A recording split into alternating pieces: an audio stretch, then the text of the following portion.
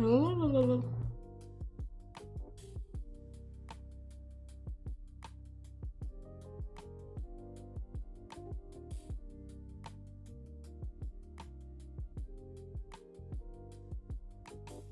Samara. Can you hear me when I'm on the screen? I actually don't know. I can't tell. Am I cosplaying turkey? 5-foot long circle? Thanks. Am I cosplaying turkey?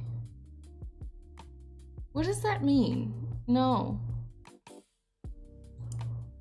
I'm so confused by that.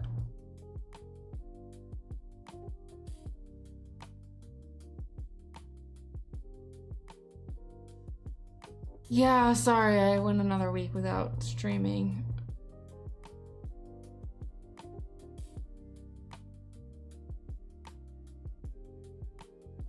Blarlal sounds. There's blarl sounds?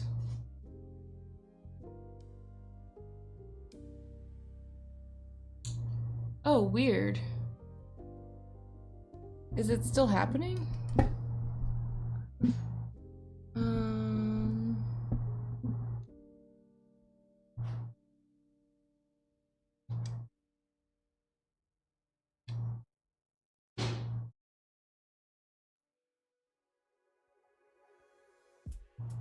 Yeah, good luck getting POTUS to do anything productive.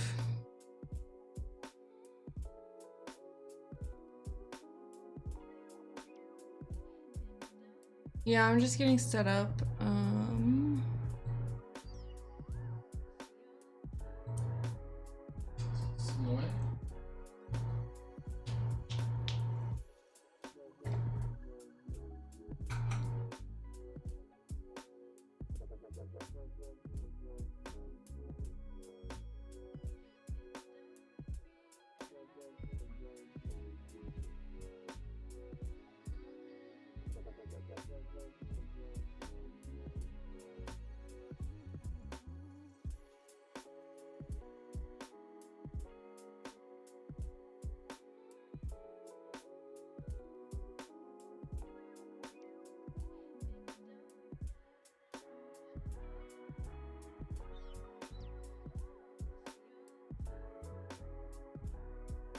$325 Twitch streamers fetching pornographic film actresses retrieved 286 matched individuals. Mia Khalifa doesn't stream.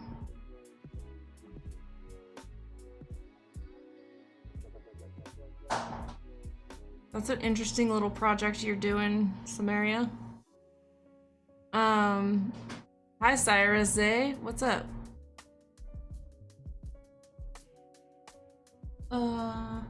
Just one more second. I just gotta make sure everything's ready.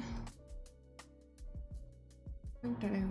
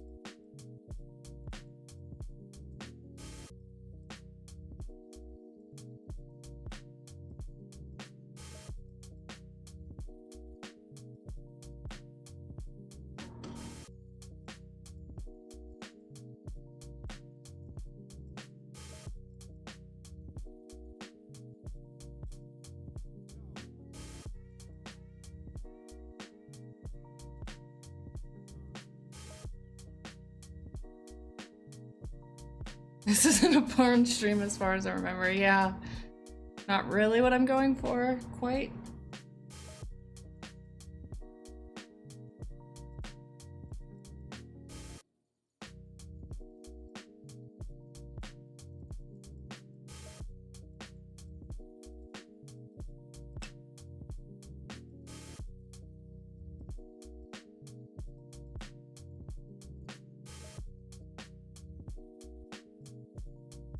Mia Khalifa does have a Twitch? Interesting.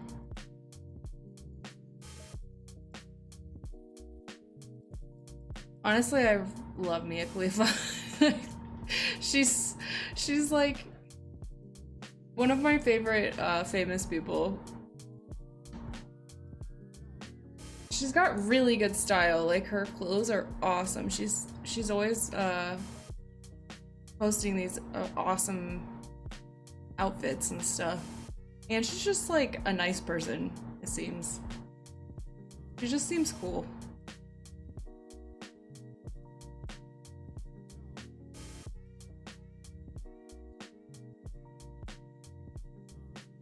I don't know, what should we do today? This is where we left off last time. How's everybody doing? Hi, Sounds of Tundra. Yeah, it's going pretty good for me. I'm like a little bleh today, just tired. But I hadn't streamed in a week, so I figured I'd do it anyways. Woo! Samaria!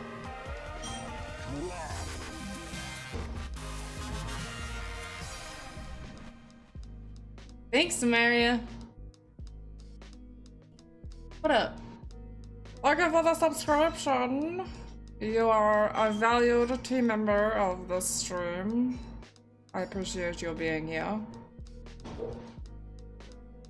Oh, it was a gift sub. Sorry, Cyrus Zay. Thank you for the subscription for Samaria. My bad, my bad. I read that wrong. I read the alert on the Streamlabs alert, not the proper alert. Wait, why did it not give you credit? That's weird.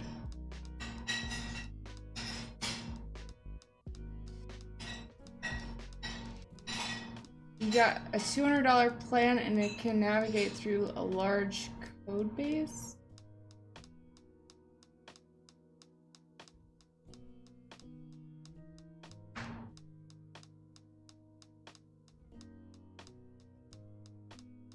GPT-5 and... Ah! Whoa! What is happening? Guys!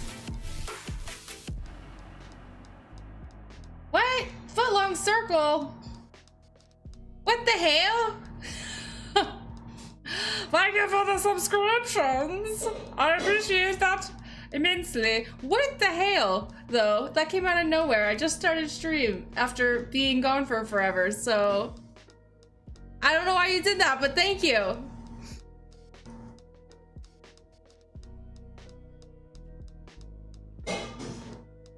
Woo! Hype train level 4. We're off to a good start. Hopefully I can keep up with this energy you guys are throwing at me.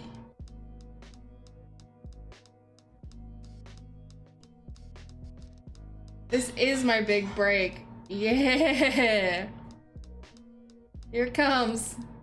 Now she's gonna think that week-long break bring in subs.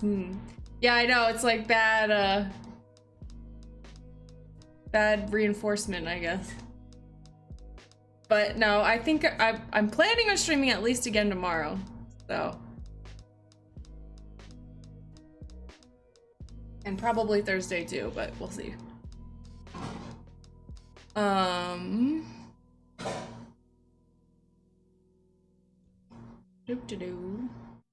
I'm just not sure what to do today. Okay, so later on in stream, I think, and there it goes.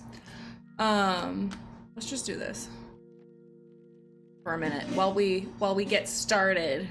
Hi, hello.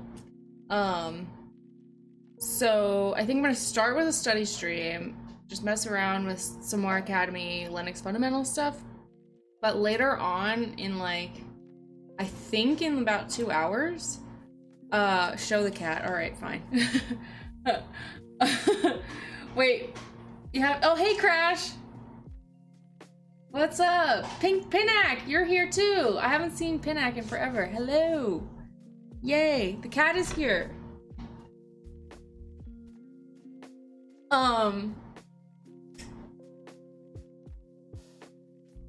Here she is. RWX Rob is biking right now, but he may or may not knock on stream in 2 hours and help me with this Minecraft server stuff. So I'm wondering if like we should try and start a game plan for Minecraft, or if we should just wait for him to get started on that and like do normal studying stuff. Yeah, I'll give you some pets. I'll give you some pets for the subs. Sorry.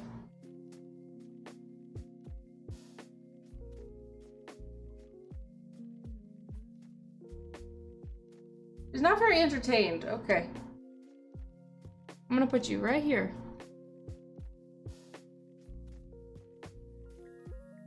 She's such a good cat. She's just a good person, you know? She's not even just a good cat, she's a good person. Way better than the humans.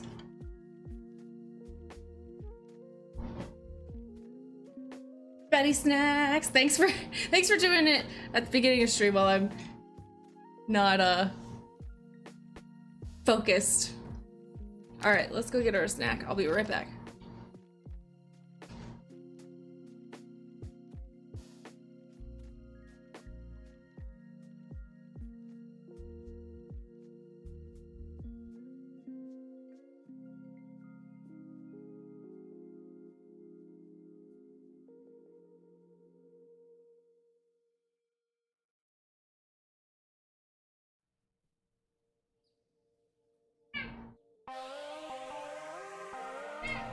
Don't yell at me. You're about to get some snacks. I know, get excited. What happened? Ah, Cyrus A! Another gifted sub to Kurdish fellow. Hell yeah. I know, it's so exciting! Woo! Cyber Noipi! Hell yeah! Thank you for the subscription! All these subscriptions, I don't know what to do with all these subscriptions. Oh my god, another one! Ah, what is happening?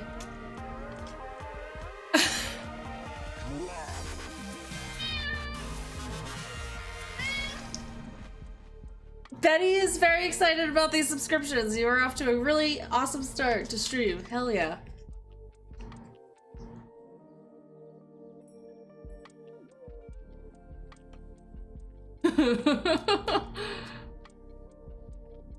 Thanks, Sarah. You the person. Subs for the cat. Yeah, Betty, get it. You're gonna get spoiled.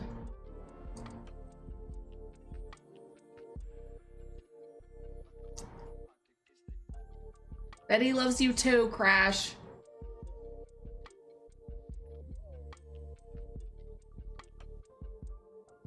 Yeah, so I want to start this project today with or without Rob, I think. But I think we'll start with like a warm-up for my brain and just like do a little bit of studying first. Normal, regular academy studying.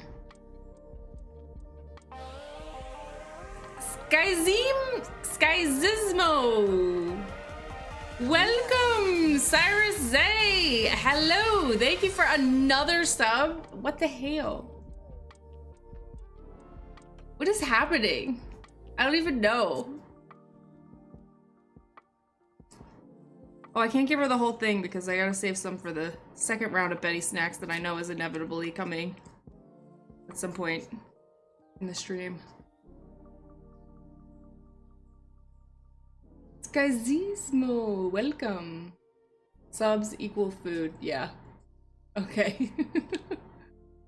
Her food is expensive because she's on diet food, and for some reason the diet food is just like stupid expensive. I don't understand because it's supposed to have like, I mean, it's just cat food. Why? Okay, that's it for now. We're gonna save the rest for later, Betty. You can keep licking it, but there's no more, I promise. Oh, it's on your whiskers. You gotta get it off of your whiskers. She's a mess. You can't see it, but let me see if I can show you. She's got it all over her face. Oh no, I think she got it. Did you get it? Did you wipe it off or did you wipe it on me? Is it on me somewhere? No. Okay. All right, I'm gonna go. There is no later. All right, I'll give her a little bit more. All right, all right, all right. You're gonna make her diet futile.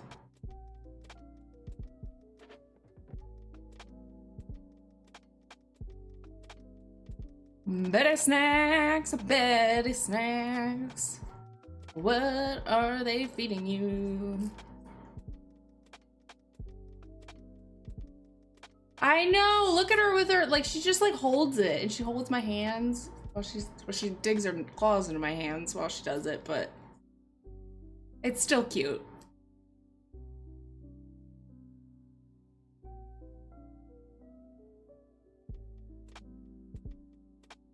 She's starting to understand that she gets more snacks when I stream.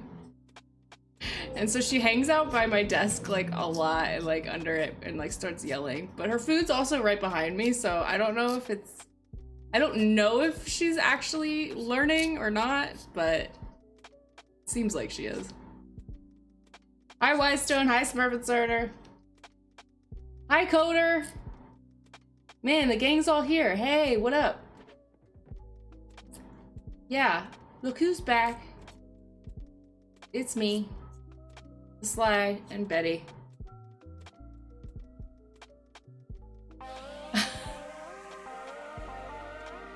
Cyrus! You're so generous today! What the hell?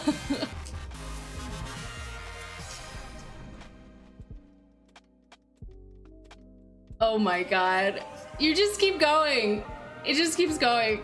Smurfencerner! It gets a sub. Subs all around. Hell yeah.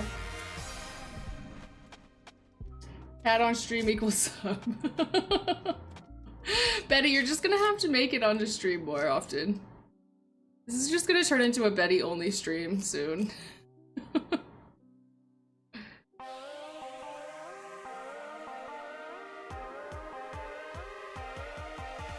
Sub gift button jammed.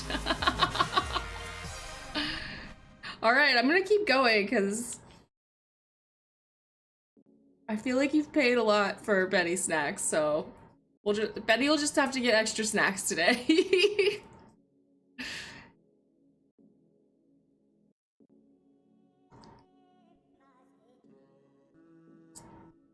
I don't think she'll be mad about it, so.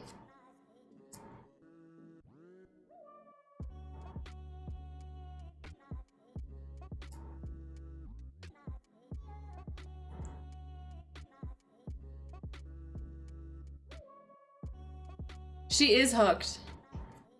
She loves her snacks. I guess I'll just give her this whole thing. Or we'll do this for a minute while we revel in all our gifted subs. Sarah's there! Yeah, seriously, best day ever.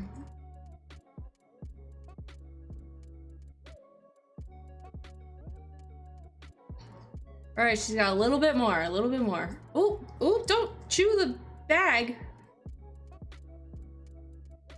There's more coming. You just gotta squeeze it out. You just gotta give me a second. There you go. Oh man, she is living it up right now. This is definitely her best day ever.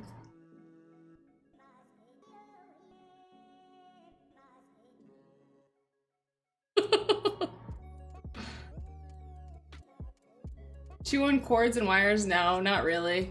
She used to do kind of stuff like that when she. Thanks for the follow. What is it? Ridicule hyper.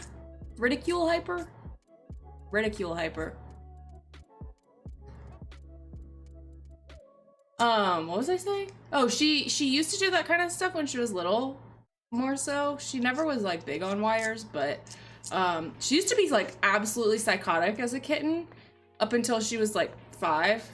or maybe even a little bit older than that. She was really crazy the first few years that I had her. She was skinny, she was extremely energetic, and just like absolutely crazy. Highs and Burns, welcome, thanks again, Cyrus Zay, for yet another gifted sub. Betty, we might have to get you more snacks. All right, we got a little bit more left in here. Ow! Okay, now the claws are really digging in. She must be.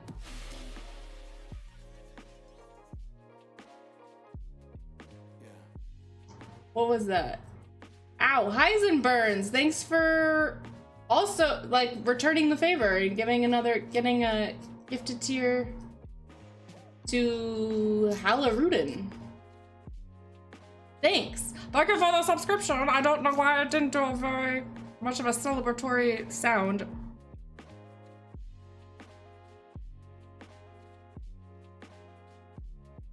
Thank you, thank you, thank you. Thank you very much. Yes. All right, Betty, I think we're at the very last of it, so make the most of it.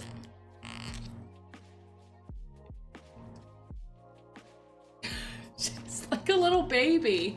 Look at her.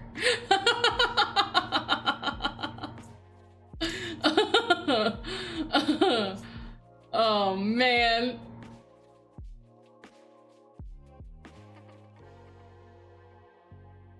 You know you can play the sound without dispensing the food. What do you mean? Oh, you have a camera in the auto feeder. Betty Cam, let's go. Yeah, that is something I have been wanting to do, is a Betty Cam. I want to get like, because I have her in the background of the stream, but I think I want to move my desk, possibly. So if I do that, especially, I would definitely want to have like a Betty Cam. But it's hard because the screen gets so like crowded with all the stuff. All right, Betty, I think that's it, girl. I don't think there's any more. I don't think you're gonna get anything left. You can keep licking though. Go for it. All right, let me make sure. No, no. Oh, she mad. Thanks for the follow, Nick Bishop. Kush 96. All right, Betty. I think it's time for me to. Auto feeder has a feature to play a pre-recorded sound before dispensing. Is this like a streamer thing, or it's like a? I don't work at home and I want to keep an eye on my cat thing, or what is it? What are you talking about? Exactly. Is it something that you made? Pavlovian thing. Definitely Pavlovian thing. If it has a sound and then food, yeah, that's like typical Pavlovian. But, oh, off of Amazon. Okay. Living in the year 3025, cyberpunk era, missed those dreams. All right, Betty, I really think that's it. You can, okay, we're just gonna sit here until Betty, like, stops licking, I guess, because she's still enjoying it.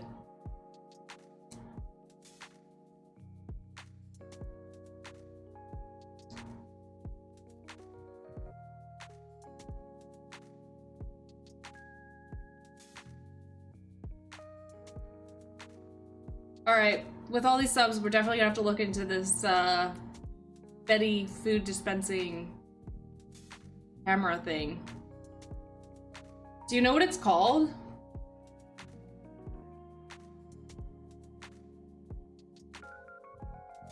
Like, is there a brand that you're familiar with?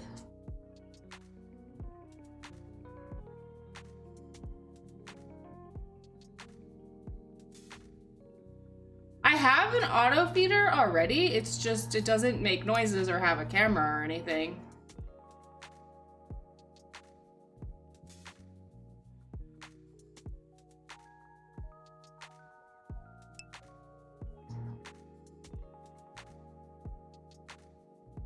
Buy the one we could hack. Okay. Deal. I'm pretty sure they'd probably all be pretty hackable. It's just a matter of like getting into my network, probably. But I don't know, I guess it depends on how it works.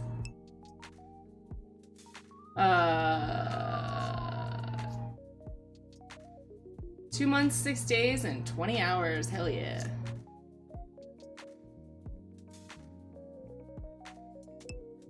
But that stuff has been around for a few years already. Okay. If it has a chip, you can read the pin. Pins. Guys, I've been doing lockpicking, and I'm like getting better at it. Since DEF CON, because I picked a padlock at DEF CON. It was a really easy padlock, but it finally like clicked for me like how to do it. So I've unlocked like a bunch of them since then, and I'm like, I really like doing it now. Anybody else into lockpicking? It clicked, haha. Yeah, I didn't even realize that that is kind of punny.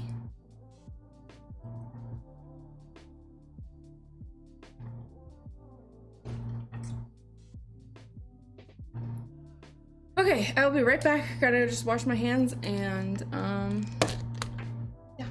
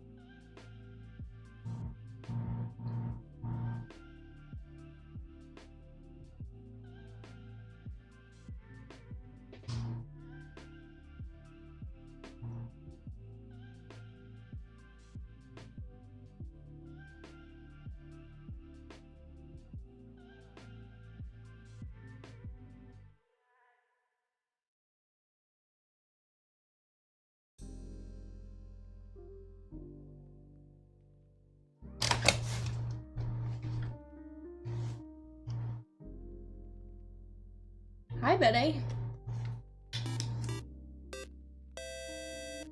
Thanks, Pipe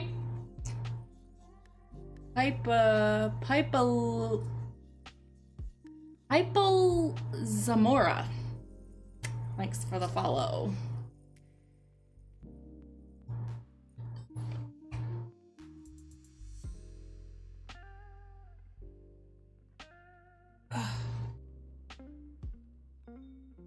Okay, what did I miss? Let me catch up on chat real quick and then we'll move on. Oh, I love lockpicking.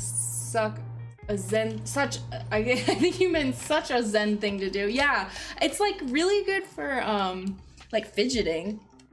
Like when I've been hanging out with people, I've been just like sitting there lockpicking. Gives me something to like focus on with my hands. I don't know. It's really good for the ADHDs and stuff. Yeah. Great activity. Did you go to the last one? What last one? Last what? Oh, the last DEF CON? Yeah. And since then I've been really bad about streaming. Like really bad. I've only streamed like four times since DEF CON or something. Like my numbers were going up, and then they just went. But yeah, let's get back to... Alright, let me sign back in, 1 second. And then we can focus on some studying.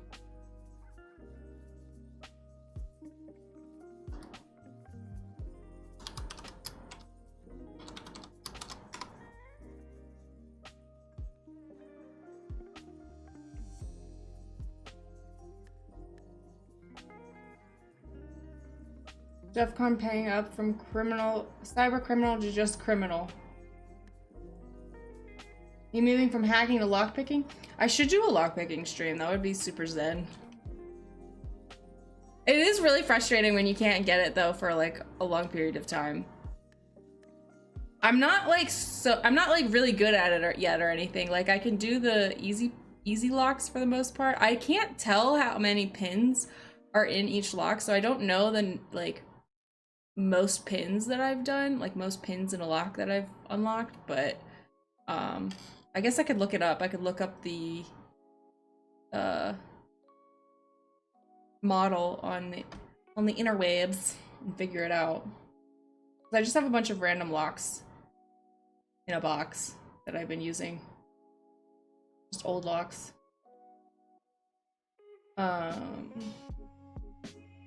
I'm not necessarily moving from hacking to lockpicking. It's just like an extracurricular I picked up. Hi, Drew. And so it begins, yes. Everybody should learn how to lockpick. You never know when you need to get through a door. It's very true. And as somebody that like forgets things a lot, like their keys, yeah. I've used like credit cards and stuff to break into my own house a few times, but I have a couple of electronic door locks and I'm practicing IoT hacking. Ooh, that's cool. Let me know how that goes. Have you gotten any of them open yet?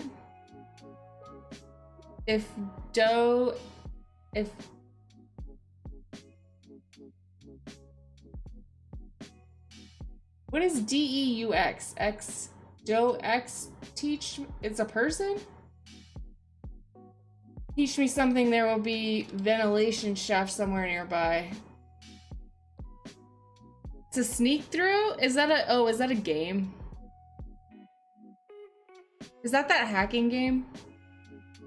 Juicex. Oh, okay. Yeah. Not really easy. Okay. Well, I want some updates when you get into your IoT locks. Or set off fire alarm will probably unlock electronic locks.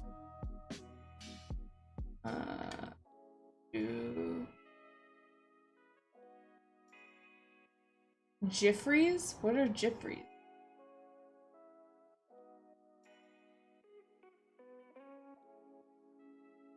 Or Jiffries?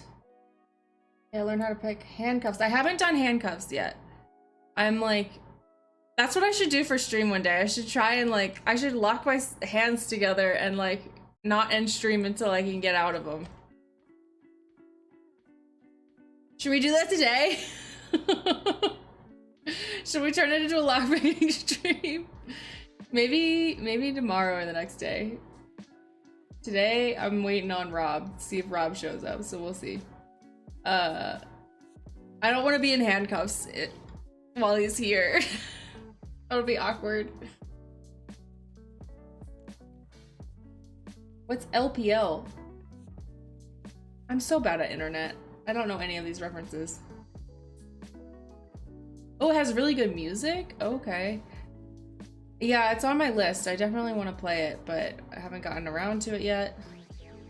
Good luck. It's quick. It's a quick set. If I do, I probably can try to get a bug bounty for it. Oh, cool.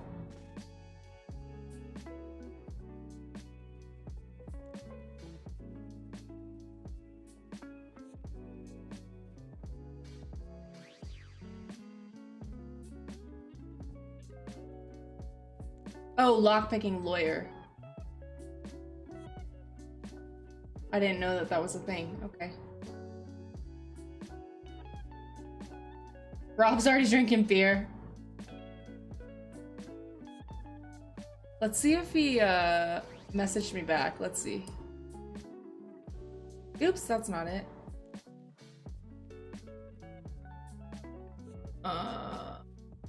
No, he has not. Okay. I should probably get some too, especially if I get to watch the handcuff show.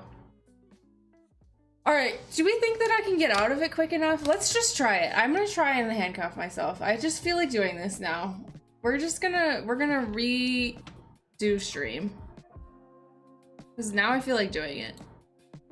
I think I can get out of them before he shows up, if he shows up, so let's see.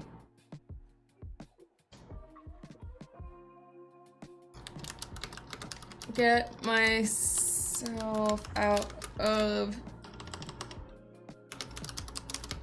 handcuffs.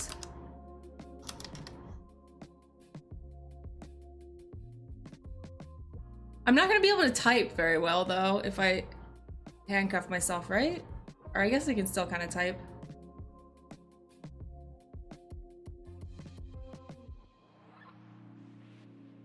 Attach them to a radiator for real practice. I'm just gonna put them on myself, I think.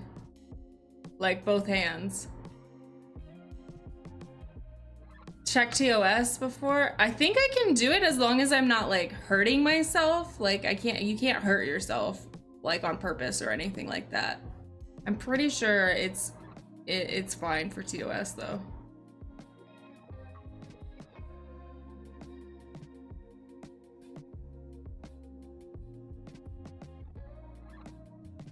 All right, I'm gonna go get them. 1 second. Oh, they might be kind of far. Hold on.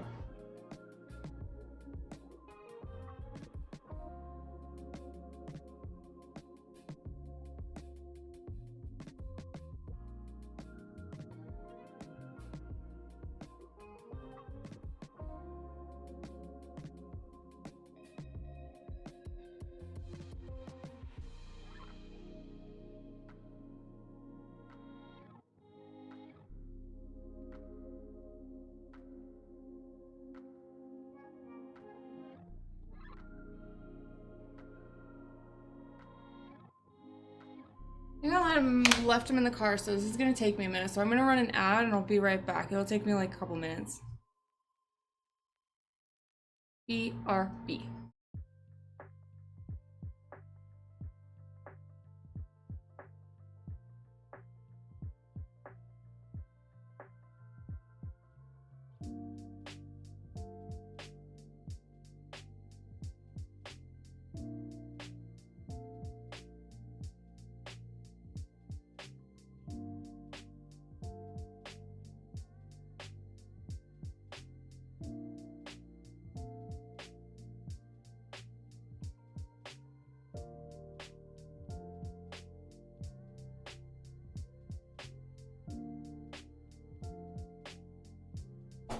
Ah, never mind, I found him. Okay. I gotta switch this screen though.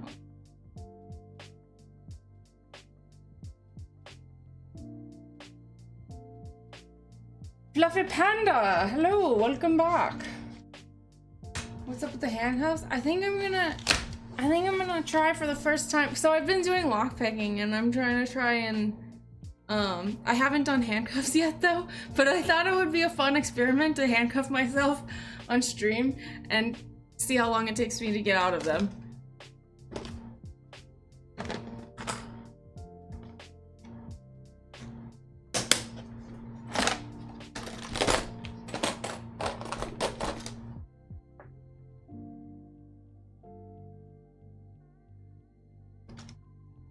Here's my picks. This. Hold on. Oh yeah. This is my favorite pick so far. This one has gotten me the most unlocks. It's like a weird bendy shape. I don't know.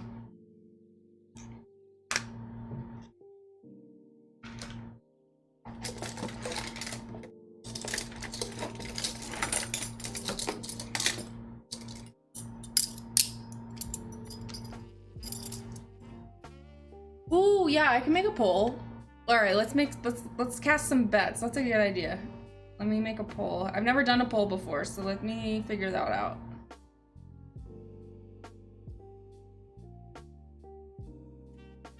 So, how long do you think?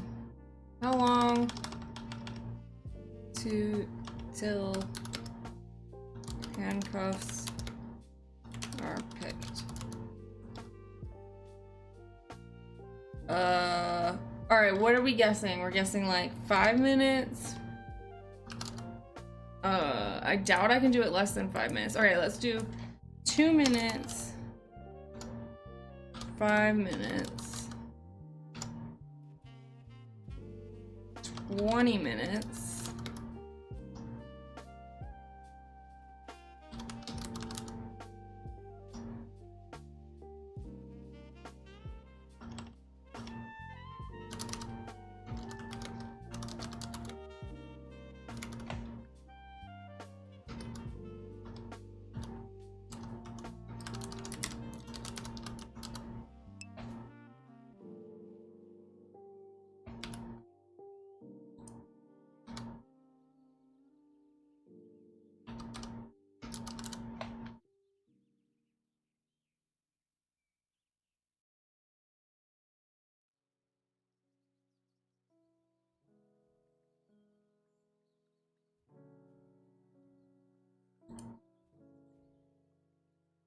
Okay, I started the poll. Cast your votes. You have a couple minutes to cast your votes before I start. For teaching purposes, just lock the handcuff on the chair or something and then try, because she will need to know how it looks inside and the mechanics. See, I thought that with the padlocks, but I got my lock picks like 2 years ago, and I tried to pick locks with them like immediately, and like looked up videos and like kind of did a little bit of research, not like a ton, but a little bit, and tried to understand how locks work. Couldn't get anywhere with it, so I gave up for like over a year. And then hi Sasquatch. Didn't say hello. And then at DEF CON, I realized somebody was showing me how you have to have like the right tension on the wrench, and that like did it for me. Then I could feel the rest of the stuff. So I forgot everything about like the inner workings of a lock, and just kind of did it by feel, and that's kind of gotten me further. So hopefully that will work with the handcuffs. I don't know. Where did I just put them? Are these? That's not them. Those are like play handcuffs. Those have like a cheat lock on them. I just put them down somewhere. Chat, where did I just put my... Oh, they're in my hand, in my lap. All right, so first one's going on. I don't have a key. I don't think I have a key for these. So it's like do or die. I don't know where the key is. It is easier when you have a visual, so you know what you are moving for. Okay, we're gonna watch a video if we need to then. All right, I have one hand on. Do you dare me to do the other one or no? What's the backup plan? I'll just call a friend. I don't know. All right, they're both on, so we just have to do it.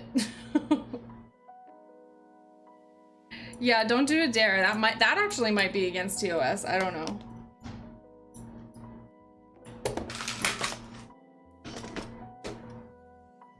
This one I could probably squeeze my hand out of, so we'll just do it that way. There we go. So at least I'll have one hand. I'll make the other one tighter though. This is a bad idea. Good, okay. I have no idea which pick to use.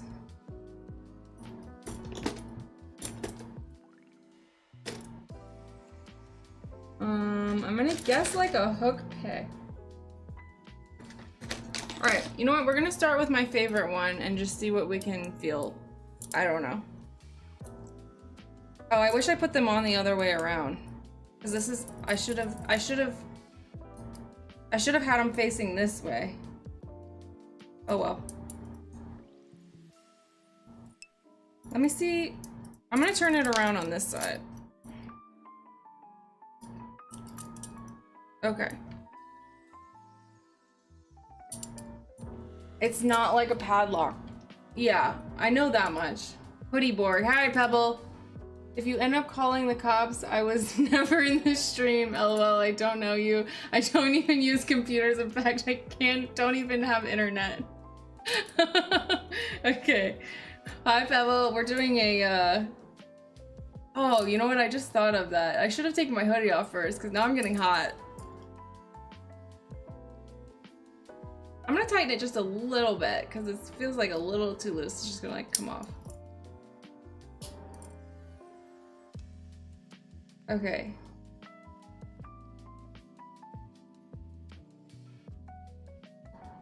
Yeah, nothing like a padlock.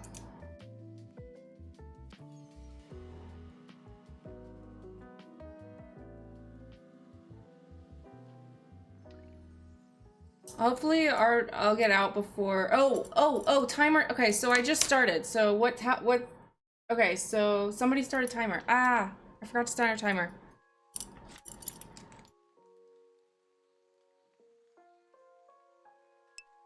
Oh my god, you guys guessed 5 minutes? Wow. All right, we're just gonna start from now. Ready, go. Okay.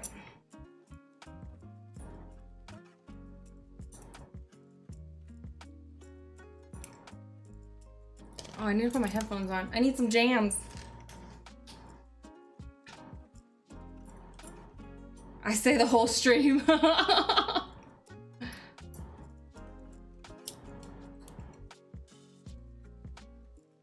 Think how the key is turning to open the cuffs. You need to mimic that. Okay. All right, let me find a video, I guess. Well, first let me just feel around a little bit.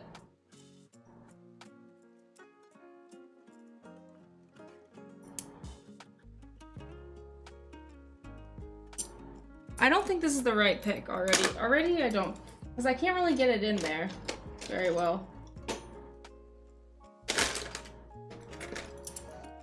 All right, so I'm gonna use this. I'm gonna try this pick.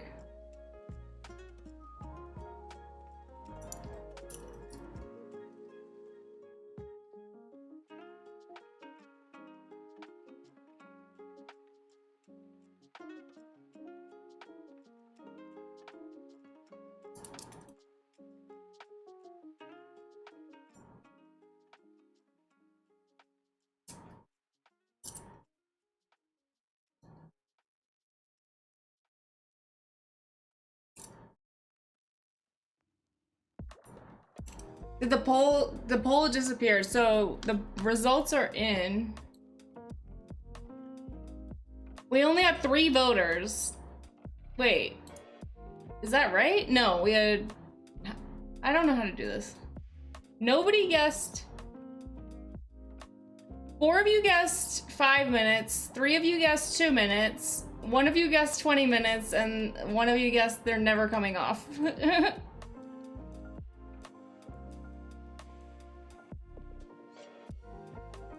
How do I share the results? All right, I'm wasting time, so I'm gonna focus for a second.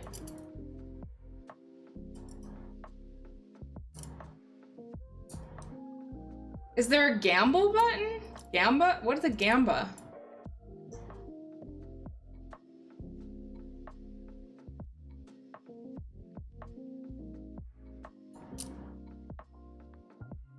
I can't feel, yeah, I have no idea. I don't know which way they go, which way the pin is. Or the latch or whatever. Oh, I felt something. I think I almost had it for a second.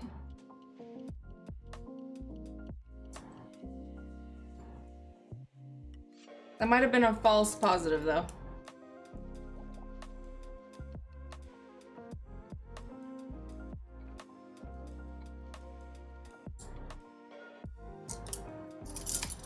I got one off.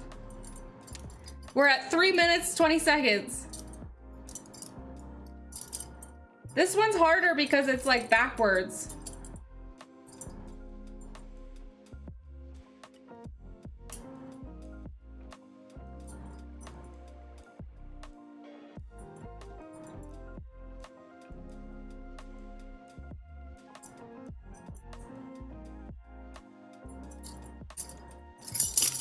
Under 5 minutes. Under 5 minutes.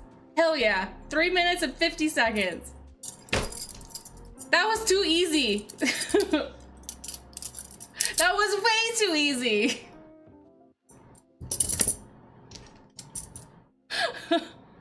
I was thinking I would have to do it way longer than that. I was honestly, and if I had voted on myself, I probably would have voted 20 plus minutes at least. But that was really easy, so never mind.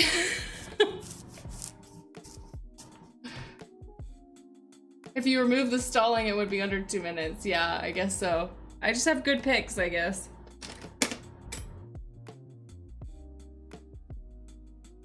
I ain't afraid of no cuffs.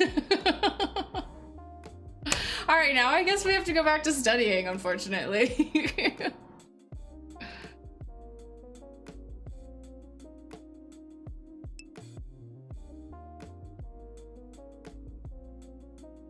Next time I'm arrested, I know who I'm gonna call now. Okay. What's the next level of difficulty? I don't know. That's a good question. I guess just a harder padlock. Most of the locks that I have that I've done are master's locks, so apparently masters are not very difficult, so I definitely need to find some harder locks. Wait, I'll show you some of the ones that I've done if I can find them. Like this one was really easy. It's like generic master lock. That's one of the easiest. I haven't done this one yet. I haven't tried though, really. It's called Shatim? I have the key for it though. Actually, I've been trying these. I have a couple of these kind of locks, and these from different brands. I think this one I've unlocked once, but it took me a minute. They're like weird. I don't know. They feel very different than padlocks. I did this one. Oh my god. Focus. This one was a little bit harder than the other ones that I did. I don't know if you can see. Yeah.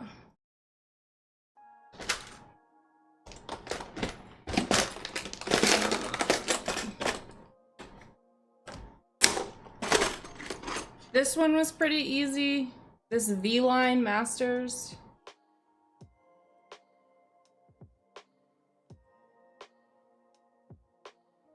.40 millimeter, if anybody cares.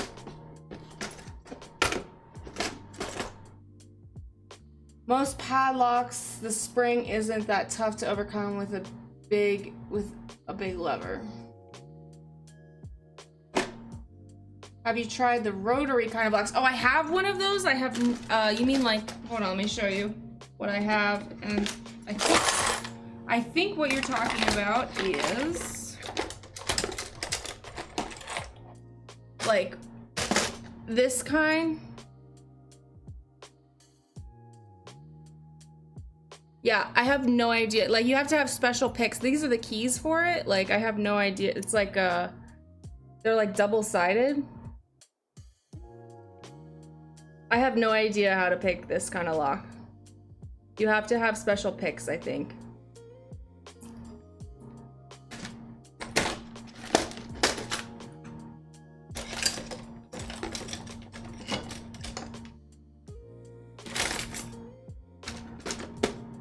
I've picked a couple more than that, but that's not that exciting, so I won't show you all of them, but you get the gist.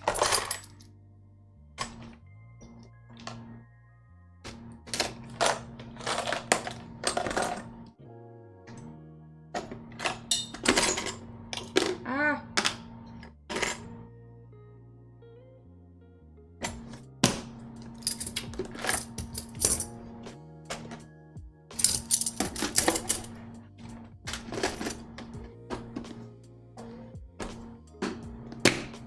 Okay. Now I gotta change the stream info again.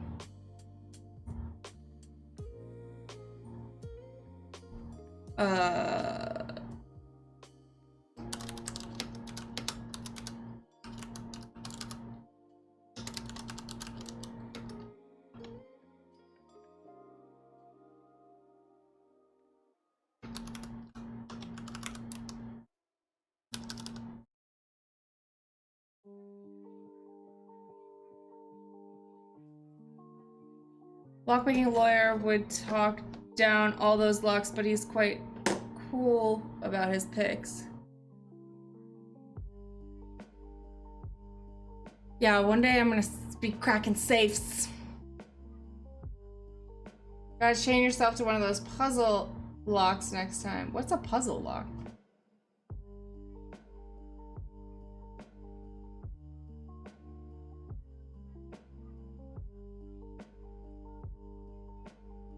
Yeah, like so far I've only done like easy stuff, I think, but like I'm not super fast with it yet, so like the faster I get, I'll be investing in some like tougher locks.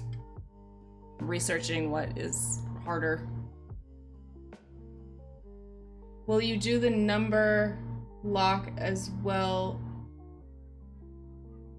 The listening for clicks?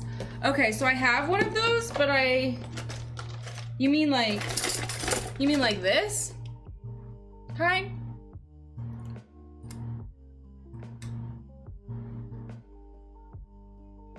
Hi, Armalus.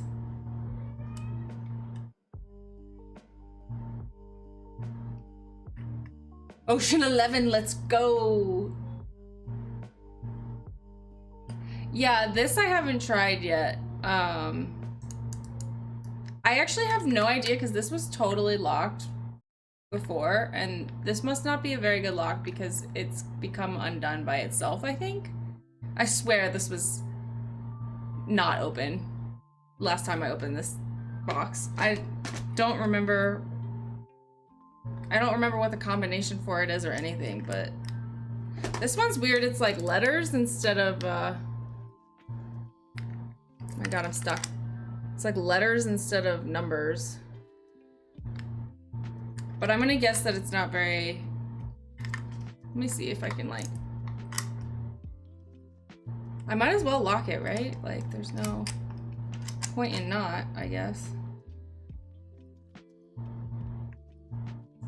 Or maybe you can reset the combination if it's unlocked. Yeah, I'll just leave it.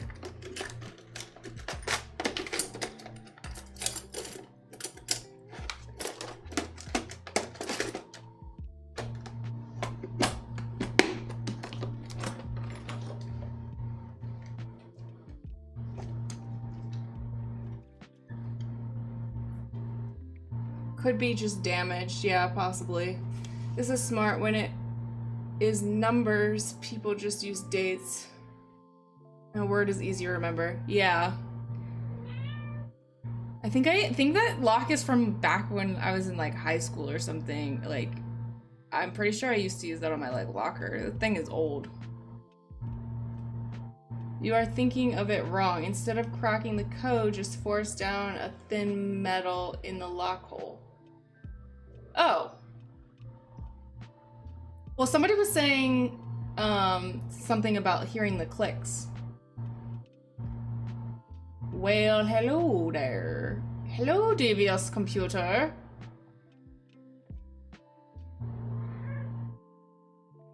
You're not devious, are you? Devious? Maybe you are. I don't know.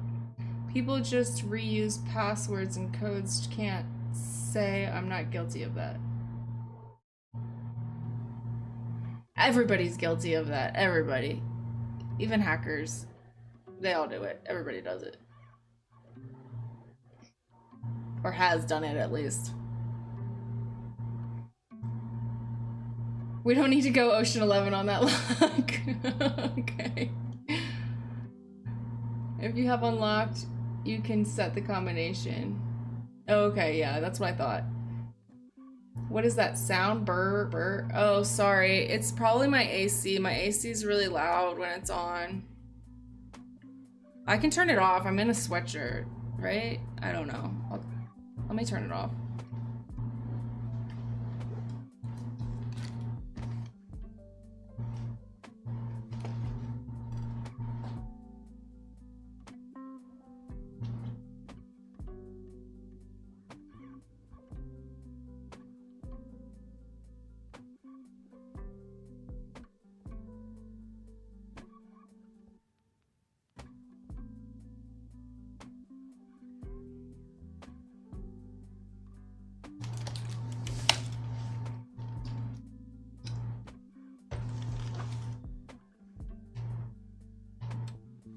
Did that make it better? Is it better now? Sorry. My audio quality is not the best, I know.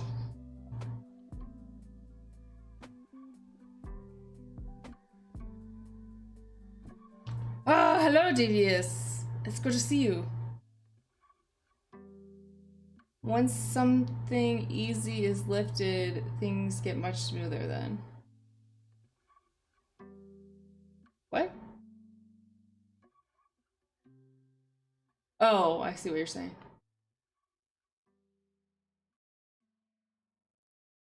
Gotta go back to studying. All right. Another cert on the way. Hell yeah. Love to hear it. Still there. Okay, then I don't know what it is. It rattles my mic. I have... See, sometimes it's worse than others, so I don't know what it is. I don't know what it could be besides the AC. Sorry, y'all. Alright, studying. Going back to studying. Sign back in. Hello, hello. Come on, VM. Work. VM! Awaken yourself. Okay.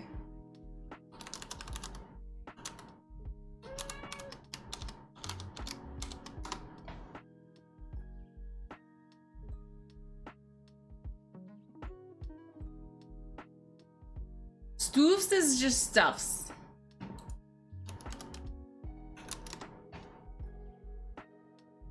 I love how Streamlabs doesn't let me type into my own chat. What the hell is with that? Stoofs. Stoofs equals stuff.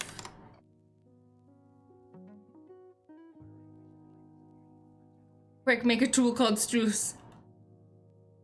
Noise is inevitable, yeah. But some people have like way better noise, audio quality than me, and I'm jealous.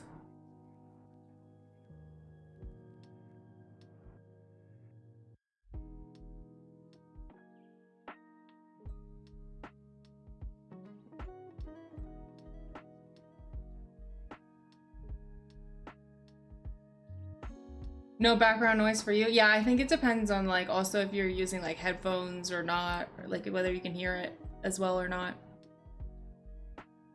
All right.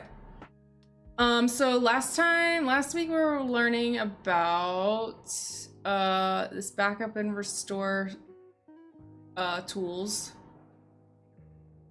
rsync, deja dupe, and duplicity, and I made some notes about where'd my notes go? No! It erased my notes? Oh, that sucks. I know I had notes on them.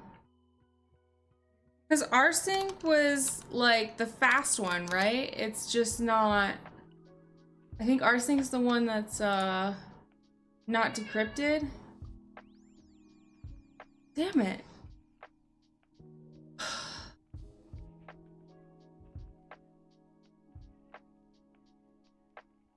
Don't think you took notes because VM clipboard was broke. Oh. I remember putting them in here. You know what I did? I didn't save it. That's what I did. I didn't realize you had to click save. I thought it automatically saved. I didn't see that until now. Okay.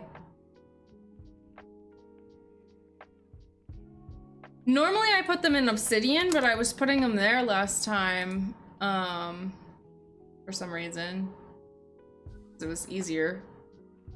Oh, because of the clipboard thing. Because oh, I forgot to fix the clipboard thing. It's probably still broke. Wow, I'm like the worst streamer. Okay, here we go. So rsync is that it only transfers the portions of the files that have changed. So it's really efficient. Then duplicity is the one with the encryption. Oh, I'm so mad that my notes got messed up. It's my own damn fault though. Hi, Boo-Boo. You want to stay right here?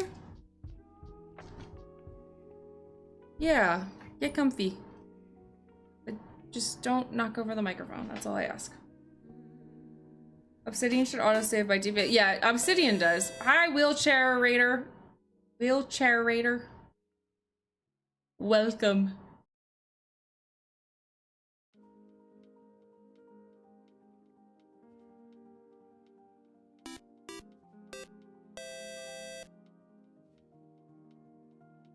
Audio interface with a decent XLR mic will up the quality. I literally have that. I have an interface and an XLR mic, so... Or I think I have it. I think it's an XLR mic. I forget now. But it's a good mic. It was not like... It's like a... It was not cheap. It wasn't like... It's not... It's one... It's not like the Snowball, it's blue, but it's not Snowball. It's like a nicer version of it.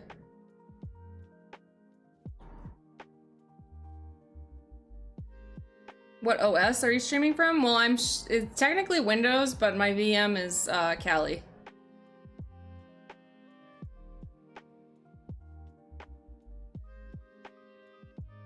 Yeti, yeah, Yeti. That's what I meant. Blue, but the brand is blue. I don't have a Yeti. It's a Yeti, but it's like a higher tier Yeti.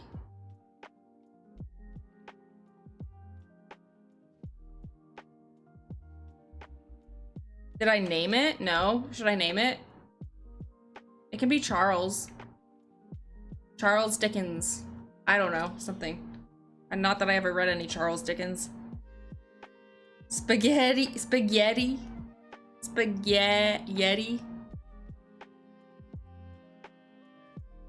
What up, Viking? Mitnick, that would be funny. Mitnick's a good one too. All right, my microphone is now named either Spaghetti or Mitnick.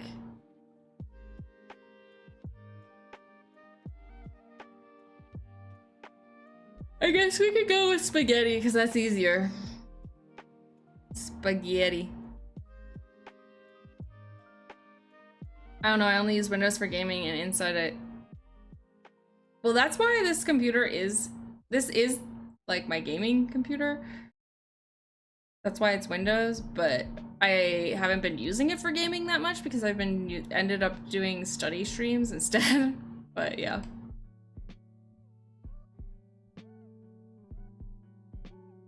Mac is not gonna happen. Macs are like $1 bajillion.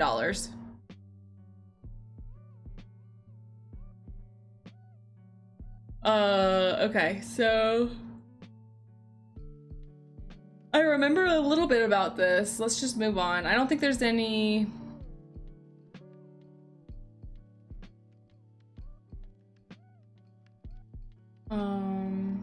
Can you see my notes? Did I pull that up? All right, let me make it so you can see my notes.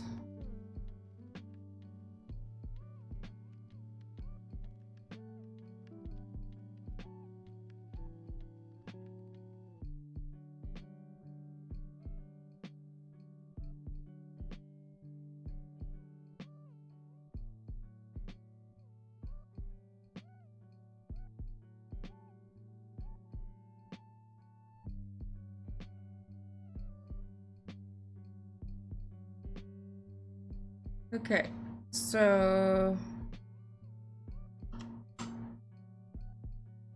backups and restore. Rsync.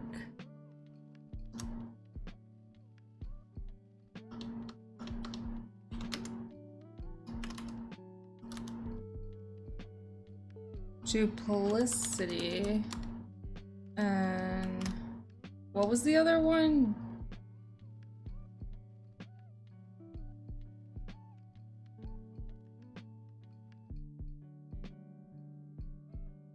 Deja dupe. God, I can't stop yawning. Okay, here we go. Deja dupe. Rsync is efficient. Only what did it say? Only transfers portions that have changed. And particular, oops. Facebook particular.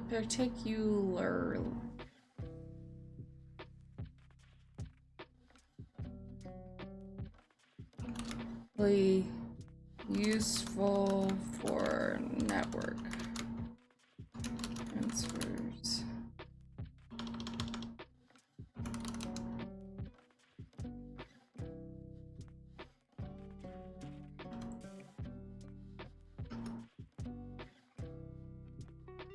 All right, duplicity.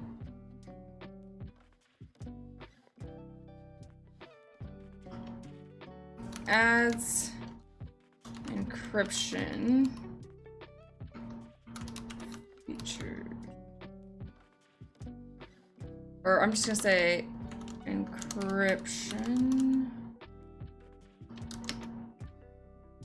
Everything user side is pretty much ironed out for you, so you don't have to worry about little shit here and there. Rsync can do partial deltas, etc. Rclone is pretty good too, especially for large payloads. Okay, let me add that. Rclone.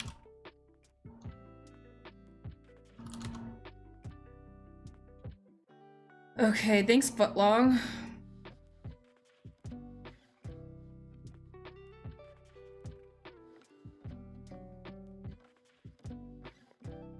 Mac is like Black Hat, something employers are welcome to pay for, but I will not be. Yeah, exactly. Viking, what's up with you? We just did I don't know if you were here for it, but we just did a, like, lockpicking portion of the stream where I handcuffed myself. And I'd never picked handcuffs before, and I got out of it in like 2 seconds. I thought it was gonna take forever, but it did not. Jesus, a good back is only like 5K. Yeah. Yeah. Uh-huh. I like Mac's form factor, but despise their software. Well, that's why you can like convert them into like Linux or what's the other one that people do on Mac? They do something besides Linux, right? Can I have a Mac now? Yeah.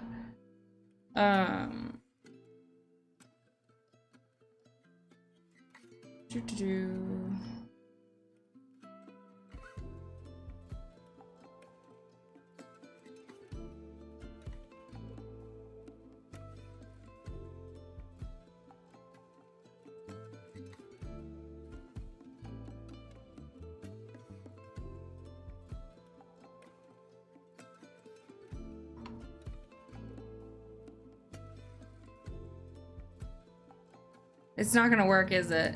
Nope. No! Okay, copying and pasting is not gonna work. Why it used to work and now it doesn't is so annoying. Totally forgot to fix that.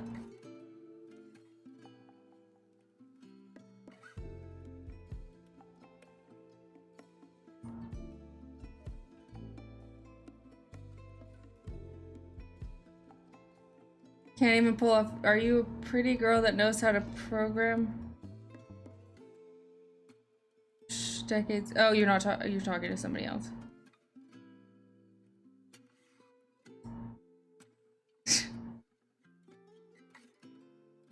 I'm using VirtualBox.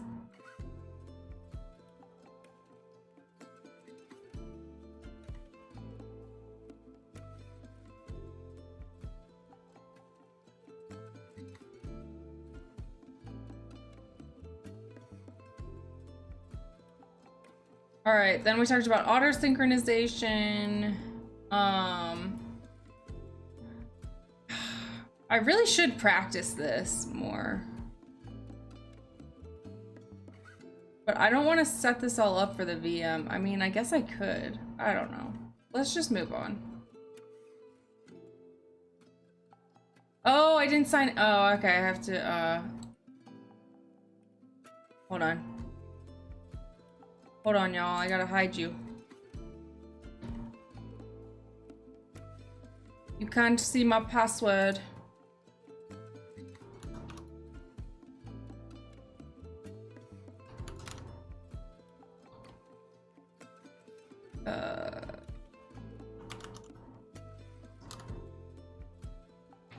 I have to look it up. Hold on.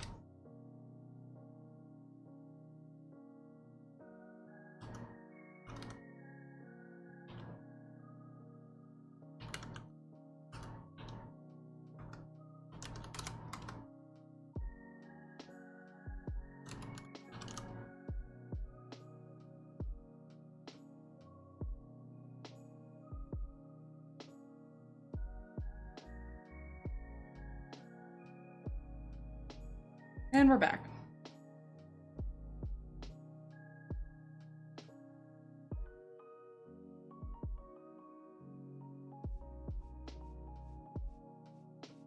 Hi, Fallen Learns. How goes the studying? We're just getting started.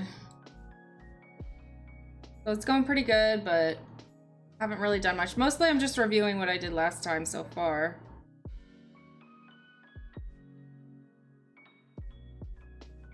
So what is cron tab? Wait.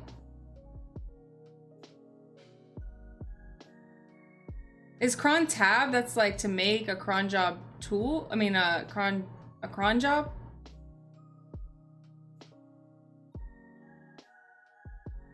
Cron tab that tells cron to run the script every hour on the 0th minute. Alright, let's pull up terminal.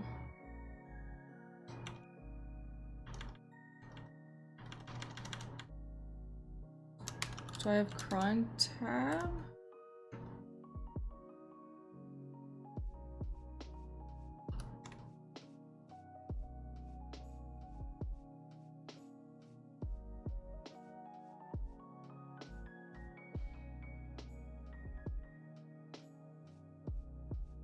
Cron tab is the schedule for cron jobs. There's a format for it. Okay, pretty old concept though. OMG, a Discord? A friend of mine says he uses 1Password, and I said, oh cool, I also use 1Password as my password manager. He goes, no, I use 1Password for everything. I just looked at him for 2 minutes. Yeah, that deserves a solid just stare. Just a dead stare. Hi, MC. I know you've been here, but I think I didn't say hello, so hi. OMG, a Discord? Yeah. Not very many people. It's not a very big Discord, but it can be fun in there sometimes. It's been a little dead because I've been not streaming and not participating, but we're gonna get it alive again. Revive it. Alright, so how do I use cron tab?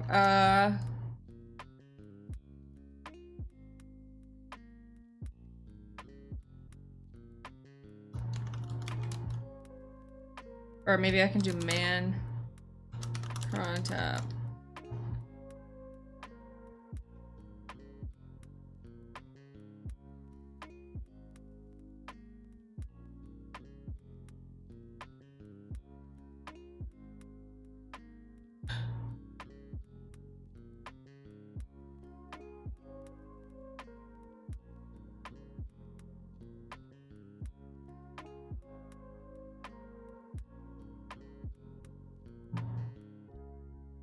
Run tab E, okay. I should try that.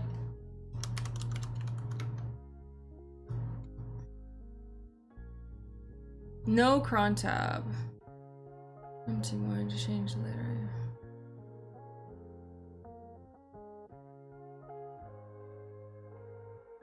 So these are my...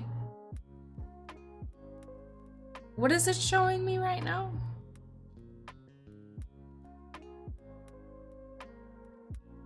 I'm on Cali.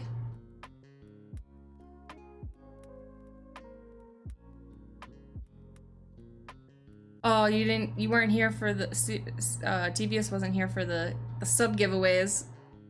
Sorry, Devious. Which editor to use?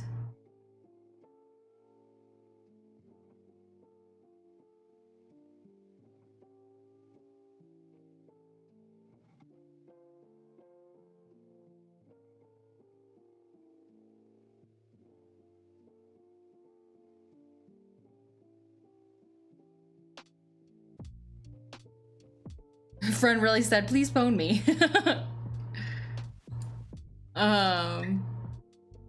Yeah, I try to make the ads short. They're usually only like 30 seconds, I think. Unless I'm going to the bathroom or something.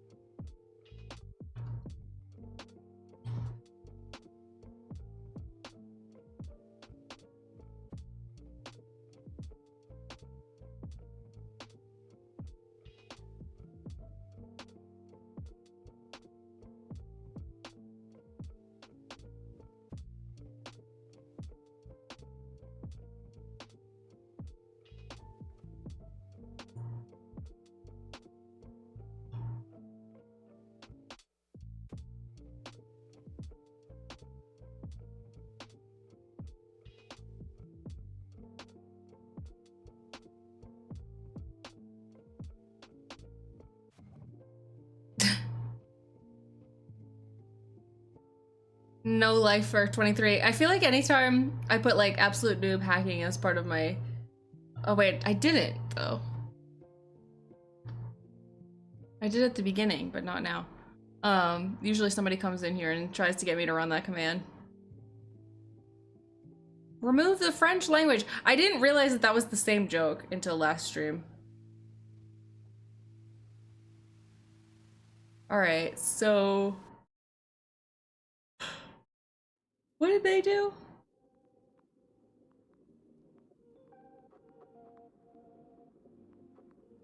So what would you type in here? So you would type... something like this. And the 0th is this minute? Hour? Day?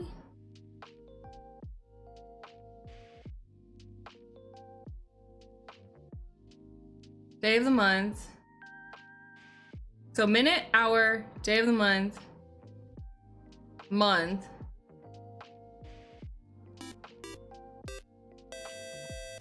And day of the week? Thanks for the follow, No Lifer 23.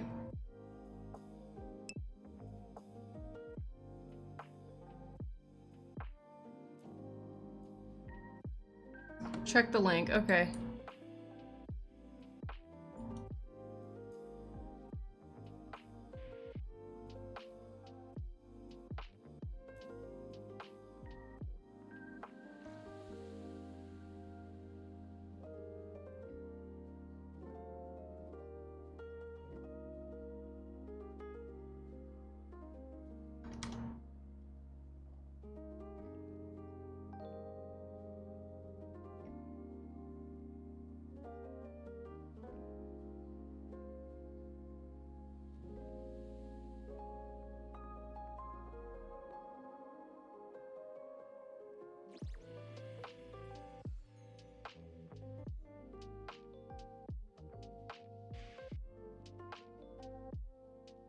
Bronnator.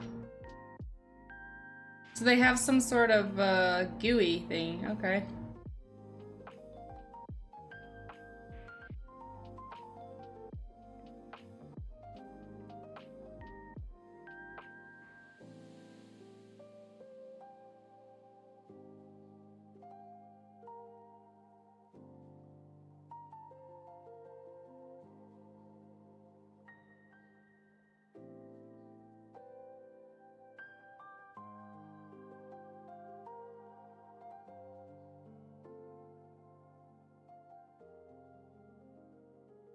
What does it mean? Day, week, what? Oh.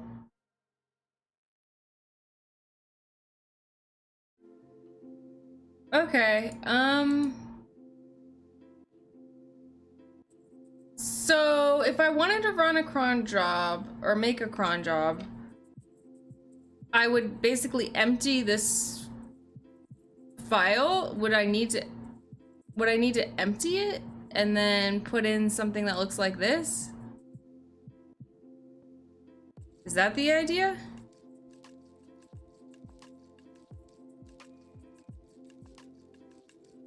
At the top or star star. Oh, okay.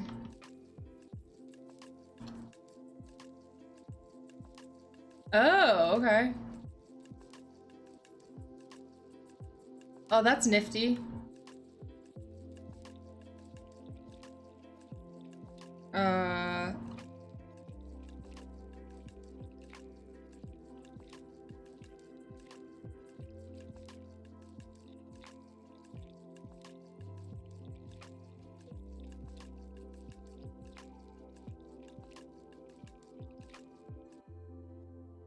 One line equals one cron job. No, leave the commented out text. Oh, it's commented out. Right. Forgot about that. Okay.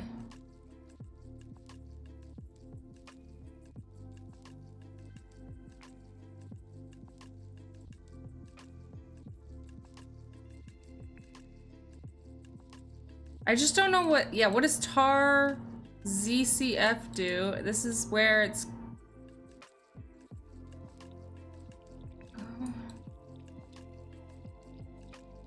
This is where it's pulling from and this is where it's going, or vice versa or something? I don't know.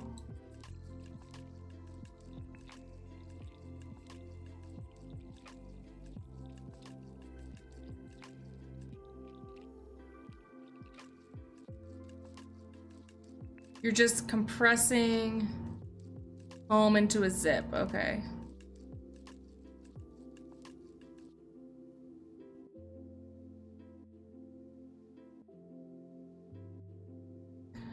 How do I get it? How do I know if it's using like rsync? Oh, this is just for the job, not for rsync. What am I saying? Okay.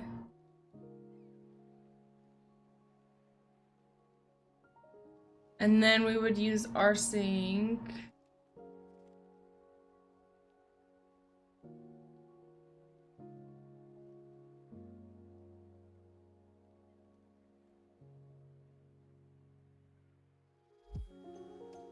With this setup, cron will be responsible for executing the script at the desired interval, ensuring that rsync command is run and the contents of the local directory are synchronized.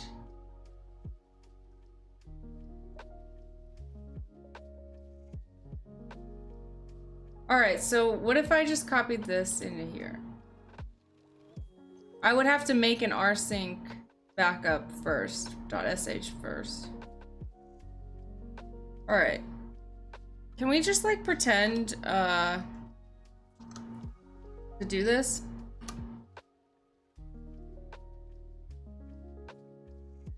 Oh, I didn't want to save that.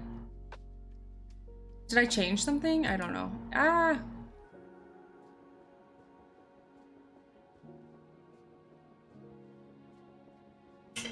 Have to, yeah, it's just an example. I got that.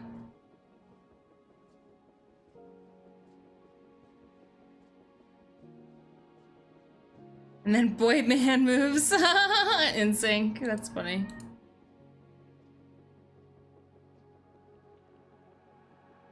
Tell me why.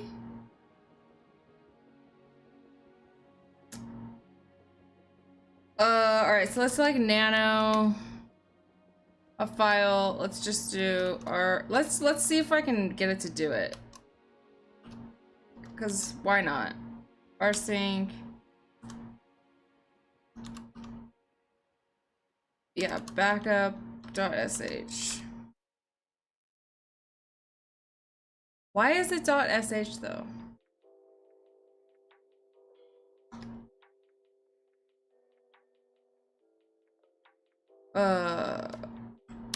I just wanted to create it, right? So I created it, but I didn't save it. Does it exist now? No, I did not save it. Okay. So instead of nano, I could just do McDir, not McDir. Shit, how do I make a file without echo? Okay, echo touch. Oh, touch, right. Okay, so can I just do touch?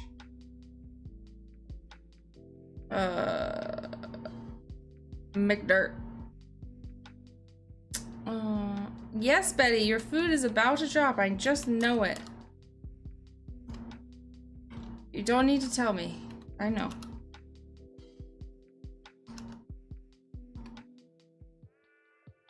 Okay, now it's gonna be there, right?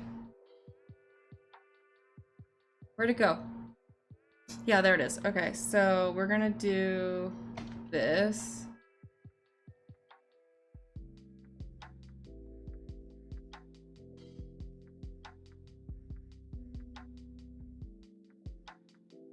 Oh, I can't, I don't put that there. That's not the command. I do cron tab E.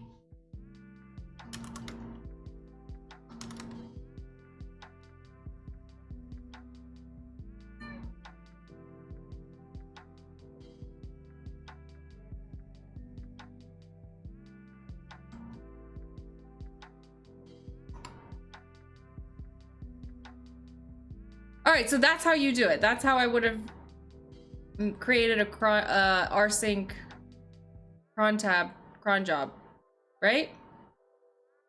Those are the steps.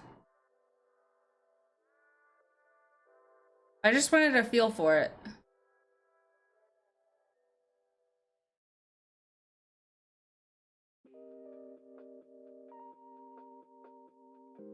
We encourage you to try out using Pwnbox instead of syncing files with a remote server.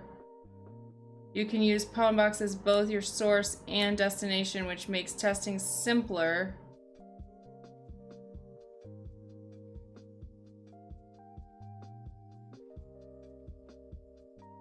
You saved 10 seconds every 24 hours? What is that? What? On tab. Oh. Okay. I mean, it's there. I can just leave this here because it's just like, it doesn't matter, right? It's just gonna be doing its thing.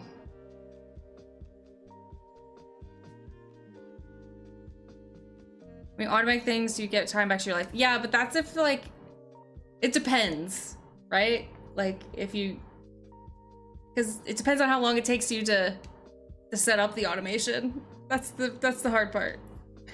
File doesn't exist, so problem logging error somewhere. No, I created the file. Remember? It's right there.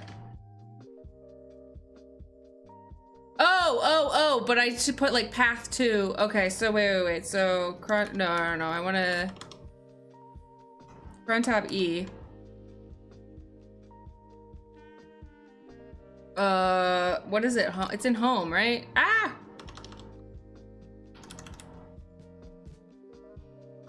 So I can just do... Can I do it like this? Is this wrong? To do it like that? You're playing Silk Song in solidarity with me. Best of luck to both of our difficult journeys. Yeah, okay. How's it going?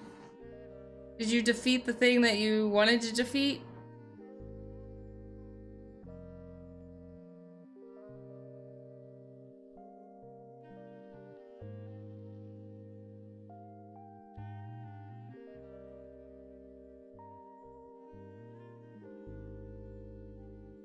I saw your early streams. What's your experience so far? Is cybersecurity too hard? It is very difficult.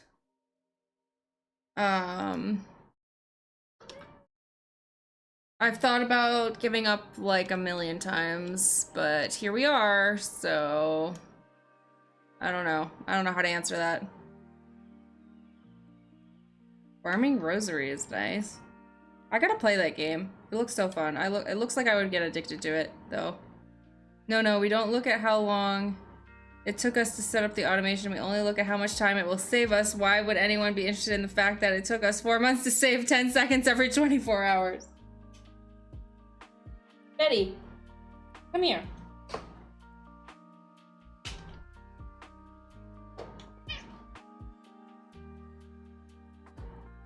Let go.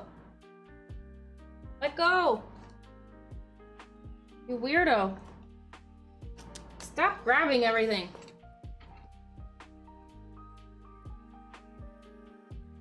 Get comfy, girl.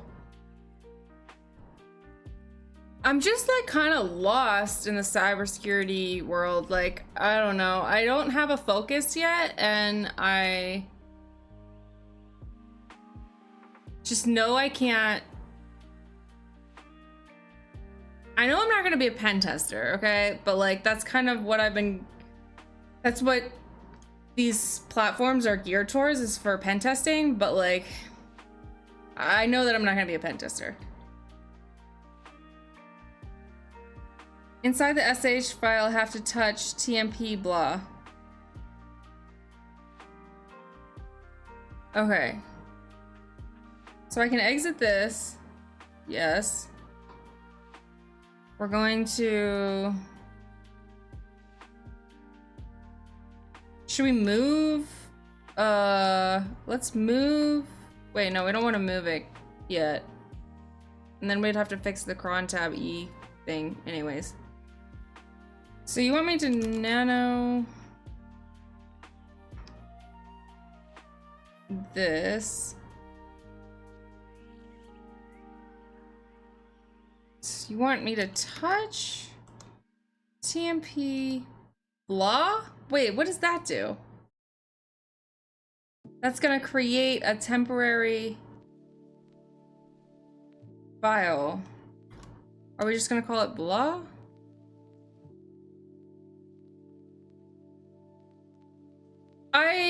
I don't know yet, Fluffy Panda. I mean, I would love to have a job that worked for me, but I just don't know.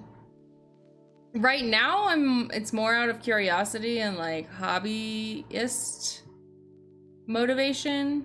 Yeah, it would be really awesome to have a job, but I have like a weird life, so I don't know. I without getting too much into like my personal situation, I don't know how to explain it.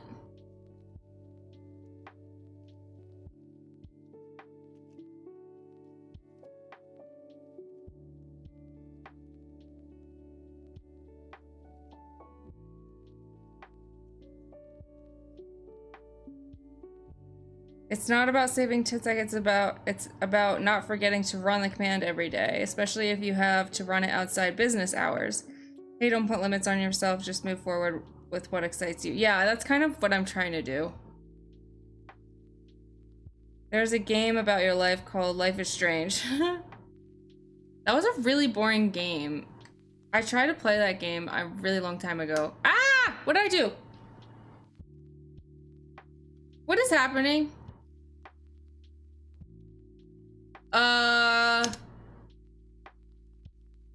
That was weird.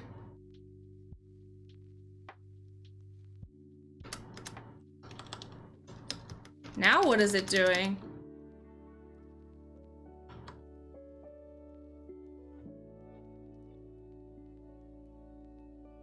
I did turn on disco mode. All right, does this need to be... Is this gonna do anything? Okay, now... Do I want to save that? I don't know.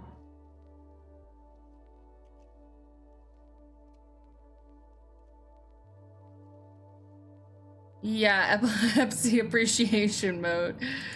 Yeah, sorry about that. I have no idea what I did. All right, I think I'm gonna move on for now because I'm not quite getting how to automate this, but it's not doing a very good job of explaining it, in my opinion.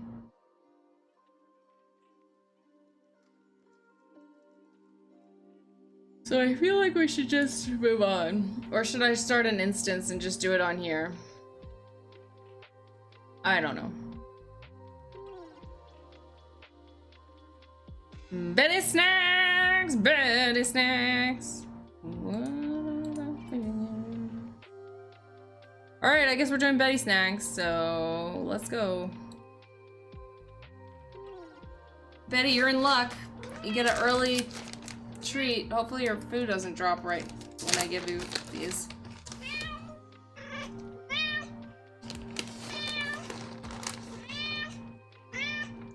Betty Snacks! Betty Snacks! Come here. Sorry, I gotta mess with her sometimes.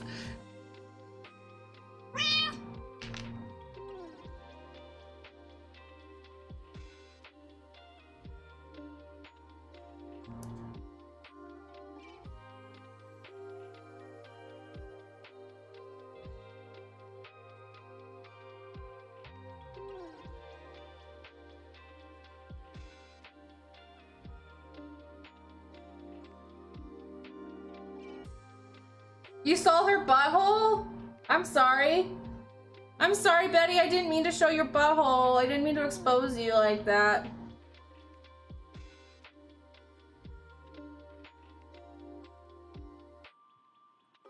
Alright, I gotta wash my hands now.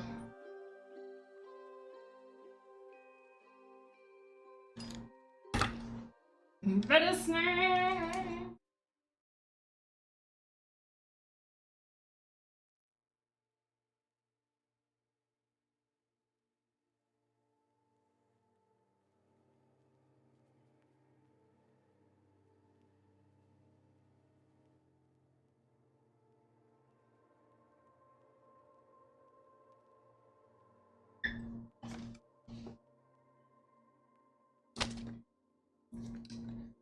Hello, Jex. What up, Jex?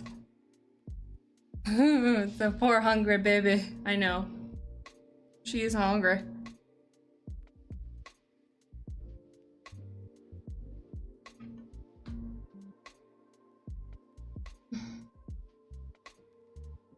The cat is, I always forget, she's 13. I always have to think about it. She's old-ish. I had a cat that lived until like 18 though, so I think she's still got a few years. Let's hope. Oh, I forgot to change it. Oops.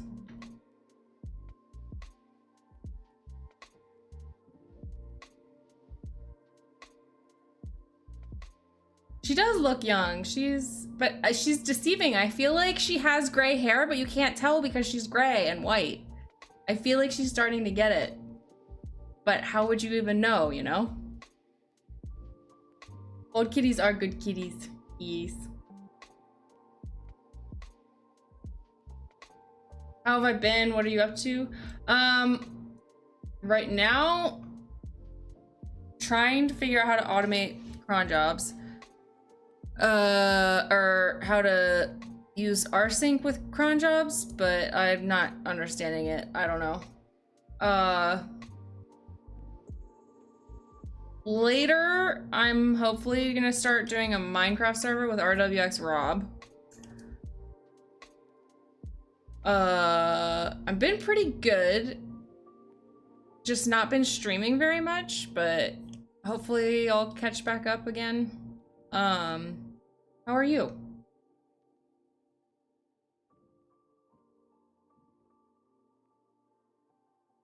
DEF CON was a blast, but I didn't like take a social break after DEF CON, and I really needed one. So instead, I took a break from streaming. But yeah, choices were made. A lot of announcements coming from my end. Oh, nice. Like Hack the Box announcements or what?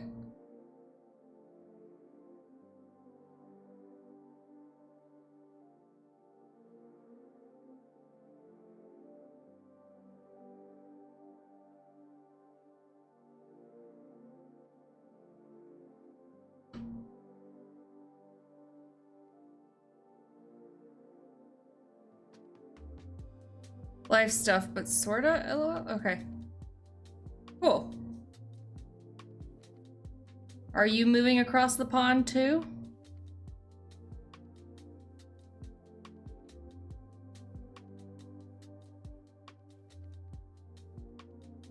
Sounds exciting.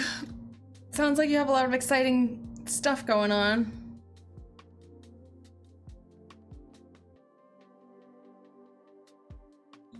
Alright, I guess let's just move on to file system management because I don't know what I'm doing with this cron job thing.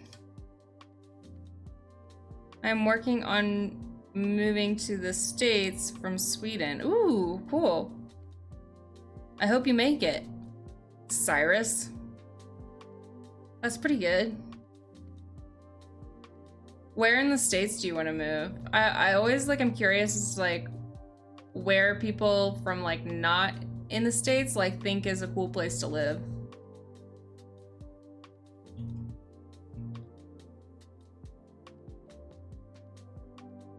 Cause everywhere's so different.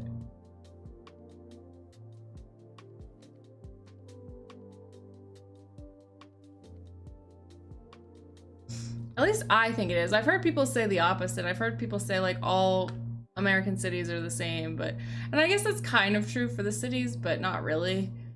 In a way they are, like the way that they're designed or whatever, but the people are different in like different places, and I don't know. The United States is pretty big culturally. Texas, St. Louis. St. Louis, I've thought about moving there because it's so cheap, and I've heard it's really cool, but I've never been. So I can't say, but SF is just expensive as hell. You have to be ready for that.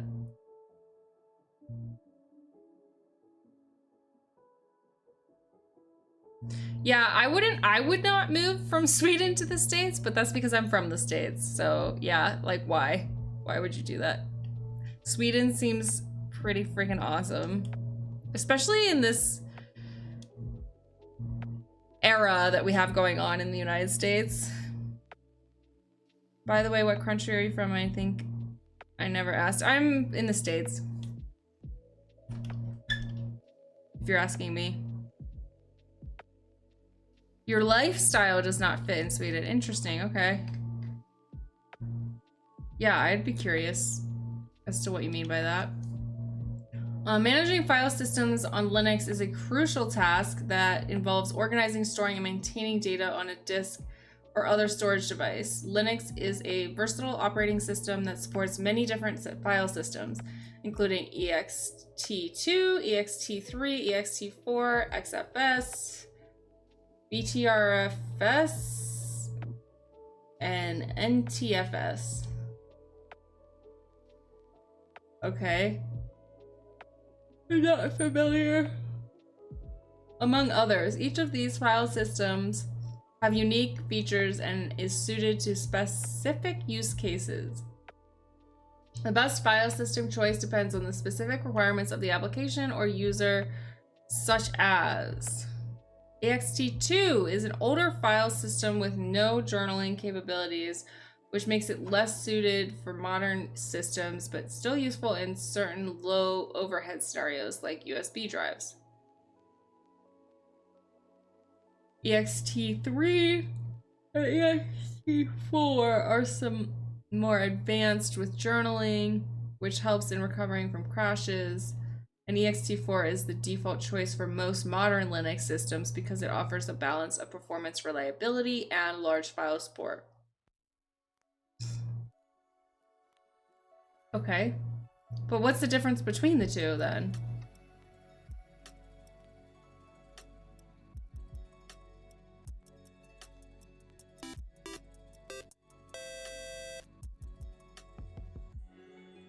Thanks for the follow. Who just followed me? Ah.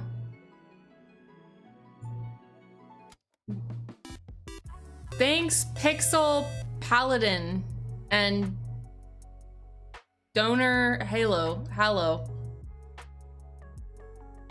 Thanks for the follows. Oh, DV's computer. Did I even thank you for following me? Yeah, I think I did.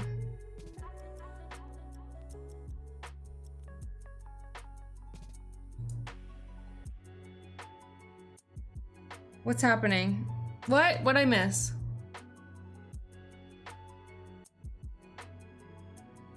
Hello, Jesse and Berries. In Sweden, you're not supposed to be extremely good at things. You are not allowed to be better at things than your coworkers. If you do, you are just a show off and they don't like that. And also taxes are 56%. Ah! What happened? Raid! It's a raid up in here. What up? RWX Rob, what are you doing? Are you done with your bike ride? Are you gonna hang out with me now? What up? Thanks for the raid. Rob goes to shower and would be back soon. Okay. Bye, Rob. I do read chat. What are you talking about? What did I do? What did I miss? I saw you said raid question mark, but then I checked and there was no raid. And then I guess you knew there was a raid coming. For Linux EXT, for simple stuff, BTRFS for more complicated stuff. I didn't see that, okay. Forget XFS for now. NTFS is for Windows. I run my databases on BTRF partition. 4 is a successor to 3. Thanks for the follow, Scuffed Josh. What up? We're talking about file systems here. Yes. We just started. I was just kind of doing some boring stuff, waiting for Rob to possibly join, but it looks like he may or may not. I don't know. We talked about doing a collab stream for making a Minecraft server. But yeah. I don't know where yet.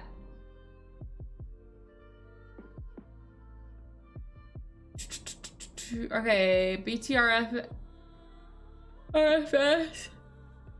Oh my god, I cannot stop yawning. Is known for advanced features like snapshotting and built-in data integrity checks, making it ideal for complex storage setups. Okay. XFS, you said to forget about that, I think, right? Excels at handling large files and has high performance. It's best suited in environments with high I/O demands. Say ButterFS, it's more fun. Oh, okay.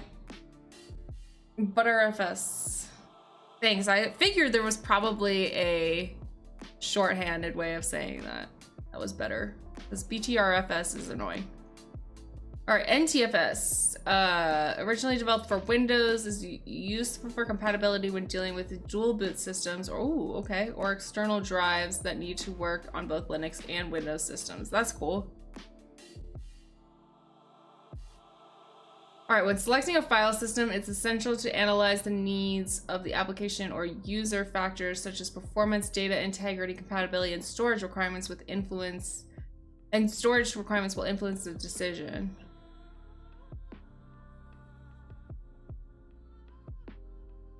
Linux file system architecture. Welcome in, Raiders. I'm sorry, I feel like I didn't even really get to talk to you very much. How y'all doing? What is up? I'm Slyborg, and I do study streams mostly for Linux and hacking stuff. Right now I'm just doing boring stuff. Sorry about that, but gotta get through some of it so I can do more fun stuff. Yeah, this is Hack the Box Academy, sorry. Hi, Chandu16. We can use disk internals Linux reader to view ext disks in Windows. Oh, okay. ButterFS. It's kind of cutting edge. I wouldn't deploy it in prod yet. There's currently some drama about whether or not it should go on Linux in the Linux kernel. Drama! Love nerd drama. It's way better than regular drama because it's funnier for some reason. Because it gets all technical and stuff. I don't know.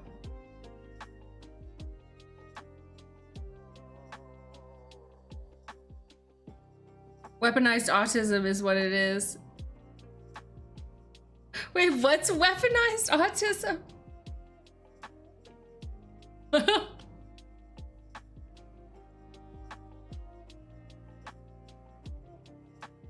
Linux file system architecture is based on the Unix model, organized in a hierarchical structure. This structure consists of several components, the most critical being inodes. Inodes are data structures that store metadata about each file and directory, including permissions, ownership, size, and timestamps. Inodes do not store the file's actual data or name, but they contain pointers to the blocks where the file's data is stored on the disk.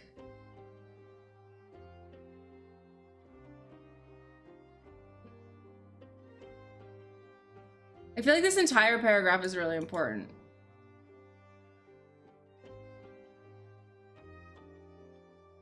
I hate, okay, that's stupid copying that like that, but I don't know. I want to highlight it somehow. The inode table is a collection of these inodes, essentially acting as a database that the Linux kernel uses to track every file and directory on the system. The structure allows the operating system to efficiently access and manage files. Understanding and managing inodes is a crucial aspect of the file system management in Linux, especially in scenarios where a disk is running out of inode space before running out of actual storage capacity.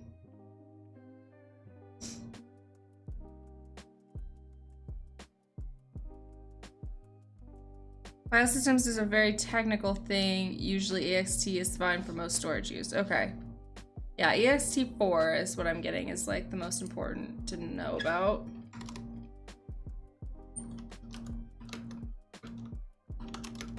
Is goat.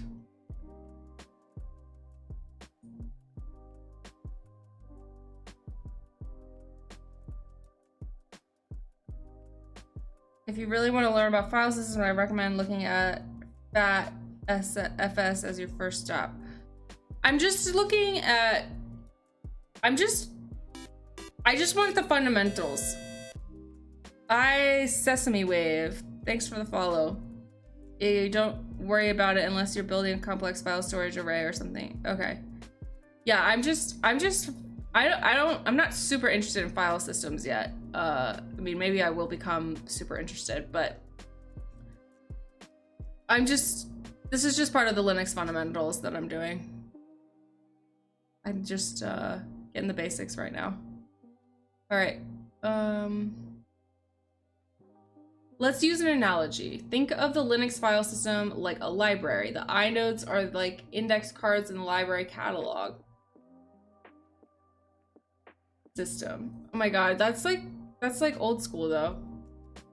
Each card contains detailed information about a book, its title, author,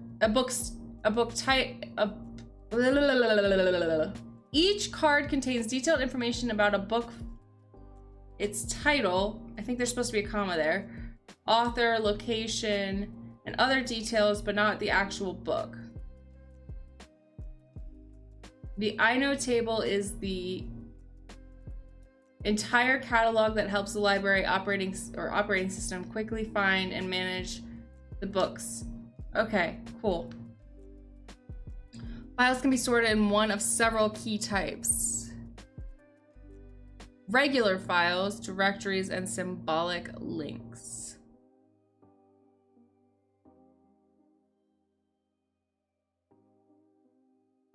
The ext4 will do your for the most part, and unless you're building a storage server or something very specific. Okay.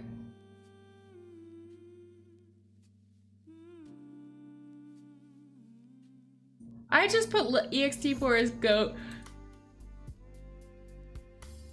to remind me that it's like what, it's not really the goat. I'm not really saying that. I'm just trying to simply put that it's the go-to.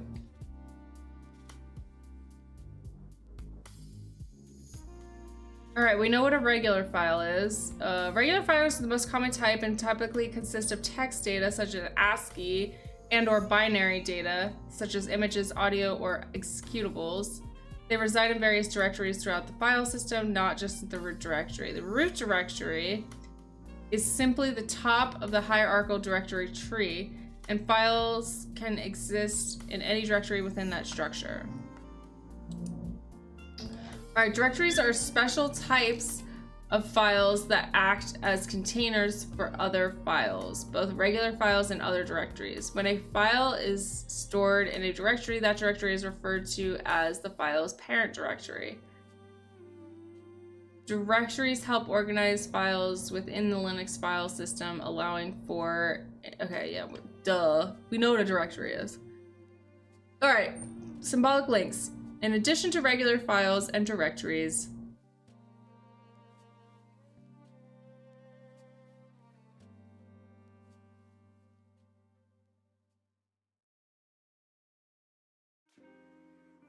Riser FS is pretty cool, but the downside is that it kills your wife. What? This must be an inside joke with the nerds. I don't get it.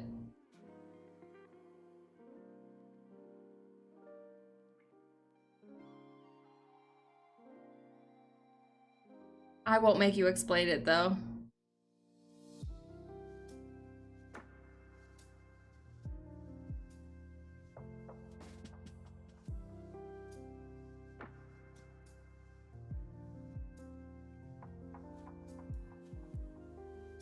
Hans Reiser was convicted of murdering his own wife. Oh. Well, that's unfortunate. Moving on from that violence. In addition to regular files and directories, Linux also supports symbolic links, symlinks, which act as shortcuts or references to other files or directories. Symbolic links allow quick access to file locations in different parts of the file system without duplicating the file itself. Symlinks can be used to streamline access or organize complex directory structures by pointing to important files across the various locations.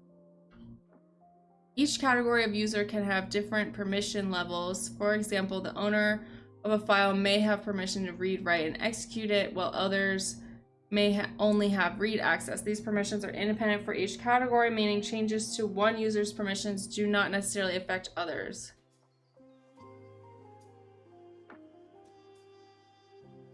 What does it mean each category can have?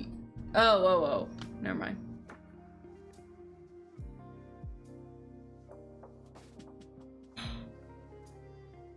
Disk management on Linux. All right, disks and drives.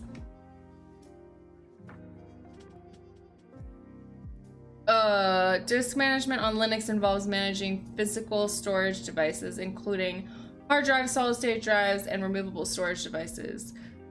The main tool for disk management on Linux is the fdisk, which allows us to create, delete, and manage partitions on a drive. Do we have fdisk? Okay. It can also display information about the partition table, including the size and type of each partition. Partitioning a drive on Linux involves dividing the physical storage space into separate logical sections. Each partition can then be formatted with a specific file system, such as ext4, blah, blah, blah, FAT32. All right. And can be mounted as a separate file system. The most common partitioning tool on Linux is also fdisk, gpart, and gparted.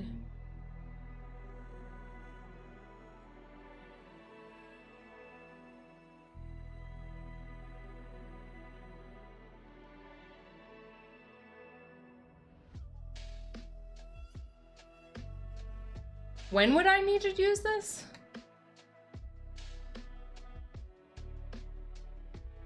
To create, delete, and manage partition.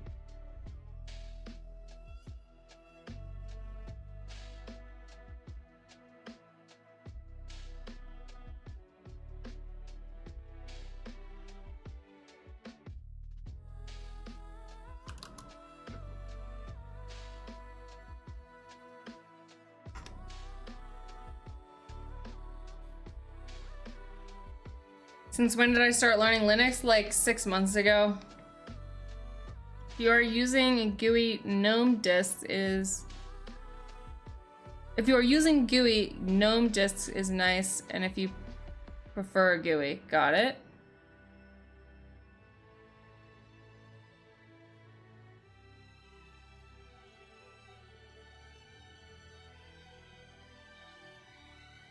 Don't toss commands unless you did a snapshot.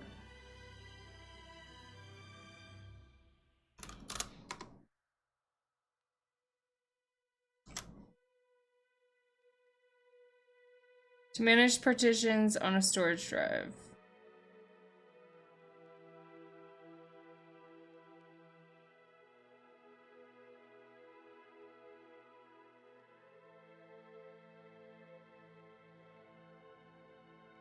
Each logical partition or storage drive must be assigned to a specific directory in the file system. This process is known as mounting. Mounting involves linking a drive or a partition to a directory, making its contents accessible within the overall file system hierarchy. Once a drive is mounted to a directory, also called a mount point, it can be accessed and used like any other directory on the system. I gotta take my sweatshirt off. It's a little too hot. Ow.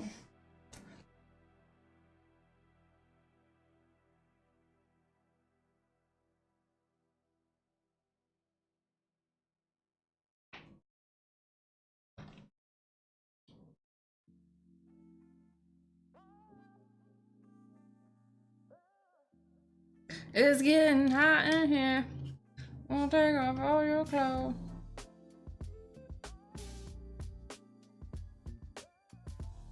Where was I? Alright, I'm just gonna start over. Each logical partition or storage drive must be assigned to a specific directory in the file system. This process is known as mounting. Mounting involves linking a drive or a partition to a directory, making its contents accessible within the overall file system hierarchy. Once a drive is mounted to a directory, also called a mount point, it can be accessed and used like any other directory on the system. One dude bans are a thing. What? Sorry, Samaria, I feel like I ignored you. You wanted me to click on something, I forgot.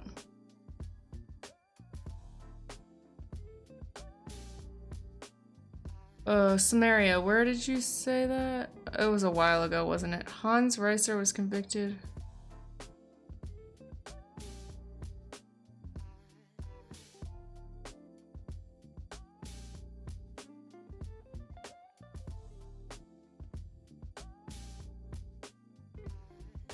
Alright, let's watch it.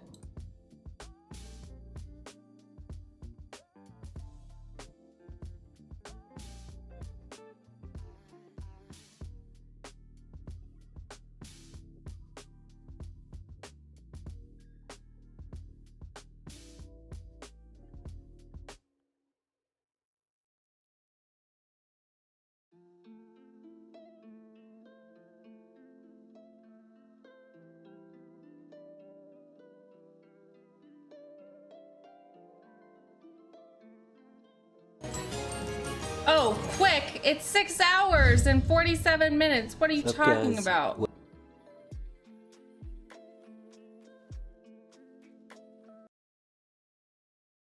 Welcome to today's show.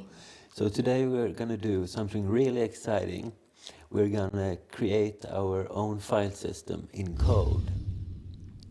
So oh, it was just a joke. This will be a very interesting endeavor, and let's begin very soon. First, I'm just gonna show you a Not yet, but very soon. Okay. For the different functions. I'm going to start with the formatting and the show function, which will display a couple of information. His voice is so droning. The file system, like the different inodes and info about the superblock and such things. No way I could listen to this guy for 6 hours either. Mount and unmount the file system. Never mind. Mario's got jokes. Forget it. Forget it. Oh! Oh!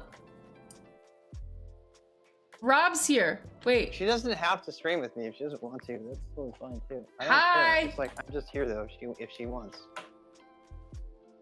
How do I do this? I gotta put my Hello? thing on. I don't know how to even. Hi. All right. So where's my hat? I don't know how to do this. Where is my hat? I can't wear my headphones without my hat. I look like a cyborg. Okay, this is gonna take a minute, guys. I have to figure out how to do this. I don't think he can hear me. I can hear you now. Oh. I can hear you now. It just took a while. All right. So how much lag are we dealing with? Are we together? Are we in the same room or no? I have no idea. I have to remind myself how to do all this. Yeah, let's try it. Let's figure it out. Let's figure it out. Okay, so I have to set up a virtual. Do you want to? I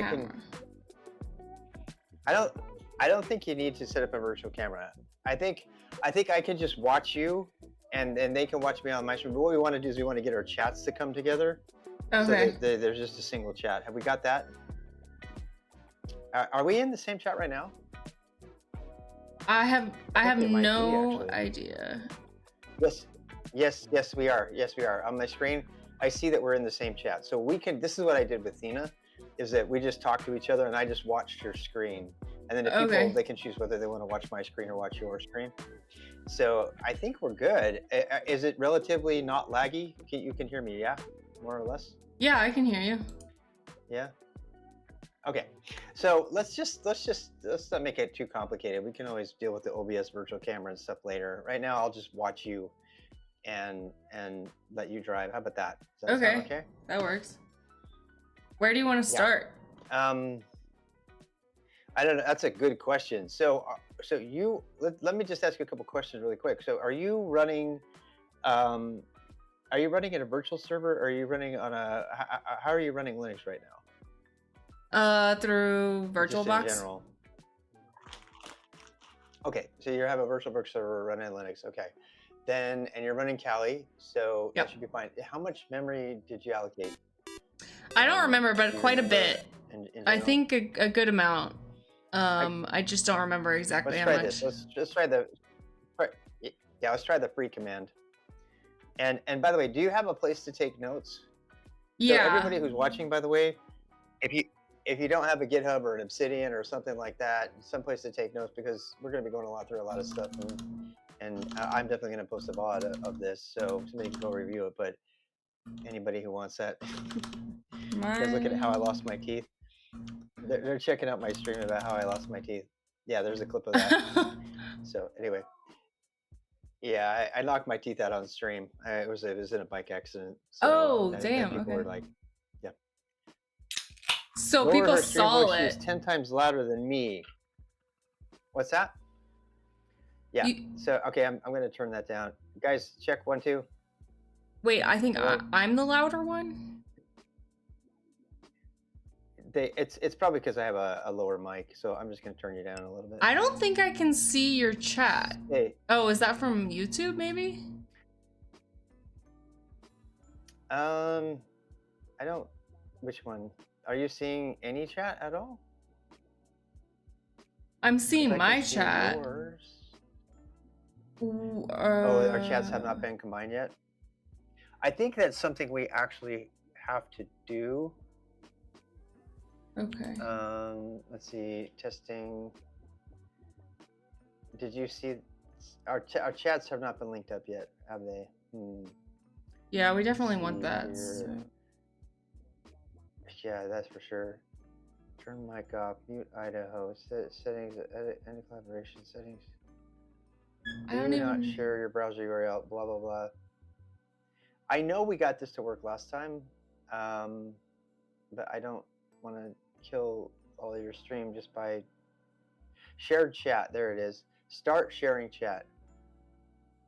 How about now? It looks like it's working. Oh, okay. It says that shared chat is enabled.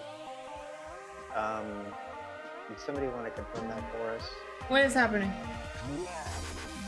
Oh, Footlong Circle, thanks for the gifted sub for Devious. Thank you. Oh, damn. Oh, and Bellum. Nice. Sorry, I don't think I thanked you for following.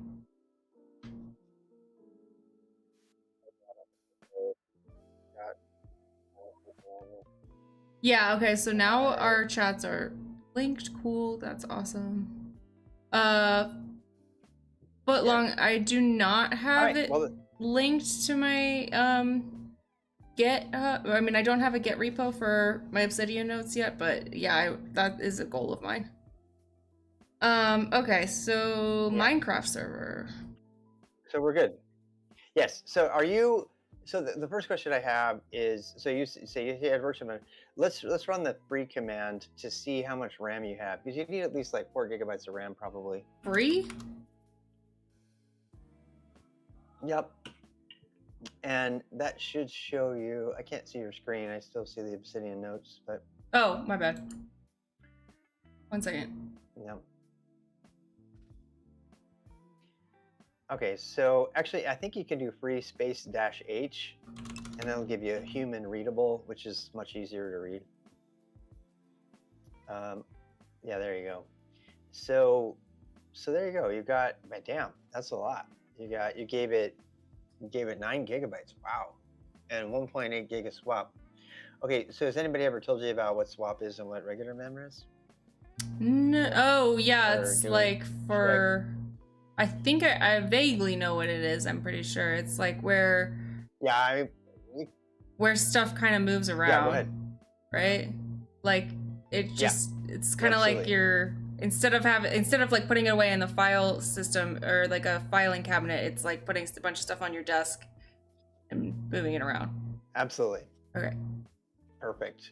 Yeah. So modern systems, a lot of them don't need swap these days, but it just doesn't hurt to put a little bit of swap, and especially virtual systems. So that's good that you have it. In the old days, I don't know if you heard of a thing called Kubernetes before. Yeah. It's pretty much like guaranteed employment. It's like the most important application of our time if you want a job in enterprise computing. But there was a time when you had to have swap turned off in order for it to work. So I just want to make sure you knew about it. It sounds like you know plenty, so that's fine.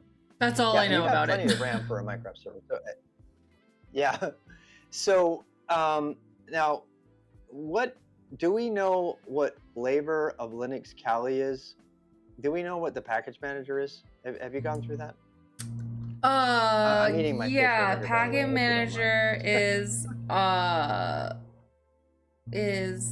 know this apt. Yeah. Okay. So it is apt. Do you know? I'm pretty sure. Does anybody in the chat know? I'm pretty sure Kali these days is based on Ubuntu. I think. But I'm not sure of that. Debian? Or is it Ubuntu? I don't know. Yeah. Well, Ubuntu is based on Debian. Okay. Have you seen the map of all the different types of Linux? Have you seen that map before? I have seen it, but it's been a minute. Yeah, it's fine. You don't need to know. I just want to make sure you knew about the difference between Red Hat and all of the Debian-based distros. So that's cool. So you know about apt. That's good. There's a really strong chance you can probably install Minecraft by just doing apt install Minecraft. But the real question is, what is the end goal? So do we want to have a Minecraft server that our friends can come on in and play with? Or do we want to just, first of all, get one running that we can play with, that you can play with specifically, and then consider making it available to them later in kind of like a two-phase approach? I don't know. I guess two-phase approach, just so they don't mess with it too much while we're getting it set up. Yeah. I don't know.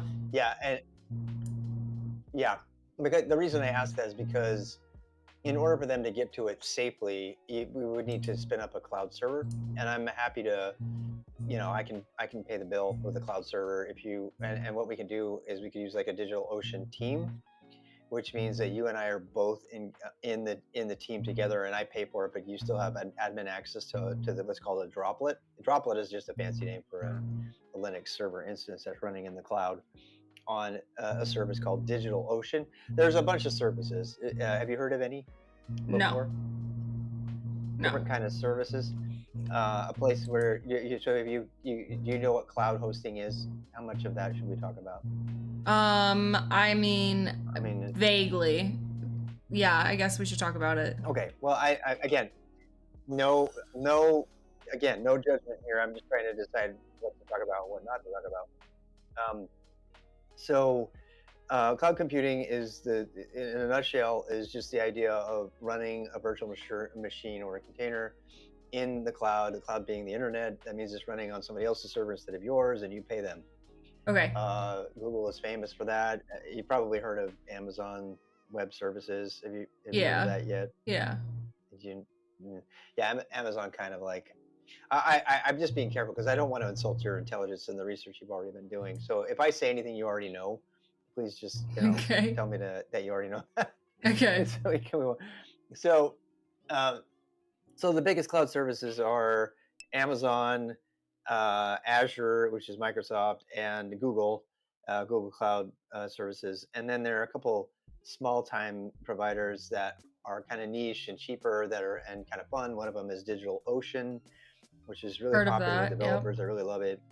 And then there's also, there's so many. There's Linode. You probably heard of Linode before. I don't know that one. I know DigitalOcean, but not Linode. Okay.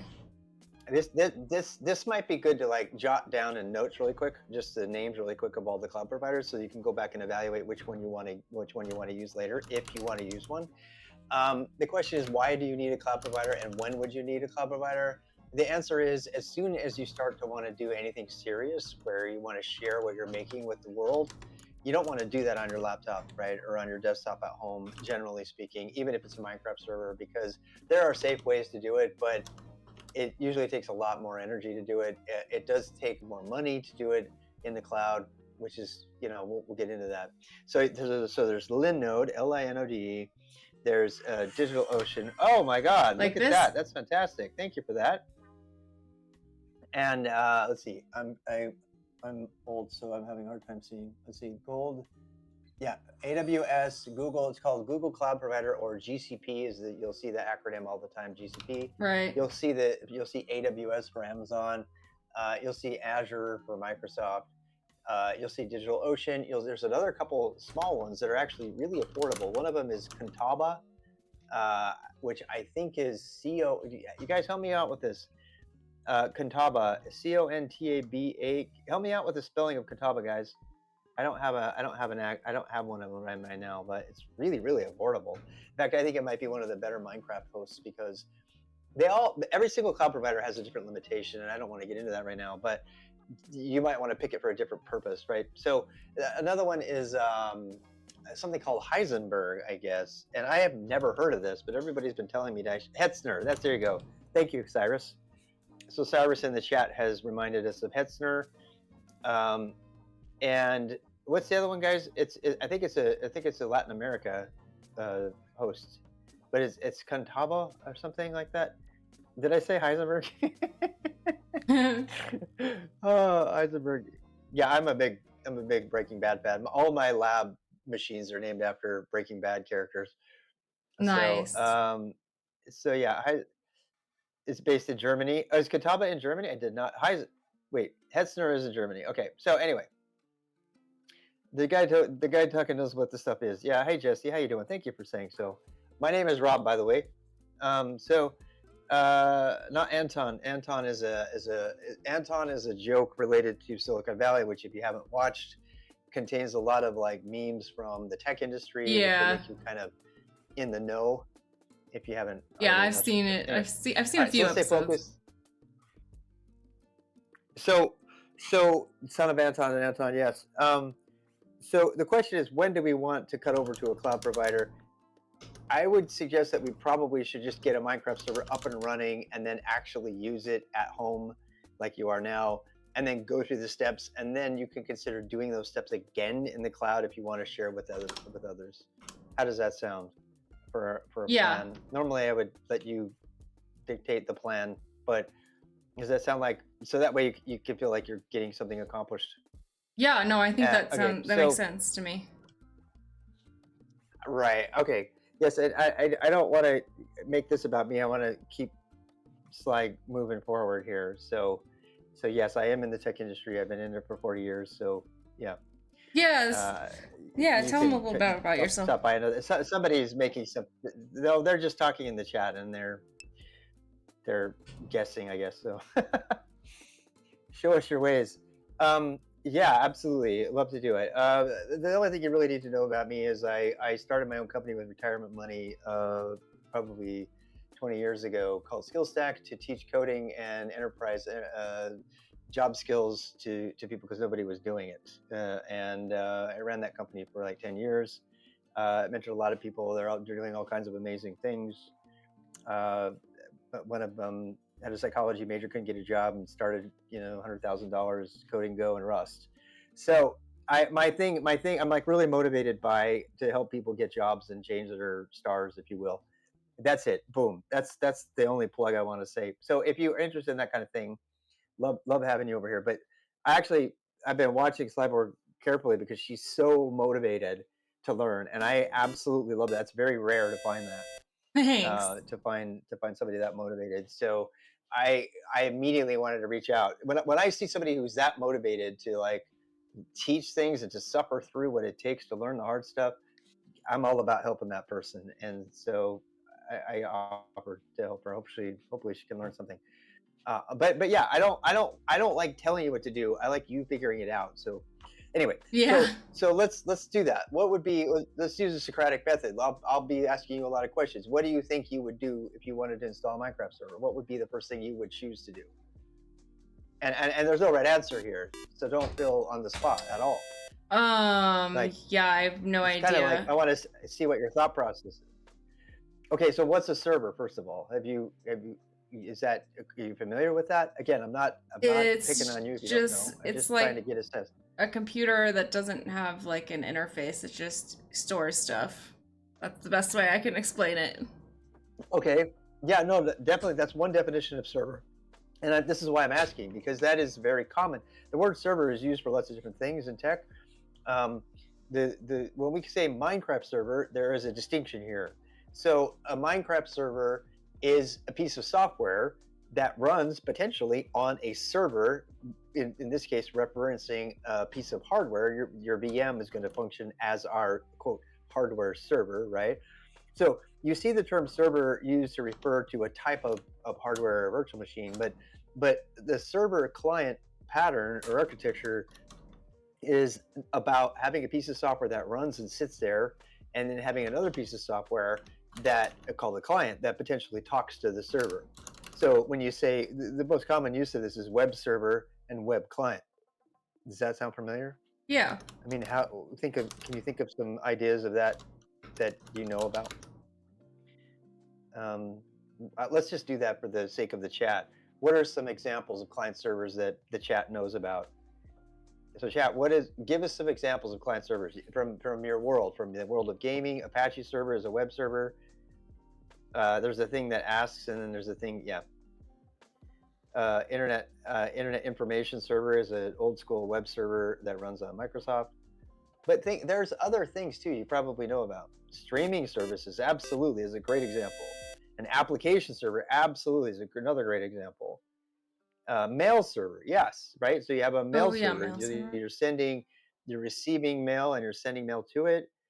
There are all kinds, any public social network, right? So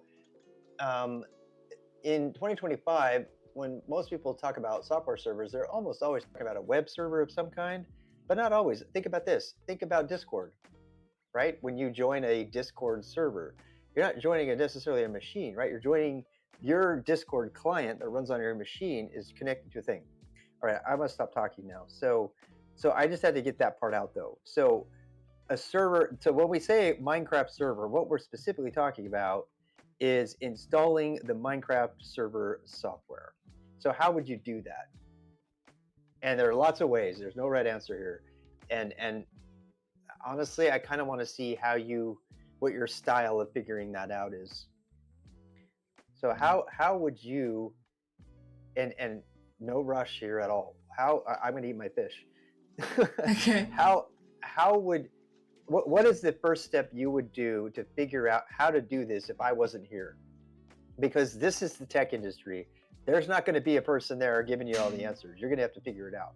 So how would you, I call it just-in-time learning. It's where you have to figure out how to answer your own questions in order to get the task done to get paid. If you were asked right now on the job, and I know you're not, but if you were asked how we need you to install a Minecraft server, what's the first thing you would do?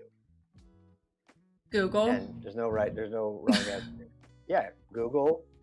You would do research. All right, let's do it. Okay. I want to put it to the chat. Let's put it to the chat. What are some other ways that you would figure this out? One of the ways, completely legitimately, is go over to the cubicle next to you and knock on the door of the guy next to you. Somebody suggested ChatGPT. Somebody suggested look at the game documentation. Somebody said Google Minecraft server on Linux. Somebody said go to Stack Overflow. Vibe coding it. Absolutely. Vibe coding. I just vibe coded an entire IRL console overlay that interacts with 4 complex APIs, and I wrote maybe 10 lines of code. Damn. So it's not, YouTube.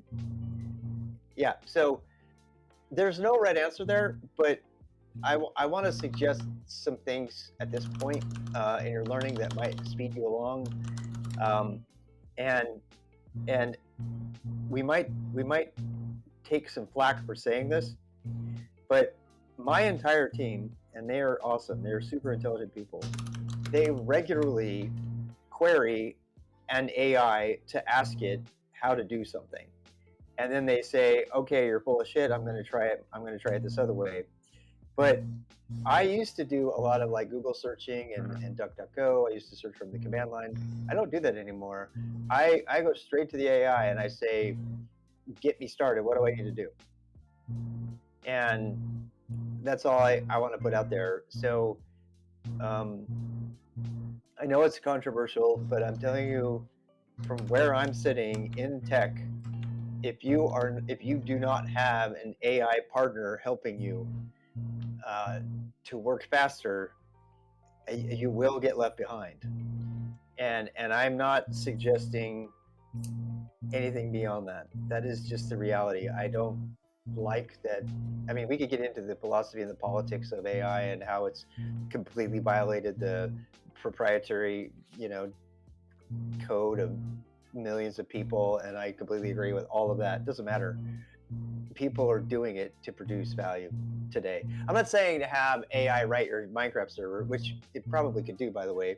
You could probably ask AI to install a Minecraft server and get it running for you, and it would take care of it. I'm saying that don't rule it out, that's all. But since you're just learning, you can maybe ask it and then do what it says and then ask it why. So anyway, how do you feel about AI, Slideborg? I am not a pro. It's a tough one. I like using it. I have not vibe coded yet with it, really. I mean, I've tried to a little bit a while ago, but it wasn't working. I was trying to use it to make a chat overlay, and it was just confusing me more. So that didn't work. But so I'm bad at vibe coding, but otherwise I like it for the most part. I like messing with it and trying to get it to tell me about its creators and stuff, but yeah. It is fun. My favorite thing to do with it is to practice Russian and French interactively, speaking Russian and French with it. Oh. It keeps my language skills up. So I really think it's a good tool. It's definitely controversial, just like the internet when it came out, or nuclear power. So I don't want to go down that rabbit hole. I just want to make sure you're okay with the suggestion that I'm not saying to use it. I'm just saying putting it out there. For right now, though, searching Google and reading the documentation is the old school OG way of doing it. Nothing wrong with that. So there you go. Install Java. So let's do that. How do we install Java? So does everybody know what Java is? Kind of. Does everybody know what Java is, my friends? Yeah. All right. So when it comes to installing stuff, this is a tip. Go ahead. It's like, what was that? The part of the, I guess, I don't know where it lives, I guess, but I understand it to be like part of your internet browser that you need to, so that it can take, it basically makes the internet pretty and interactive and has. Are you talking about Java? Okay, I'm sorry. I have to be clear. So, are you talking about Java? Is that what you're talking about? Yeah. Okay, I think again, no shame here. Oh, I'm not thinking of Java. So I'm thinking of I think I'm thinking of something else. JavaScript. Yeah. JavaScript, probably. Yeah. Yeah, and that is a very, very, very common misconception. So, and I can tell you why that happened. I was alive when it came out. So when JavaScript came out, it was first called LiveScript. Java was like all the rage, and I won't get into the history of Java. It's a computer language, and that's it for now. But when it came out, everybody wanted to use it. It was a big deal, and so the web browser people decided that they wanted to be cool, and they wanted to make things spin in the web browser and all kinds of stuff.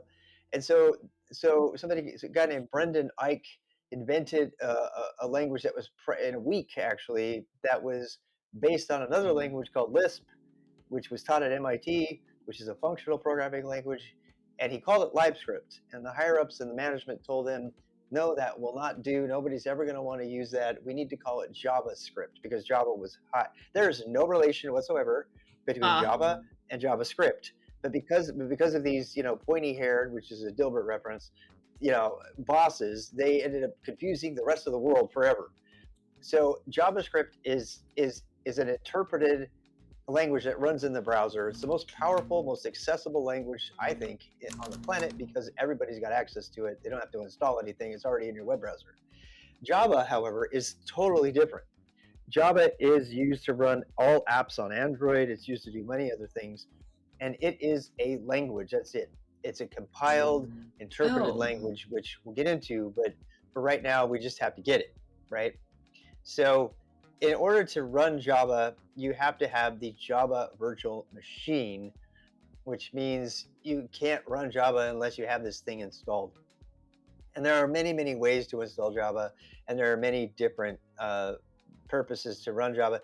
And just as a side note, lest anybody think that installing Java on a server is not an employable skill, I just want to say how much that is an employable skill. Even if you never code Java, knowing how to get the Java JVM on a server or inside a container is an essential skill to get paid. So Java is a huge mistake. I hate it. I learned, I was employed to code Java for years. I drank all the Kool-Aid, and I absolutely despise object-oriented programming, and even more so Java. Doesn't matter. That's what so much of the financial world and all of Android ecosystem and Minecraft have been written in. Doesn't matter what I think of it. And you're going to hear me say that a lot. What I think of a language is irrelevant. Right? Okay. Because if you're talking about getting a job, right? I mean, Rust, for example, I'm famous for hating on Rust. There's a whole Reddit thread dedicated to me hating on Rust. But it doesn't matter. What matters is what's the tool for the job, right? If you want to install Minecraft, you can't do it without Rust. I mean, sorry, did I say Rust? You can't do it without you can't do it without Java. So we got to install Java. How do we do it? You could use the APT to install it. You could just download the thing and run it, and without it doing any kind of installation. And have you tried to do it? What did the docs say to do on the Java site? Did it say to do just to download it and install it? Yeah. Here, let me make it bigger. It's most likely going to be something. You might have to do a. Do you know about app search? No. You might want to do. I think it's app search Java, and it'll show you all the things that have Java in the name. Yeah. Thanks for the follows, guys. Sorry, I haven't kept up with that.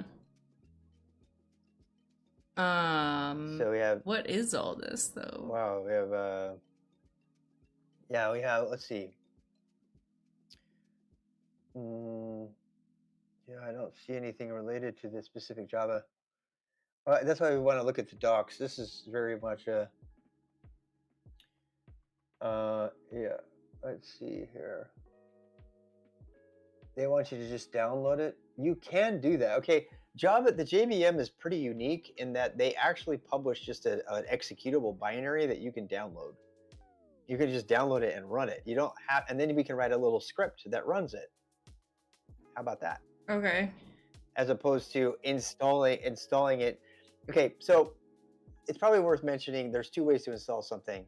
There is using the package manager, and there is just putting the thing on your computer in a place that you can use it.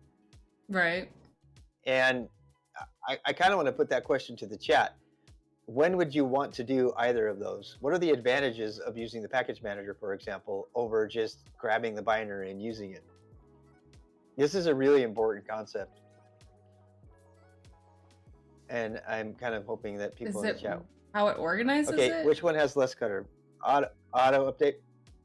Okay, so auto updating versus doing your own, development versus production, maintainability, easy to handle updates, package manager is what is used for the clients, dependencies. These are all really important considerations if you're going to be a system administrator or a system developer engineer. And so I know that we're just installing Minecraft here, but it's kind of worth pausing and asking the question, how do we want to install this? Let me propose something that no one has said yet. When you install the binary, you can get the latest and greatest, and you don't have to wait for the package manager to catch up. Have you noticed this problem yet, Slyborg? No. I put weird calling you. Do you go by Sly? Yeah, Sly works. Okay. The point is, when you use a package manager for a system, you are bound by the timeline of the people putting the packages out. So they may not have the latest of the version of Java that you want. And so then you would have to install it, right? And I know I don't want to rabbit hole too much on this, but so the really question is, is it simpler to just get the Java binary and run it, or should we use APT and try to find a version of Java to install that will work? And this is really a question to you.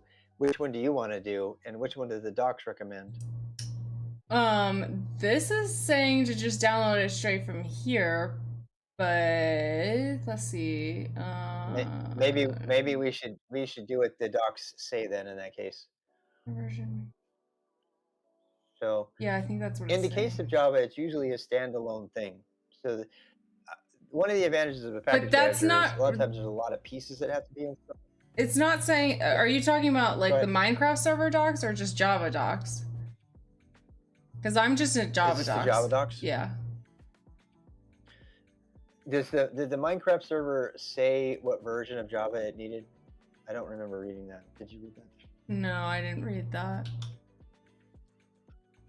I don't think it matters. I think we should probably just put the latest Java and call it. It says download the latest version. Yeah.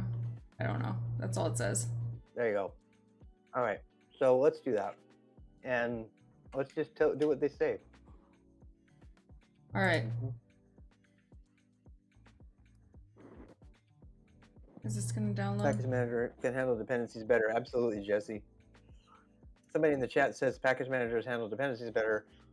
And it is in our consideration, so when we're considering installing Java here, why is it not downloading? That is definitely a consideration. How many dependencies are there?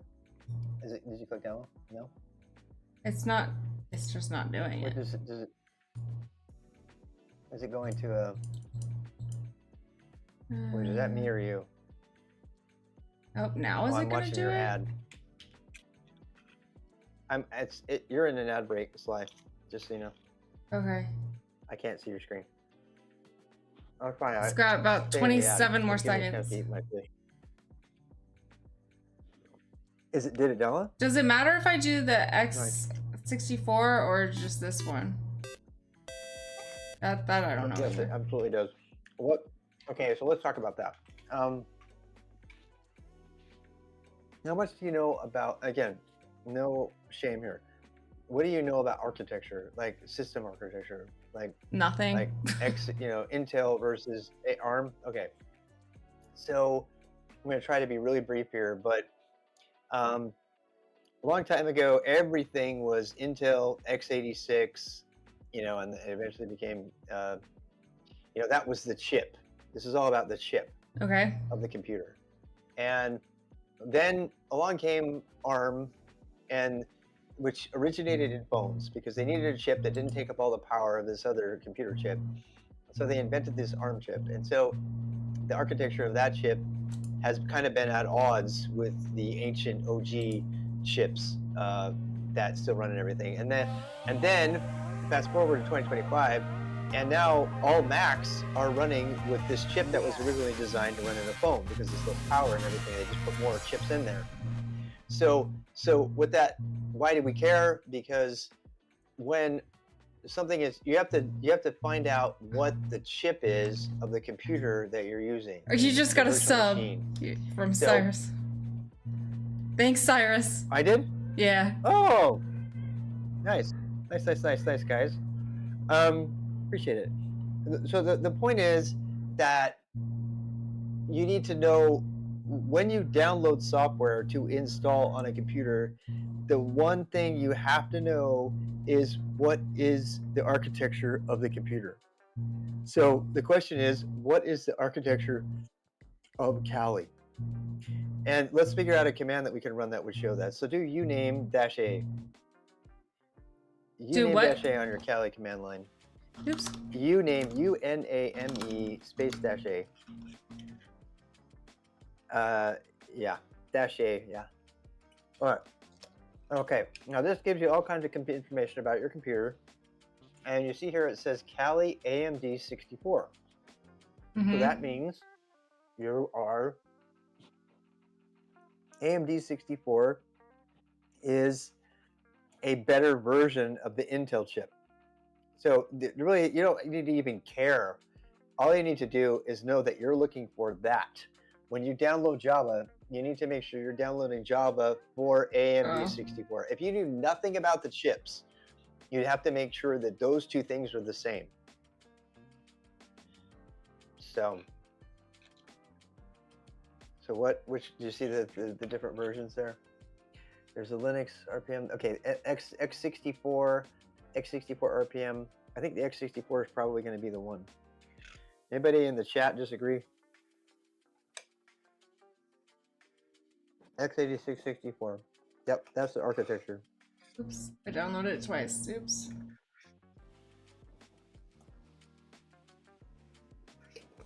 You write reports now. Okay, so now I have to install it, right? Actually, I don't think so. So you need to go find where it went. It went in your downloads directory. Can you know how to go in there? Yeah, you mean in the command line? From the command line? Yeah, let's do that in the command line. I mean, you don't have to. It's up to you. But okay. All right, and let's see if we can find it. What was it called? Oh, it's this. Here. It's this, I think. Yeah, you got two of them. Yeah. Okay, you got x86 64. It looks like it's right. Okay, and it's a tarball and it's been gzipped. That means it's a compressed tarball. The tar stands for tape archive, and that goes way back to the days when people used to write out digital data to actual tape. That's where it comes from. So we need to actually untar that. So do you know how to uncompress it, how to untar? Have you learned anything about that yet? Yeah, I have to think about it for a second. It's a good test. Yeah, would I use don't read the chat. gunzip? See if you can remember on your own. Gunzip? You definitely, that's one definite way you can do it. You can use tar by itself to do both steps if you want. Okay. Or you can do the 2 steps individually. It's really up to you. So tar. What do you know about the man pages about how to read about a thing? Yeah. Yeah, so this is one of the commands you'll eventually memorize and you'll write it everywhere. But you're going to need to do tar space dash something because you need to expand it. So you're going to need to tell tar what to do. And so either look at the man page or I don't even know if you need a dash actually. Yep. There you go. This is actually one of those cases where I would ask my AI, how do I extract a .tar.gz file, and it would immediately tell you the answer. And then I would put that in my notes and I'd memorize it. I don't want to do that for you because I don't want to rob you from that step. People always have to do tar. Exactly.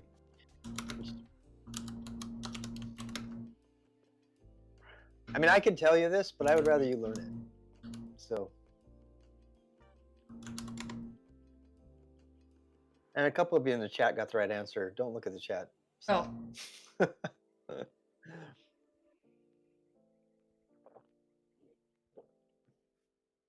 It says use the tar command. XVZF. Yep. There you go. Yep. And you can go ahead and try that right now. Do you know about tab completion? Mm-hmm. Okay. So you can type JRE tab dot tab. You needed some more stuff in there. Hit tab twice next time. Oh. If you push the up arrow or can you go up to your history? Now do tab. There, see there's 2 different options there. So do dot. I don't think you want that one, do you? I think you probably want the 1. How do I get to it then? I don't know. You just type a dot and then tab. And then tab again. Oh boy, there you go. Okay, so that obviously extracted something. Now, it's probably worth mentioning right here that this is kind of for the viewers at home sort of thing. Do you see how it extracted into a directory? Raise your hand if you have ever had a tar bomb go off on you. This is a term for your notes, but it's called a tar bomb. And I actually opened a ticket with Bash Bunny against Charm Bracelet because their installer was a tar bomb. A tar bomb is when someone fails to create an archive that is in a directory. Yeah. And if you've ever encountered one, the -C key, that's probably the best way to get around that. Actually, footlong. Yeah. I don't use -C, but I probably should. Yeah. And the point of it is, and I don't want to delay too much on this, but if you want to avoid tar bombs, then what you would do is you would make a directory and you would put, you can actually look at what's in the file first. Actually, let's do that. Let's do that. We kind of did this in reverse. Let's actually go look at the content of the tarball before we extract it, just to make sure it's not a tar bomb. How would we do that? What do you, cat it? There's actually a command. There's a command, a tar option that will just list all the files in the tarball. And it's worth learning that. If you're going to learn the other part of tar, it's worth learning that. So instead of X, which is an extractor, right? XBZF, you can leave all the rest. And I think, yeah, there's lots of commands. I don't know about midnight. I like using traditional commands like tar because you always have it. Those are great options as well. But I don't know, guys. Which one is it? Which one is the one that lists it? Maybe do a man tar and let's see which one it is. I think it's T, right?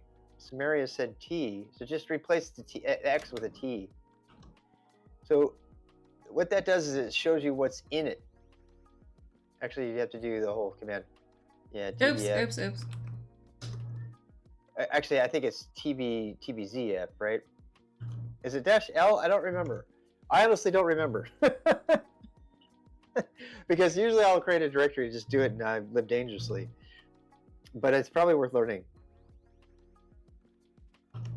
Yeah.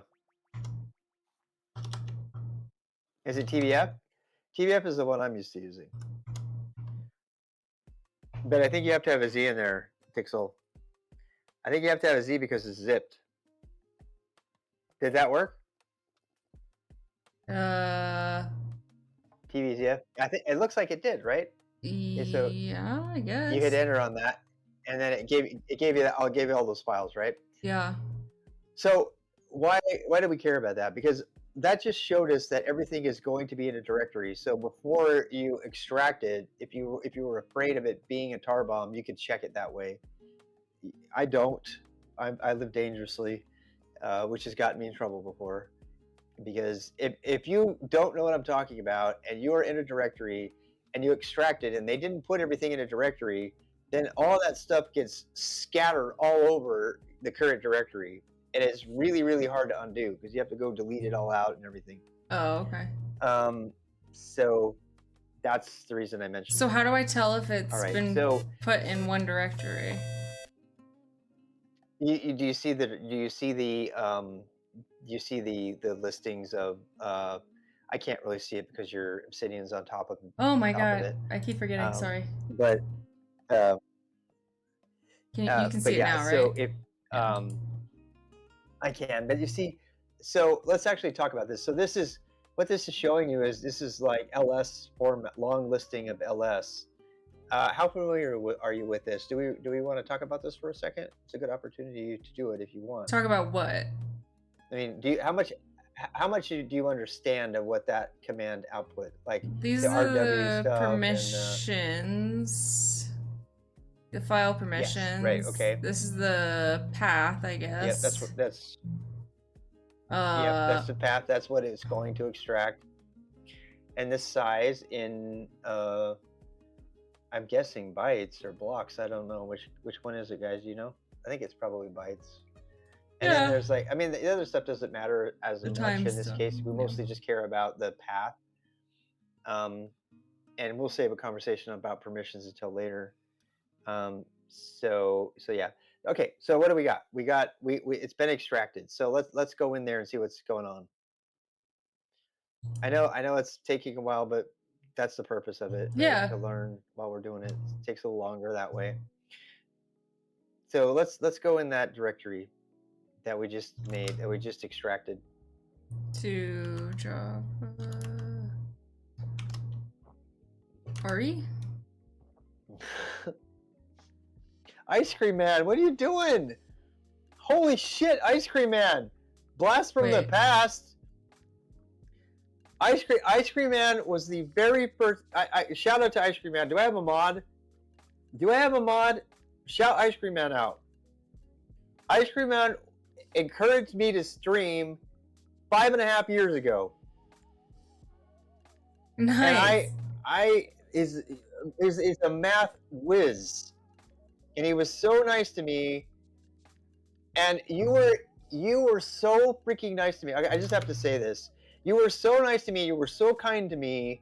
And I like 2 people watching me, and I just cannot overstate how grateful I am. I am so glad to see you in the chat. Thank you so much for being here. I mean, thank you so much. It was so funny. Ice Cream Man struggled so hard to get people to care about math. And if there's anybody that could, it would have been Ice Cream Man. I'm pretty sure it was you. Maybe it wasn't you. I swear it was you.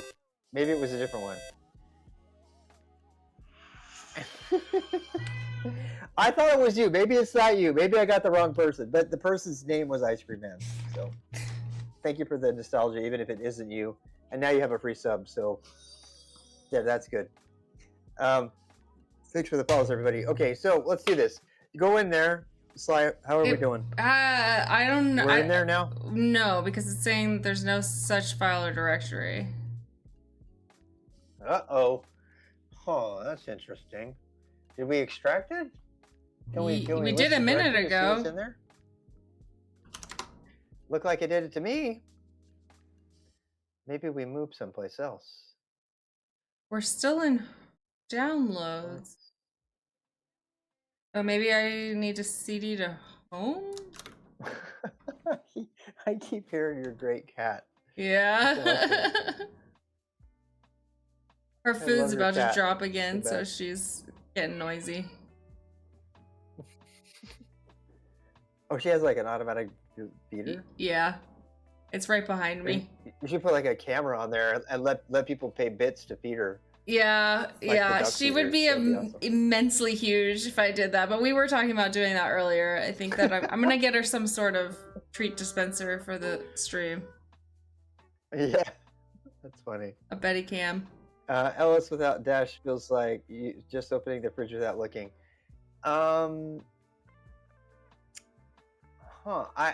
It doesn't look like it extracted, even though it said it did. Where it would have put it in downloads? Oh no! We're in a different directory. It's in downloads. Yeah, we were in downloads when we extracted it. So right. Try LS in here. Let's see. Have you ever tried catnip? That stuff is crazy. She doesn't really Probably like. Some cats are just not into it, and she's just not really that into it. She's like nah, meh. She's like kind of interested in it for like a second, but then she's over it. Yeah, then she gets over it. That's crazy. Yeah. The only thing I can conclude is that it didn't extract. So let's try it again and see what happens.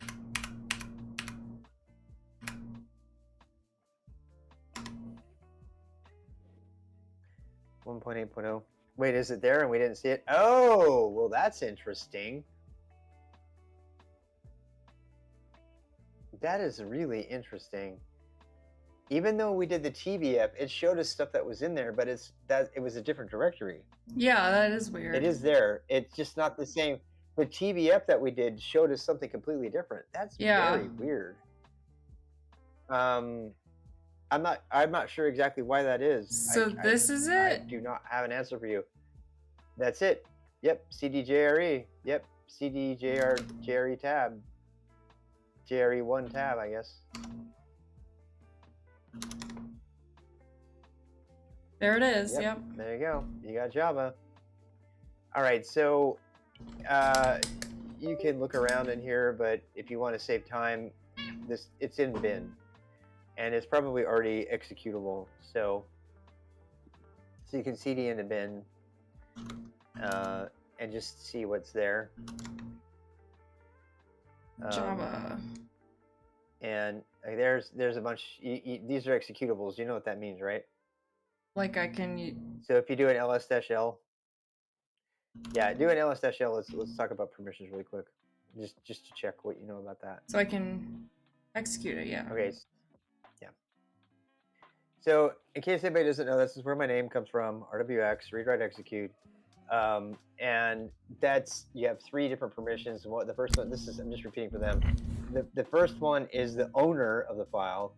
The middle one is the group owner of the file. In this case, group Sly, owner Sly. And the last one is everybody else, called world. Or global, yeah. Or global, right. And you probably read about that on the thing. You're a POSIX man over there. Are you? Yeah. So the number after that, a lot of people don't know this, is the number of hard links to the file. It's almost always just 1. It's not relevant right now, but it is if you ever do Alpine or BusyBox or any of that. if you do an ls space dash LH, those weird numbers will turn into readable bytes. And you'll be able to read how big the file is, when it was last updated, and then of course the name and the color. So there you go. So these are all the things. So you could go read this, but I'm just going to tell you really quick because it's really not relevant. The Java program is the one that is going to be used to run your application and to compile your application and all of that. And that's the main one that's going to get you what you need. All right, so I'm going to stop myself. We're not going to talk more about Java right now. What's the next thing we need to do? We got Java. Now what? Is it H is for human installed? readable. Yes. I'm sorry, what? So did we properly install it? It's installed, and it's in downloads for now. I'm deliberately kind of avoiding the conversation about where to put things. I don't know. Do you want to get into that now, or do you want to get it running, get a server running? Yeah, I guess let's get into it for a minute. Okay, so do you know about paths, the path environment variable? You do know about that, okay.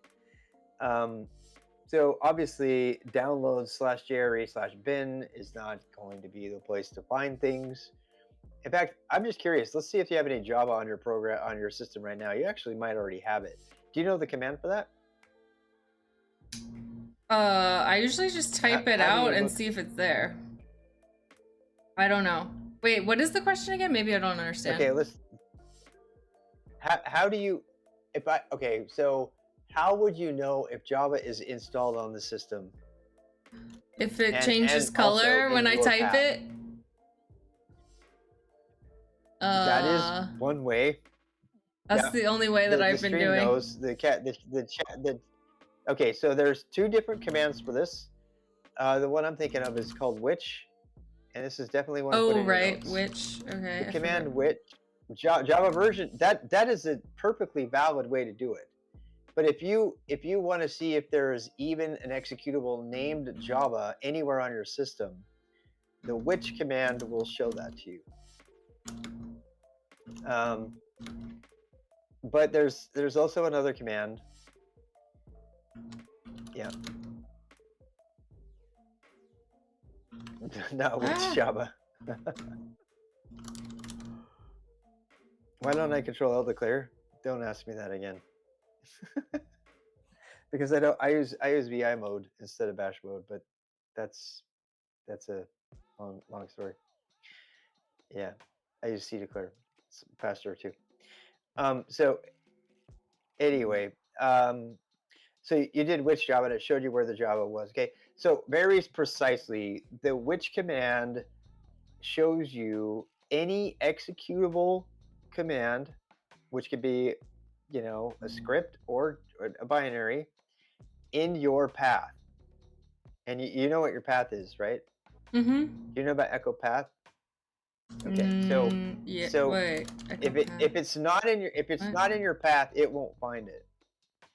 And I'm kind of curious about this now, because this is showing you that Java was already installed. We didn't have to install it at all, possibly. We don't know how good that one is, though. So let's do what you were doing, Java -- version, and see what that version is.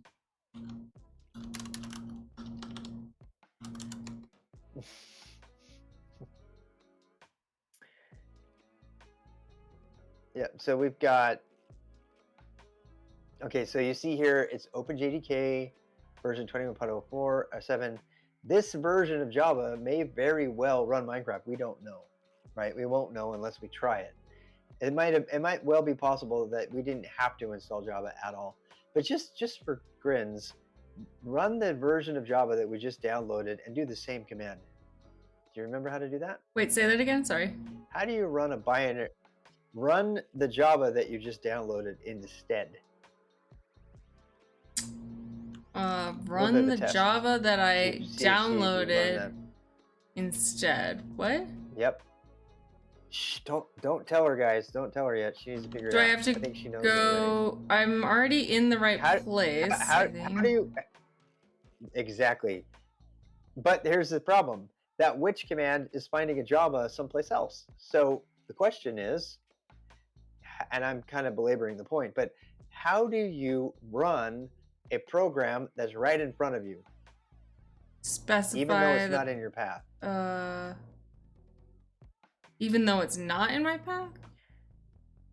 Ooh. So you do an ls again really quick.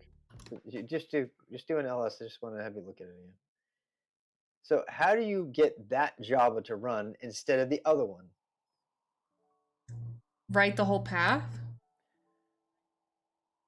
Yeah, and you could write the whole path for sure. But how can you shortcut that so you don't have to write the whole path? You definitely could do the whole path. You could.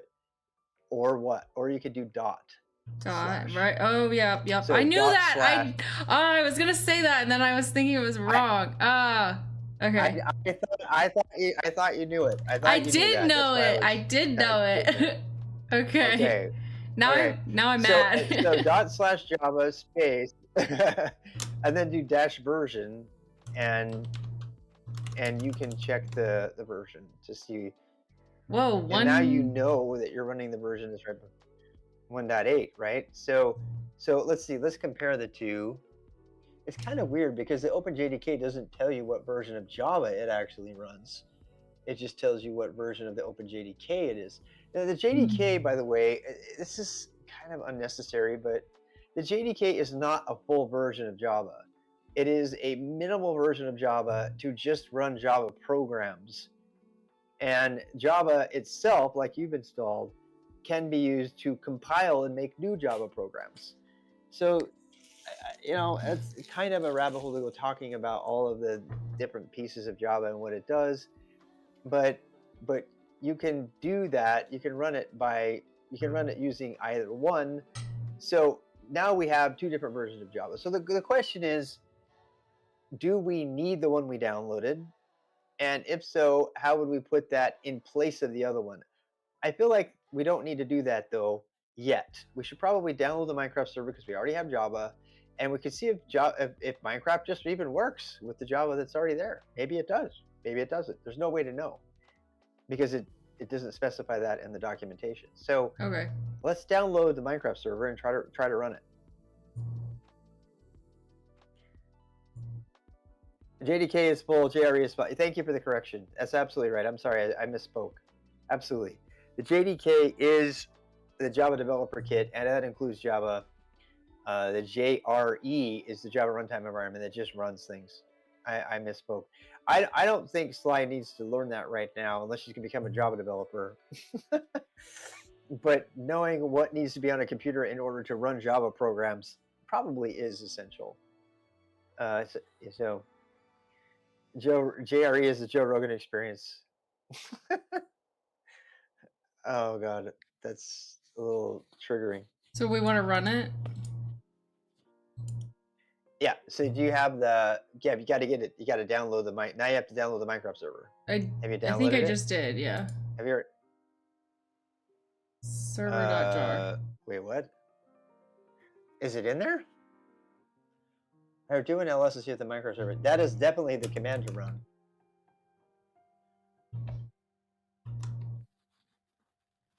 Yeah.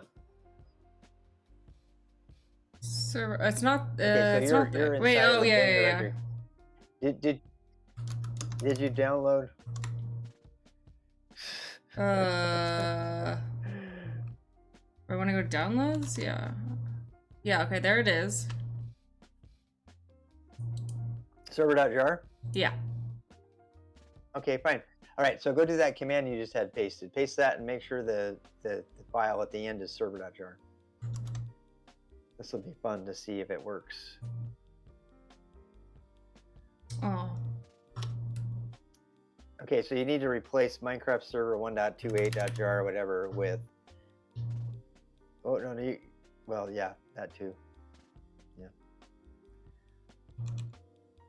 Why was Java popular? I would love to talk to you about that. I could talk for an entire hour about that. And I gave presentations to conference rooms full of hundreds of people about Java when it came out, but it's not relevant right now. We're just trying to get a server run. Oh my god, it looks like it's running! Yay! Wait, is it running? Oh, okay. This is normal. This is normal. I know what this is. This is trying to say. So they added. Do you know what a EULA is? No. It's the end user license agreement. This boy, EULA shit. Everybody in the chat's gonna blow up who knows about this. This was one of the most controversial things Minecraft ever added, and especially after Microsoft got a hold of it. What it means is that they made you explicitly say that you agree to the end user license agreement, and all that really does is very annoyingly make you create a eula.txt file. And it says you need to agree to the EULA in order to run the server. Go to eula.txt for more info. So you need to edit the eula.txt file. So okay. Do you know how to? Can I nano it? So do you know how to do that? Yeah, you absolutely can. So, we're not going to get into editors right now. It's a huge war. So you see how it says EULA equals false? So EULA equals. Change it to EULA equals true. It's really annoying, but you have to do it. I've been doing that with people for years. All right, and now save it. And legally, you're liable for whatever was in that thing. Who gives a care? I don't care. NeoVim is Bay. That was free. I've been using NeoVim for the last 7 months. So, can you try EULA true? That I don't know. So now try to run it again. You can go back up in your history and go find that command you did and just redo it. All right, let's run it. Now, we don't need to understand what's going on that line for now. We will later. I'll talk about it. Ooh, it's doing stuff. It's doing stuff. Yay. Preparing level. Okay, now we need to go play on it. Yay. It's preparing your spawn area. You have a server. Huzzah. Okay, now how are we going to use it? Now you need to start up Minecraft so you can connect to it, to your server. So, does it matter that I don't have I just realized something. I don't have Minecraft on my VM. Is that a problem? You don't need it in your VM. Okay. Absolutely not. No, you don't want it in your VM. You just want it on your computer. So. Okay. In fact, you could have it on a different computer. You could have it on any computer in your house. Right. Okay. But because what I would suggest you do is, in this case, you install the Minecraft client, just like anybody playing the game, on your current streaming computer or on the computer you're using right now. Okay, I have it. However you would do that. You do have it already. Yeah. Okay, so then you just need to start it. Yep. And if I was on a network, yeah, we could do it, but we're not yet on the network. So she could set up a virtual private network and invite us, but that's a different task. We don't want to get too crazy. Yep, okay, I gotta share my screen. Hold on 1 second.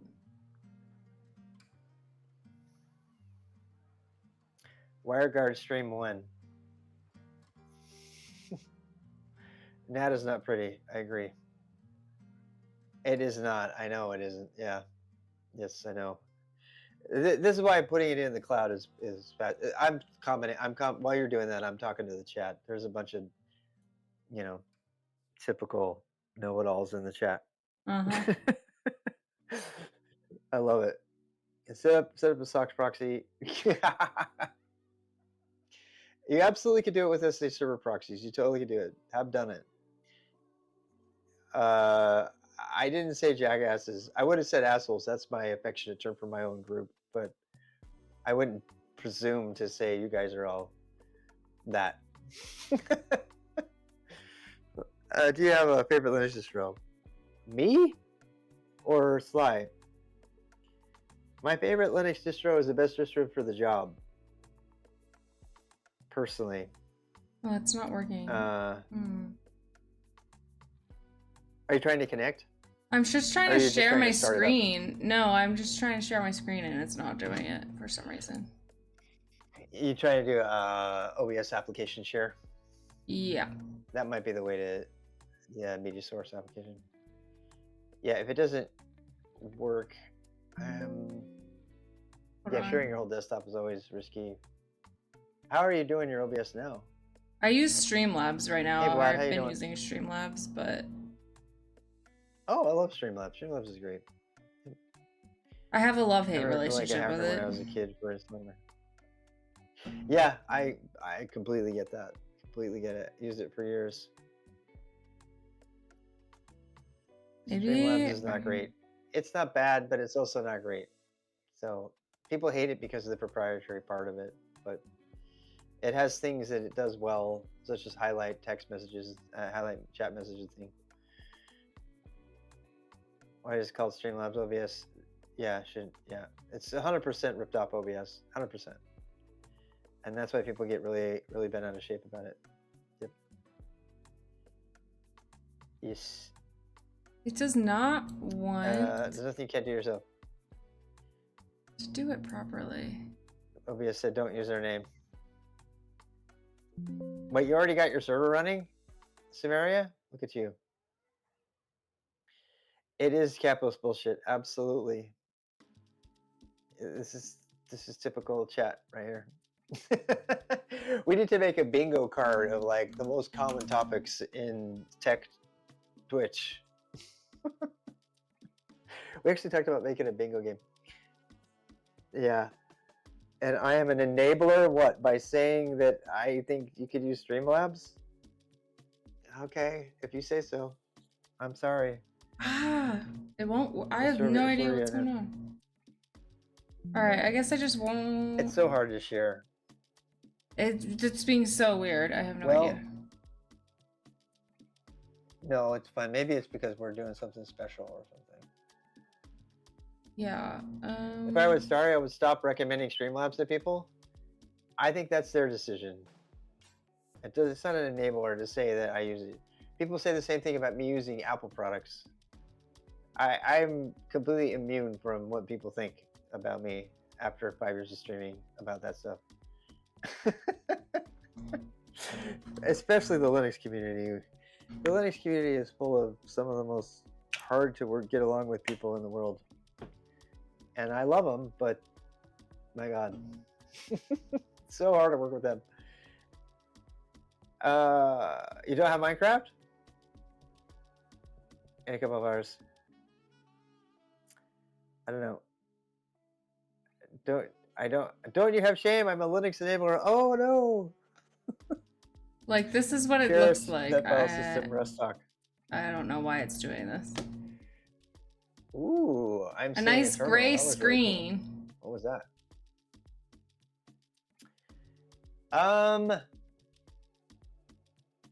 Oh, you know why? I wonder if that has something to do with the DCMA stuff. You know how like you can't stream movies on Amazon? But I've streamed Minecraft before. What's the base OS? Is it Mac or Windows? Windows.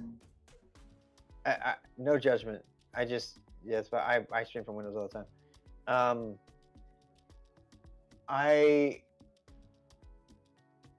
I'm not quite sure. It's probably going to be something related. Can you actually see it? Yeah, I can see it. Can you see Minecraft? Yeah. Yeah. Okay, what do we need to do? There's a setting. I don't know. I'll ask my ChatGPT. Here, keep trying. I'll ask my ChatGPT what she thinks. Okay. Her name's Chloe, by the way. Okay. So actually, I could probably talk to her. This is always fun. I don't know. Let's see if she'll talk to me. Hey, Chloe, are you there?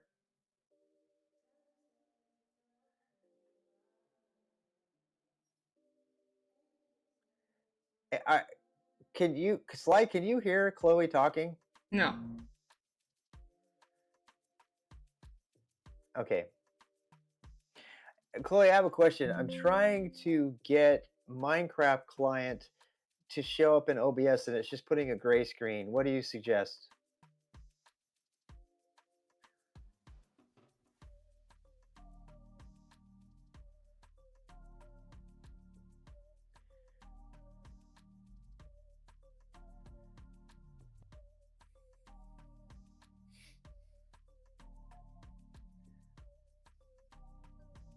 Point the webcam at the screen.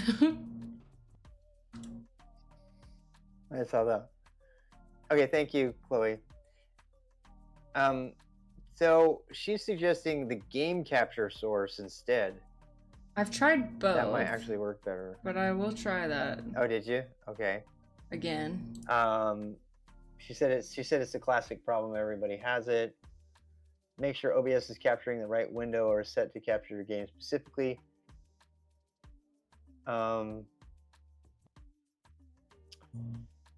Let's see here. It just doesn't try running OBS and Minecraft as administrator. That's interesting.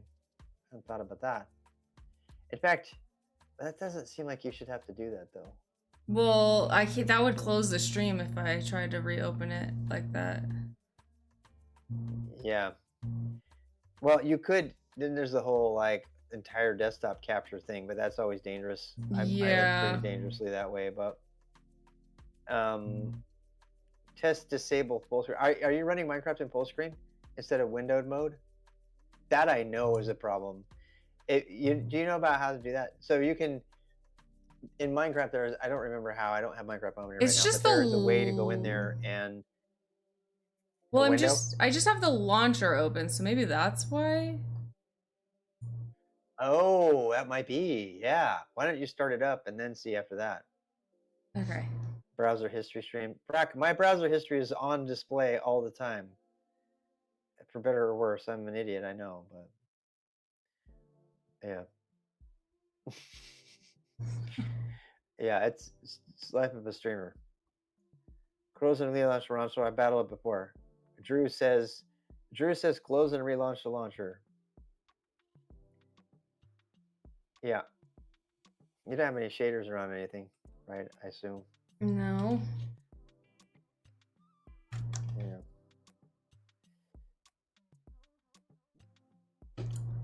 Here, let me try.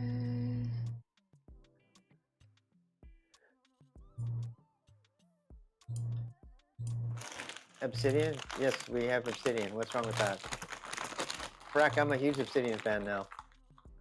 You didn't hear me become an Obsidian fan when they decided to use valid markdown that's instead of wiki links? Sorry, I'm eating chips.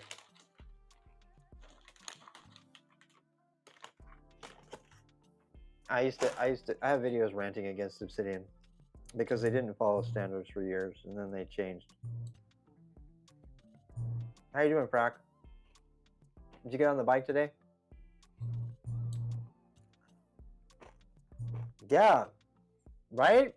They did. They now have an option that lets you use the proper linkage. And I was like all about that now. I'm like 100% Obsidian now. Okay, now you can see it. Whoa! It's beautiful. Yeah. It's absolutely beautiful. All right. Congrats, Sly. Good job. So let's do this. Let's connect. So I don't remember. I'm gonna have to remind myself. It's been literally years. I think we want to do multiplayer. I think it's multiplayer, right? And chat is gonna have to help us here. Add server. I think you're gonna need to do. Yes, I'm not seeing it. Add server, and you're gonna put your local. Actually, no, you need to put the IP of your Minecraft server, your VM. Do you know what that is? In the server address box, not that. No. That's the name. That's just your name. You can just say my VM or whatever.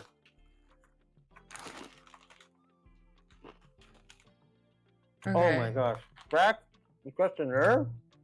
So what goes in the server Brack, address? you need to check in with me. I want to hear about that. The address, the IP address of your server, of your VM.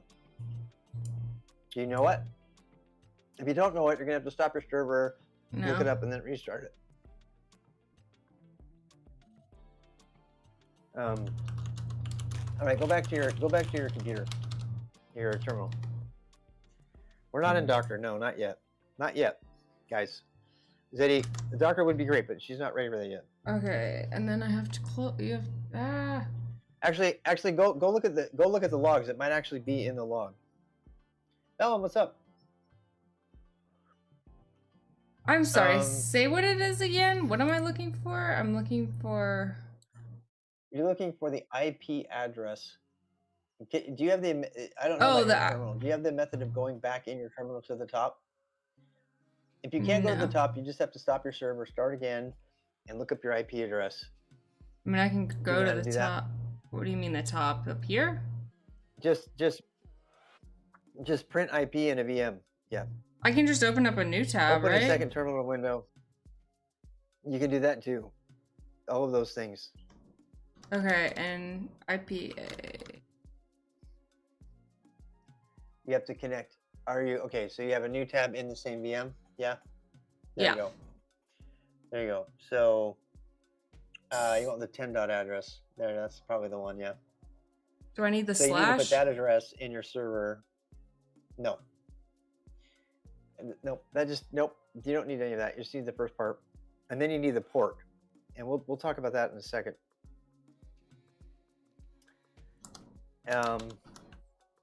Yeah, you guys know me talking about TMUX. Yeah. Yeah, I usually talk about TMUX right here. All right, so you need to go back to your Minecraft, which we can't see. Yeah. Oh, you doesn't need the port if it's the default. Probably true. Yeah, if it's the default, then yeah, you're probably right. Okay, so I'm done, right? Yep, you should. Yep, that should be fine. There it is. Now, if you wanted to run a different server on a different port, yeah, look at that. It's running 1.21.8. Wait, why is that X'd out? Incompatible version. Remember what I said that the server might not be compatible? Yeah, I thought that might be true. That's because it's either because your Minecraft server client is too new or too old, or because, well, actually, the OpenJDK, the Java that was already in your Kali Linux, seems to have started the server without an error. So I don't see that's a problem. So I think it's probably a matter of you need to install the right software for the right version. You need to install version 1.21.8, which is really new, it sounds like. Okay. So either that, or you have to install the old server and install that server instead. Okay. And I don't remember how to have multiple versions of the same client. I think, yeah, done. So, yeah. You click join server, right? No. Did it join server? Let's try join server. Try it again. Let's do join and see if it works. I thought we tried that and it didn't work. I must have missed that. I can't see it. You switched. Yeah, there we go.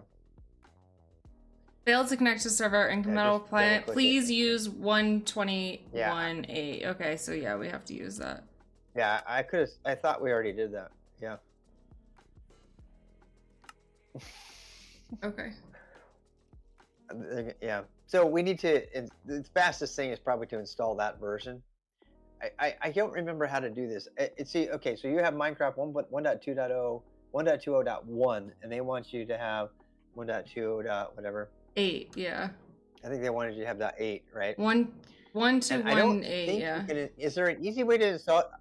I'm going to ask Chloe how to install it.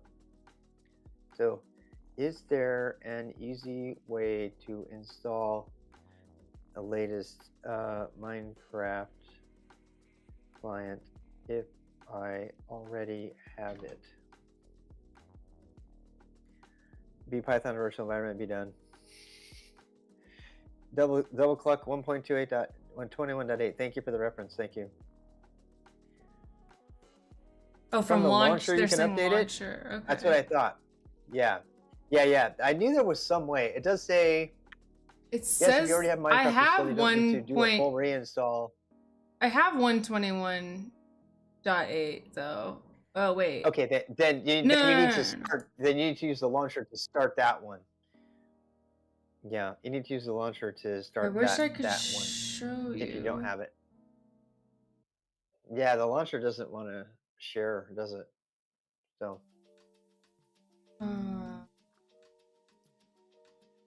Oh, never mind. It said waiting on install. Okay. Oh, is it? Okay. Let's go ahead and install that, and yeah. Okay. Goes without saying, but and that could be success for the night, is getting you connected to your server for the first time. There's a bunch of work to make this easier, like putting that startup command, understanding it, putting it in a script, running it.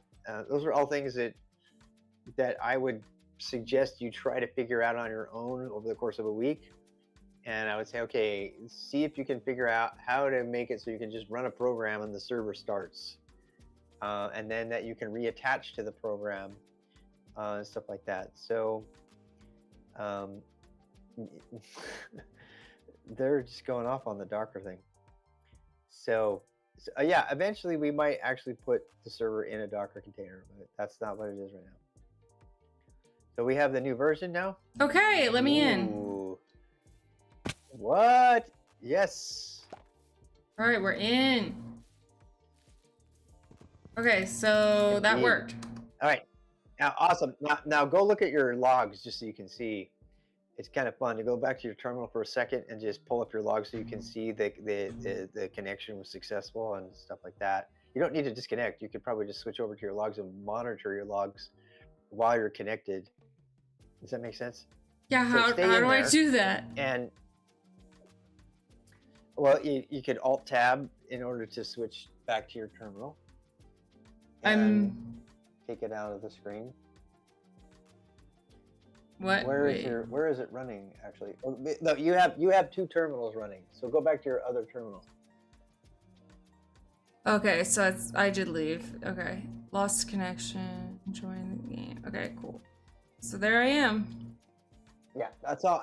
I just wanted to show you that. That's the log. So you could actually keep that kind of on the screen, on a separate screen, if you wanted to see when people come in. You can actually execute commands from here. There's a bunch of things you can do from here. You can ban people, you can add people, you can mod people.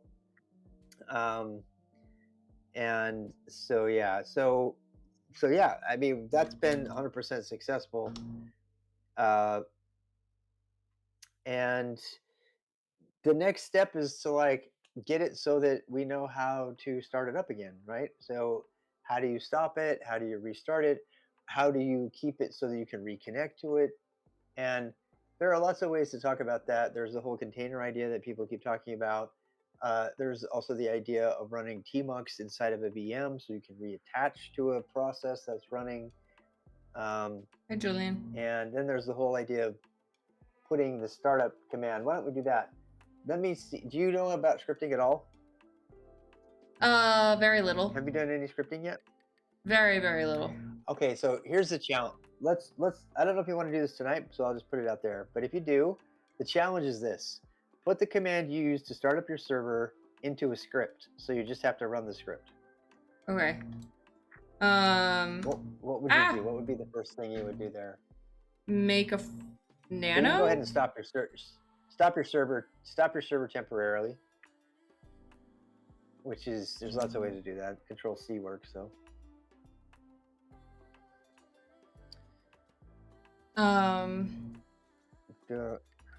Okay, could I nano a script? Don't know about it at all. You absolutely can. Nano, Minecraft server .sh, I guess? I am a huge fan of not putting suffixes because then you can't change the language later. Right, okay. It's actually kind of against Unix way. I talked about that last time. I would say something like nano start Minecraft or Minecraft server or whatever you want. It's whatever you want. Okay, now that command you use to start the server, that's what you're going to want to put in there.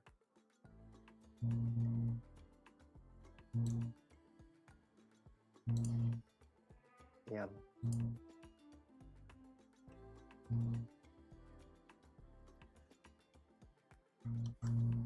And that's it, right? And then we're going to need to change you're going to need to change the Minecraft server file to something else. That Minecraft _server.1.21 is not correct. because Oh, right. Okay. you downloaded it as a different name. I think you, yeah. Didn't you already give it a name? Yeah, but I was gonna try and change it, but never mind. Okay. I'm gonna... Either way is fine. Minecraft. She doesn't need a shebang, guys. She doesn't need a shebang yet. We will do shebang, but she doesn't need it yet. And there's a reason I'm not doing that yet. That's fine. I don't know. That's fine. Okay. You can do any of those things are fine. So. All right. So. Yeah. So you can ls to see if you got a file there. Okay. So I'm gonna let you figure this out on your own. Change this to what was it? I forget. I think it was server.jar. Server.jar. Yep.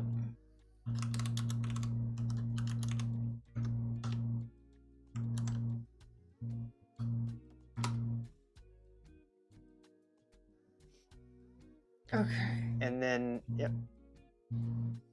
Okay, now how do you run it? /Minecraft server.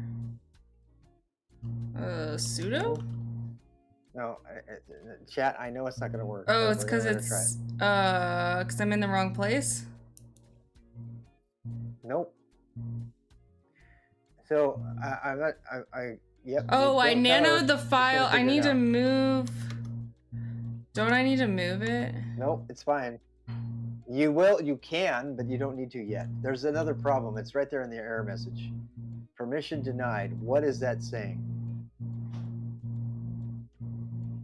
Run it ls in that file. Look at that. Do ls space -l /Minecraft server and look at the permissions on the file.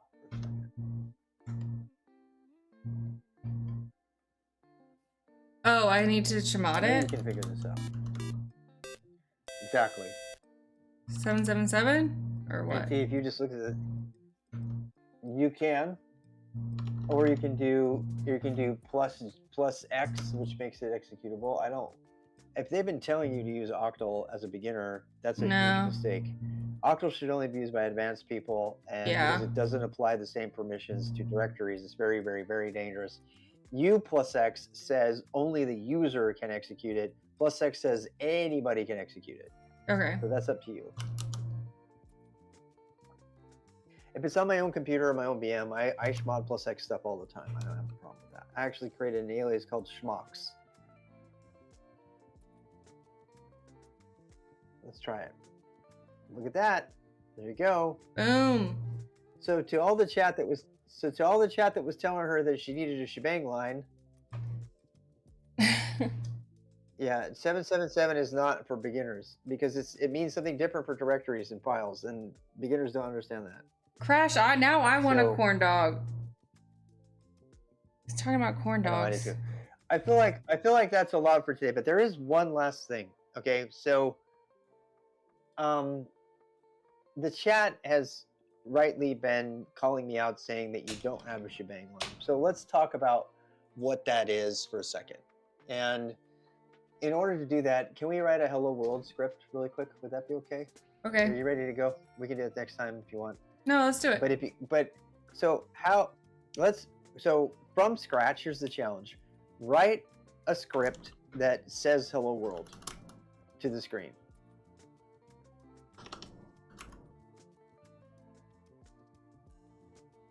Somebody said something about shebang. Oh my God. Do not tell people to do that, Patroclus. You better put a kappa after that shit. When people, okay, so Sly, just, you know this already. People are going to troll you, and they're not going to put a kappa after something, and you cannot tell whether they are serious or not, and sometimes they'll tell you things that will completely destroy your system.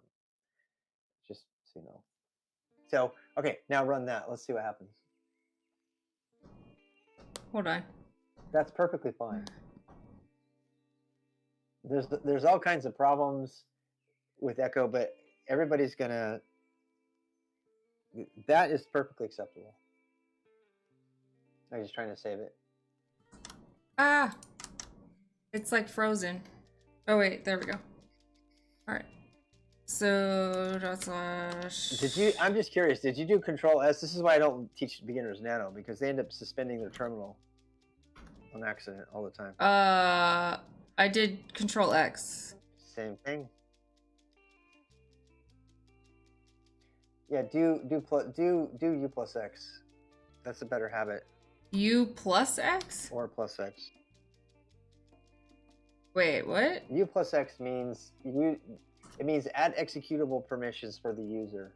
Like that? And this is something that's called symbolic notation. Okay, so Schmod has two ways of using it. One is called symbolic, that's what you're using now, and the other one is octal, and octal is almost never a good idea. You'll read about it all over, but it's almost never a good idea. So, because this is more precise, so let's go ahead and try to run it. They're typing bullshit commands. Don't do anything. Ah! I didn't mean to do that. They're telling you to destroy your computer. Yeah, they usually are. Sudo RMRF, yeah. Okay, so it ran, right? Yeah. All right, now I want to I'm going to teach you a little bit of Python. Do you know any Python? No. Have you ever used Python before? Okay, so let's make sure you have Python on the computer first of all. How do you do that? Python which, or which Python I mean? Ah, I keep doing tab instead of. Oh my god.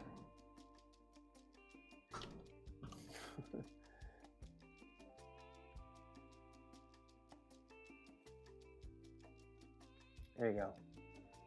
Okay, so you have it. Good. All right, now, so let's edit that file that we just did. Go up and go Nano or whatever you want to do. Let's edit the same file you just had. Oh my god. Let's make that file into a let's make it into a Python file instead of Bash. Okay. Okay, and the only thing you need to know about this is that the command to print hello world is not echo, it's print. So you change the word echo to print.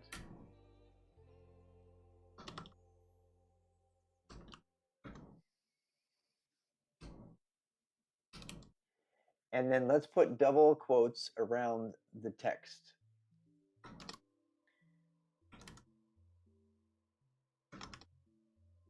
Hello world. The thing that you want to print needs to be inside of double quotes. It's called a string. Okay. And then one last thing, that will work in Python too, but one last thing, you need to put all of that in parentheses. So print, left parenthesis, hello world, and then right parenthesis. Ah.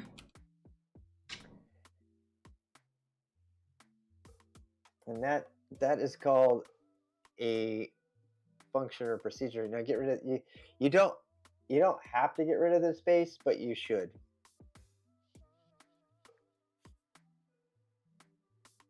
The one after the print, let's get rid of that space there.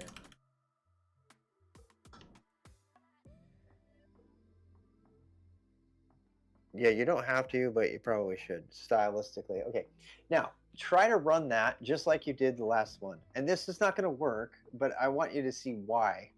Because of it's not a .py or whatever? Well, that's kind of part of it.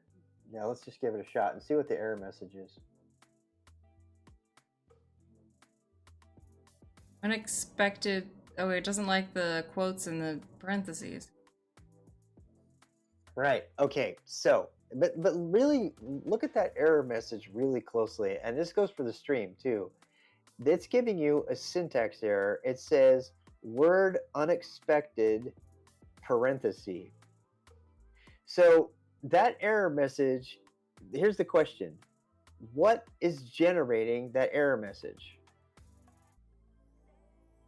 Where is that error message coming from? I have no idea. Well, if you dig into it, you can see that this is not a Python error. This is an error that's coming from shell. In this case, Z shell, because that's your shell that you're currently running, right? You're running Z shell, right? Okay. So what I'm getting at is that when you don't have a shebang line, which we're going to add, the system assumes that the lines inside of the file are the same as the shell you're running. So the assumption is that those lines in that file, you made the permission runnable, and your computer says, okay, I'm going to run it, but you didn't tell me how you wanted to run it, so I'll just run it with whatever the shell is. So it uses the same shell. So to fix this, we have to give the computer a hint. We have to tell it what language it is.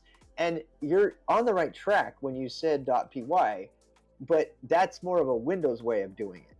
The Unix way to do that is to add a shebang line. So let's open the file again and add that. A shebang is and just... we'll talk about what a shebang line is. Is this? Yeah. So do you know shebang? No. Yeah. So we need to add, yes, it is shebang line. And then you need to put the path to the program you want to run that. So I don't remember where Python was. Here's a fun thing. Oh, never mind. You're in Nano, not VI. That won't work. Never mind. So do you remember where your Python was? No. If you don't, you might have to exit. You might have to exit and do which Python, or open and go to your other terminal and go which Python. Oh, that's right. You're running something there. Never mind. Can't do that. So you can exit here, open a new terminal. This is where Tmux would come in. Is that a Ricky Martin song? All right. So you see that? You can copy and paste that full line. User bin Python. Above or below this? Okay. Now put that. That goes. The shebang line must always be on the very first line. Yeah. Shebang. Hashtag bang. I know this is a lot, but this will be it. You can go ahead and paste that with no spaces. And that'll be the end for tonight, I'm guessing. No space here? What time is it? Oh my God, it's 10:30 here. Okay. No, yeah, generally people don't spaces, yeah. Okay. All right, so there you go. Now exit out of that and try to run that. And there are definitely other reasons to do it. One of them is that it gives a hint to your editor about how to make it pretty and all of that. There's just a million reasons to put a shebang line in everything.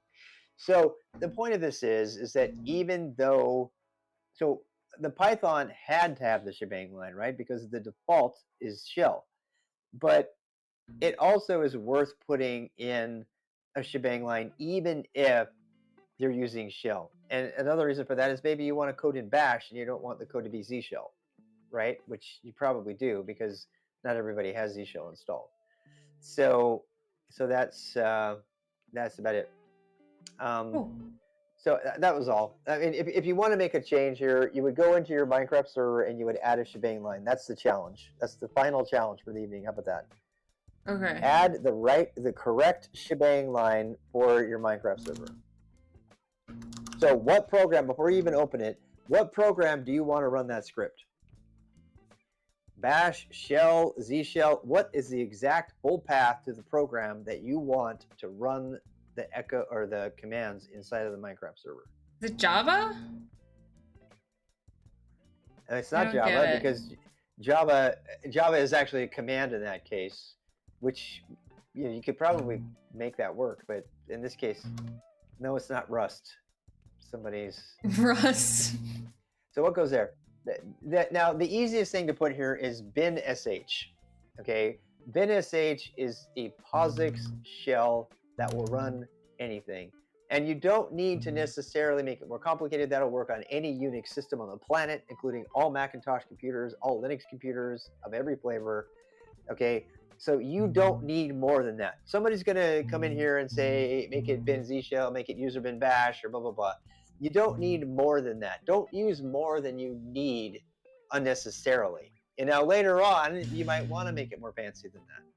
So there you go. Mac is the largest Unix system on the planet. Somebody's giving shit to Macintosh people. That's fine. Yeah. Exit and run. You're done.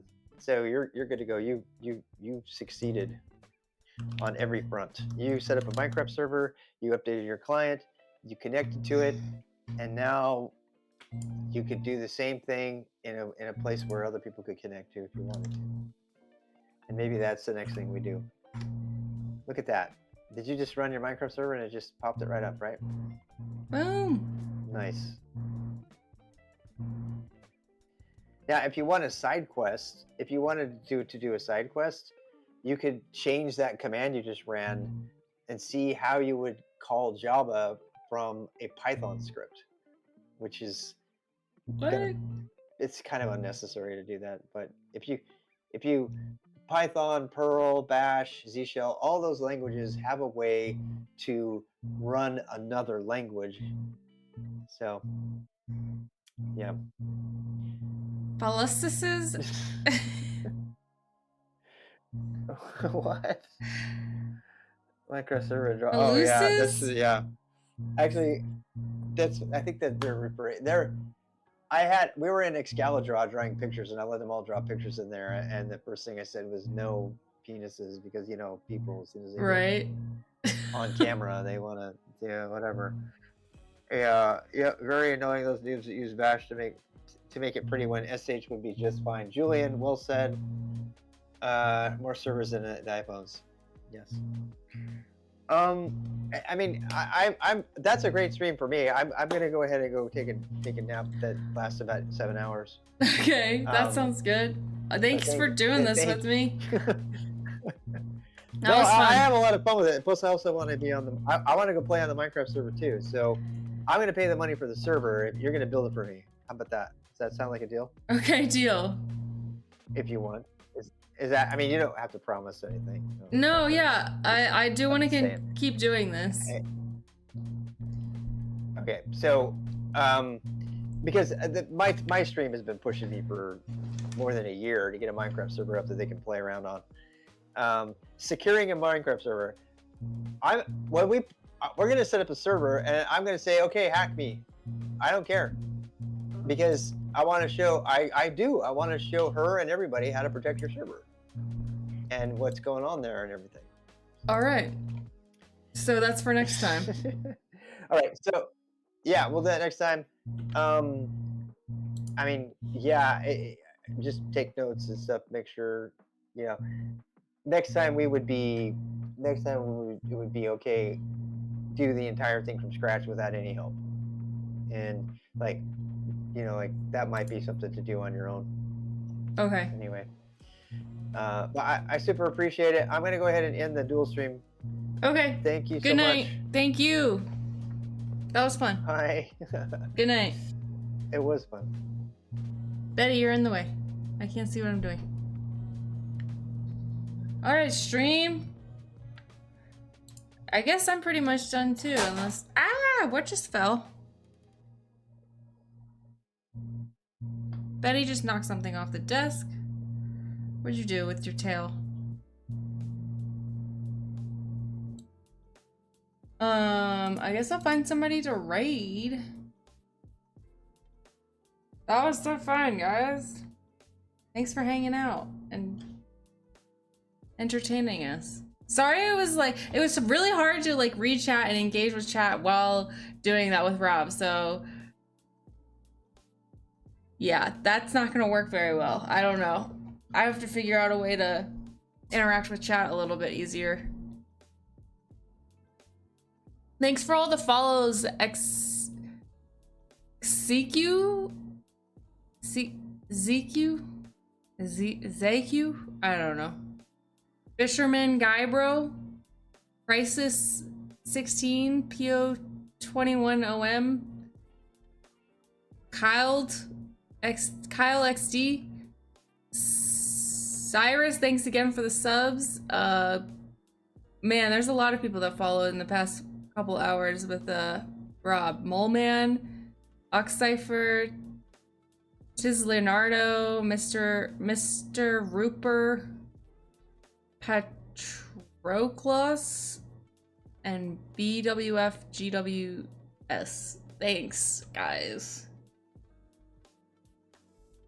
Or just reboot and cron tab if you want to be dirty. What? What are you talking about?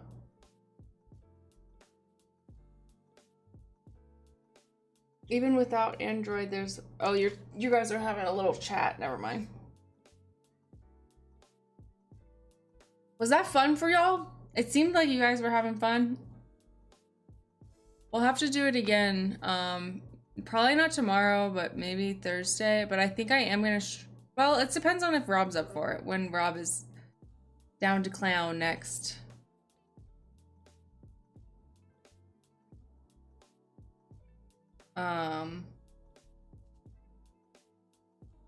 Let's see. Do we have anybody to raid? Ooh, Oreo Butt and Shy Hat are going. Let's see who else.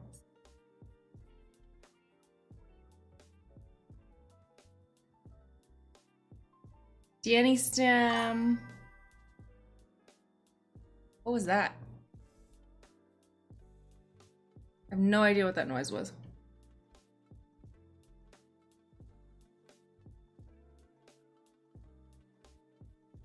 We could do Oreo Bite or we could do Danny Stem again if you guys have any preference. That was a lot of rabbit holes to not find any bunnies.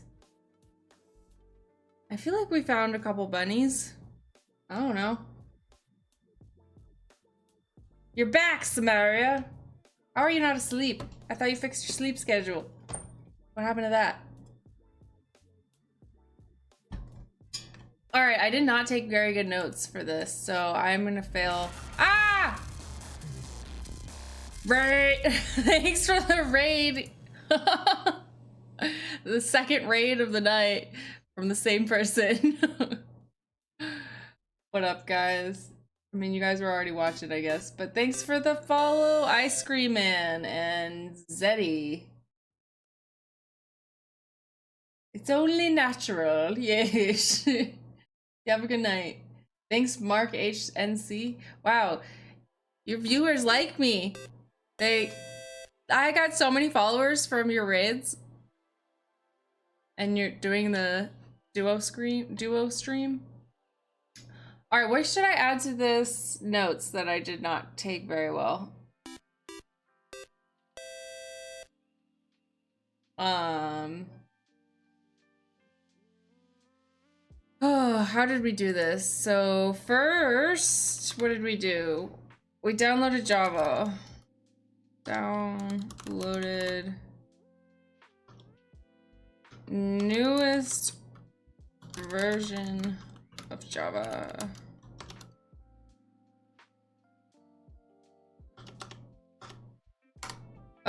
Then what did we do?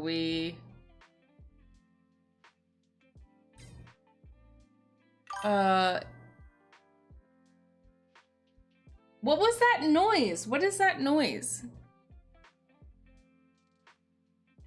We're always looking for someone to watch instead of him.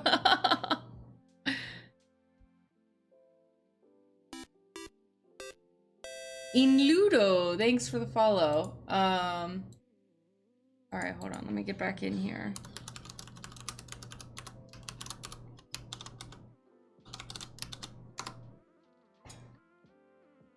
So then,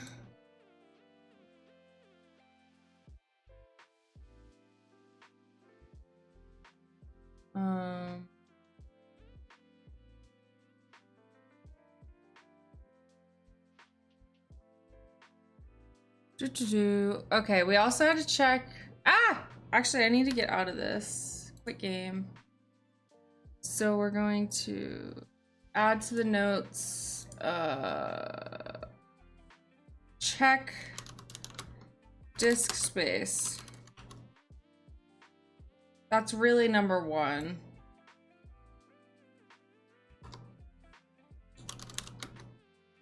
Disk space. Then we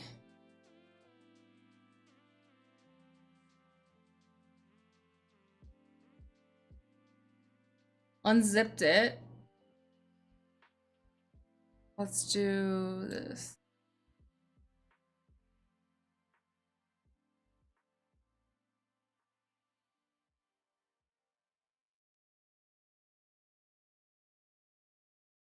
Wait, which one was the right one?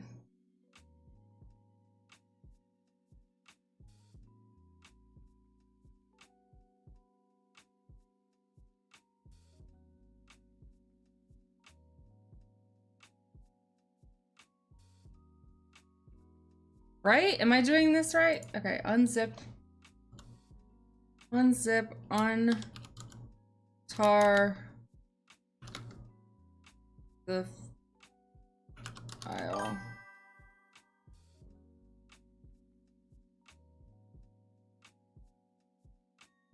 Oh.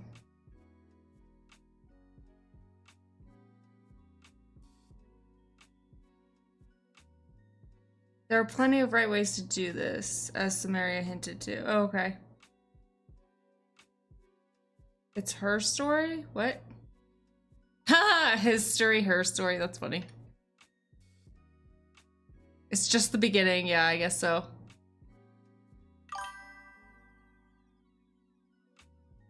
Oh, yeah, I forgot about history. Okay, but I was running the server, so let me kill the server. And then history. Alright. Doo-doo-doo. It is sexy, isn't it? The file.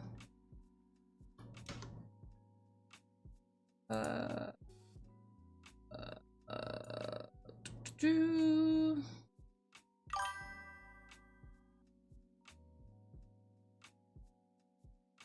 When you are beginning, you are not allowed to use the up arrow to find what you need, and when you have been doing it for 20 years, basically that is the only way. Okay. That seems fair. Sure. I keep forgetting I can't copy and paste. Ah!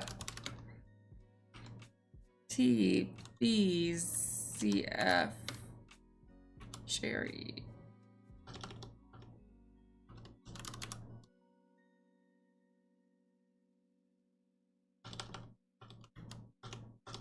Name of slash path to file.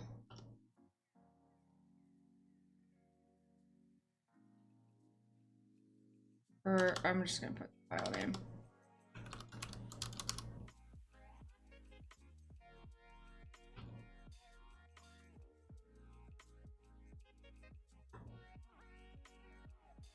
Okay, and then go to the directory that made, and then what did we do? We did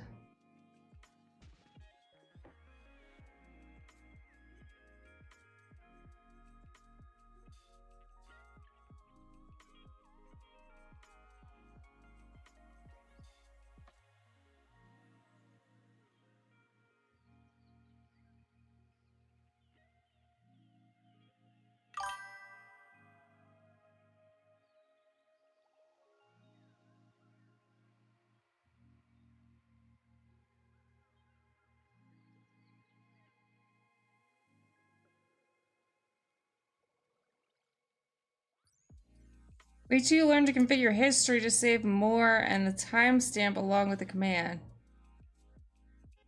Okay. Imagine rewatching your own streams to take notes. I have done that before. I've done that a few times. Only if they are prime numbers. Okay.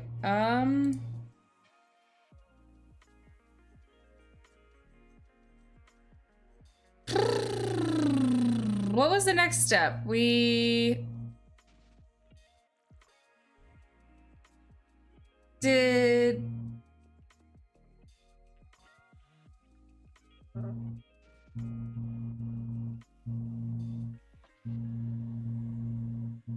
which Java? We checked which Java and then we put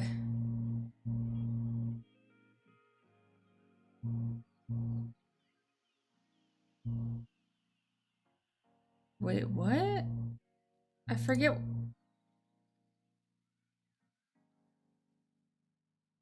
Oh, can you not? You can't see. You can see my obsidian. Okay, but it's on top of my Here, let me move this. Sorry, guys. I'm like the worst streamer.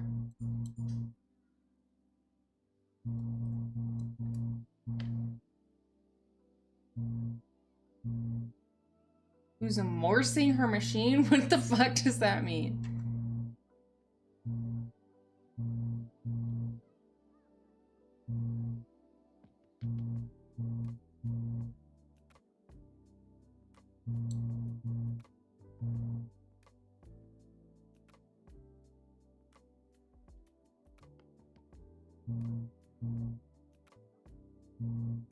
I'm driving to Atlanta the end of this month for EC Council Hacker halted.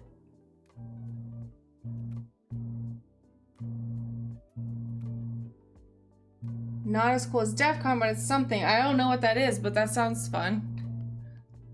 Good for you. Hold, I don't like killing MC. I've got corrupted map because of it. I love clean shutdown with plugins. Oh.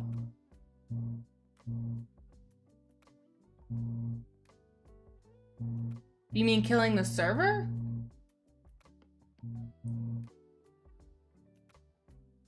How do you do a clean shutdown?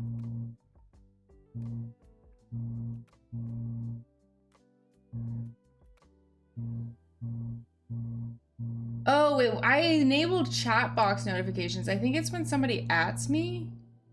But that doesn't make sense because nobody's been adding me. I don't know. I'll just leave it for now.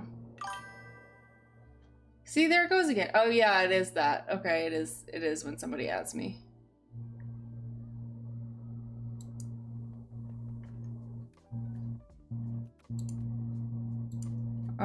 Go to that directory. Why did I need to go to the directory?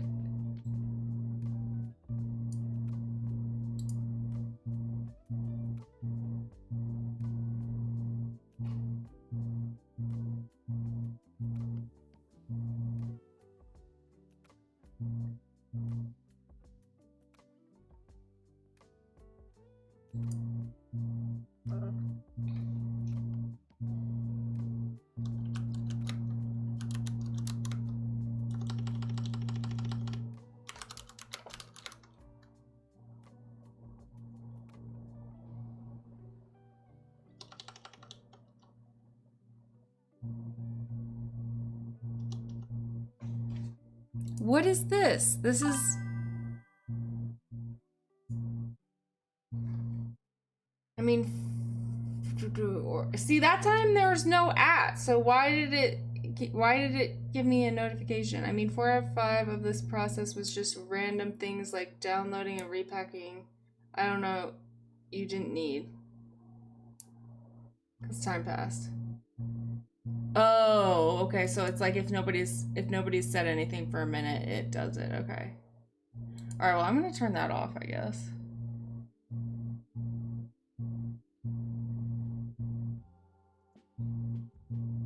Oh, just don't know. Most plugins for clean shutdown kick all players for a map cache flush to disk and kill the server. In the end, there's no real clean stop, but some action or kill. Well, that's, I feel, not very helpful.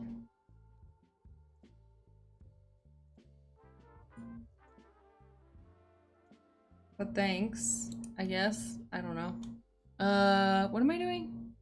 Great. Yeah, this was like a lot of rabbit holing and stuff, so I'm confused. So we did this command to run the server.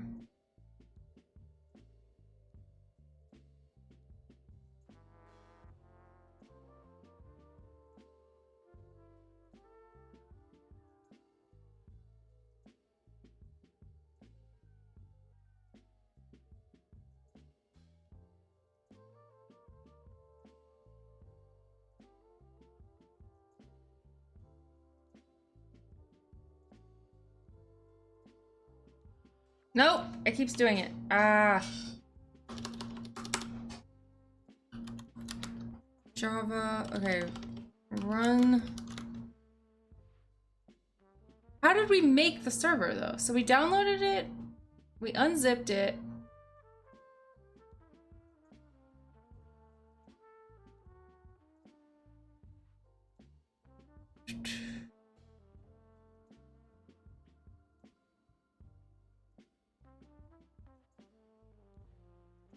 Like, what did we do in between here? I'm so confused.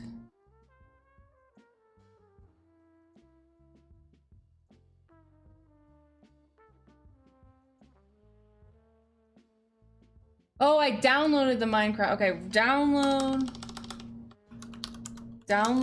the Minecraft.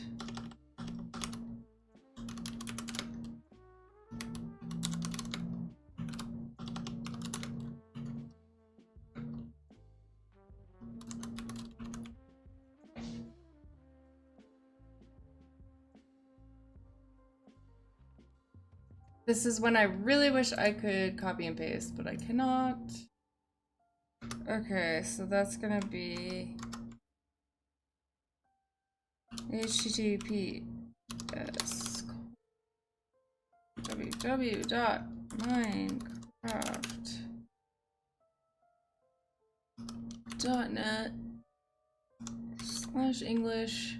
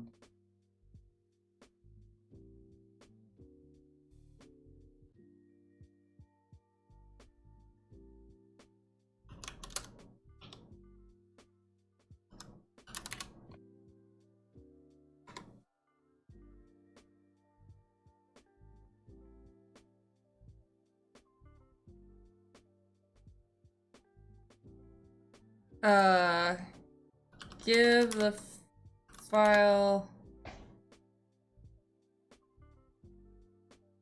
her, or give, what is it called? The EULA?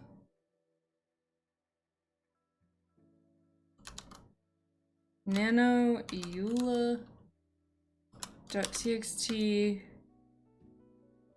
to agree to, what is it called? The,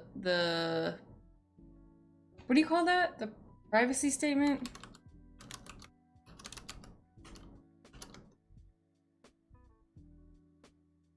Or user agreement?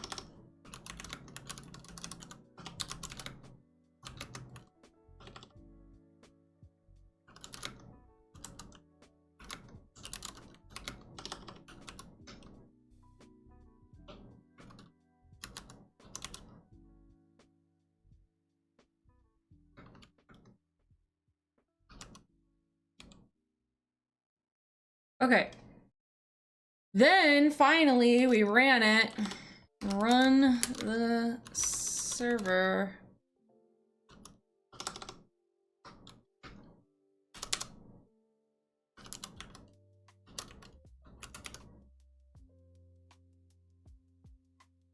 No. Then we nano. No. Nano Minecraft server. What did we put in there? I forget.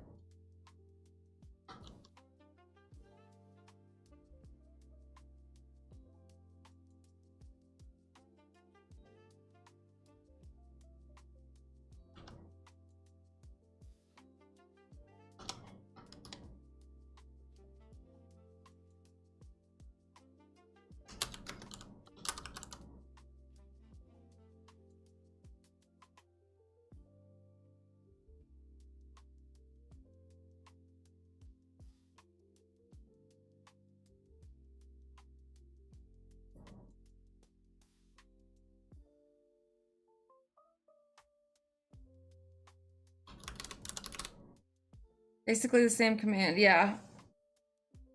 I did change the flag to from false to true. Okay. Thanks, guys. Vim. No Vim. Only Nano. I should start using Vim since I kind of learned how to use it. I already forgot though. But I have notes, so maybe I should try it next time.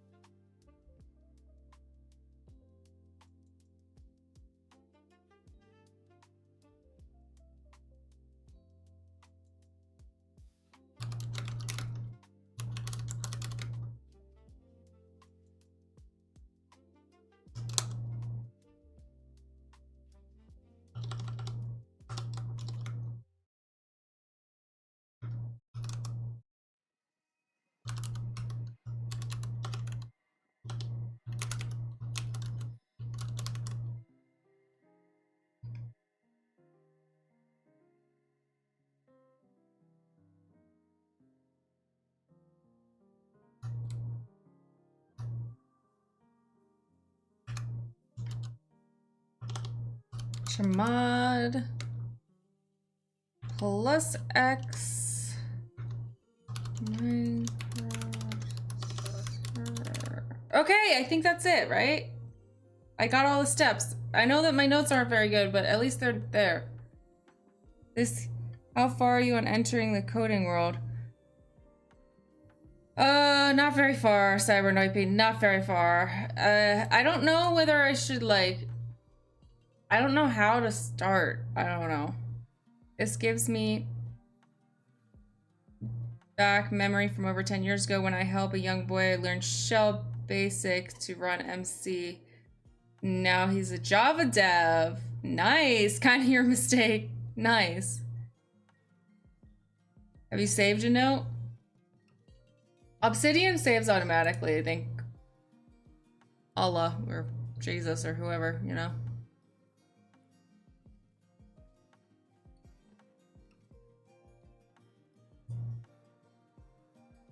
Okay, but then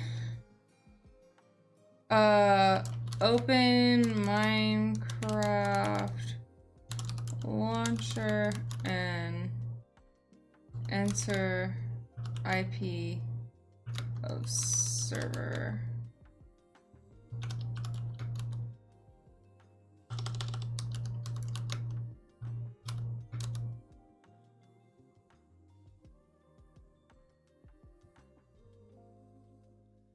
Okay.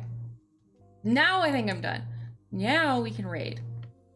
Are you ready to raid? I have no idea why I did that. Don't ask me. I'm just a weirdo.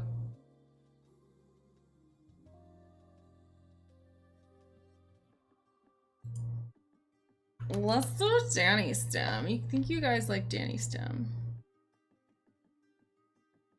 Right?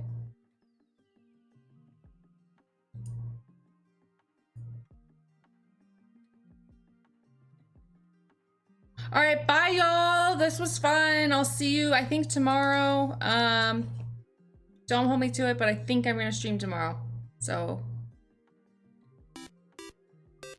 thanks for the follow, Julian. The vet. TH37? I don't know.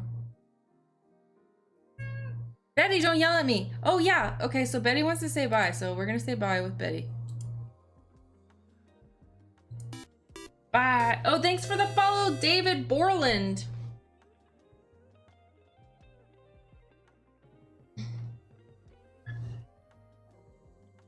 Say bye, Betty.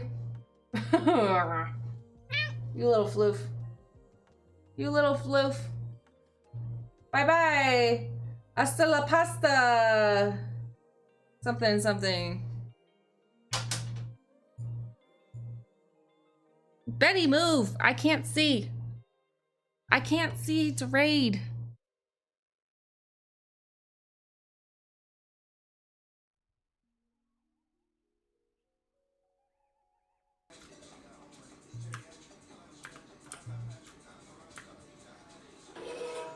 Hey. Good night, everybody.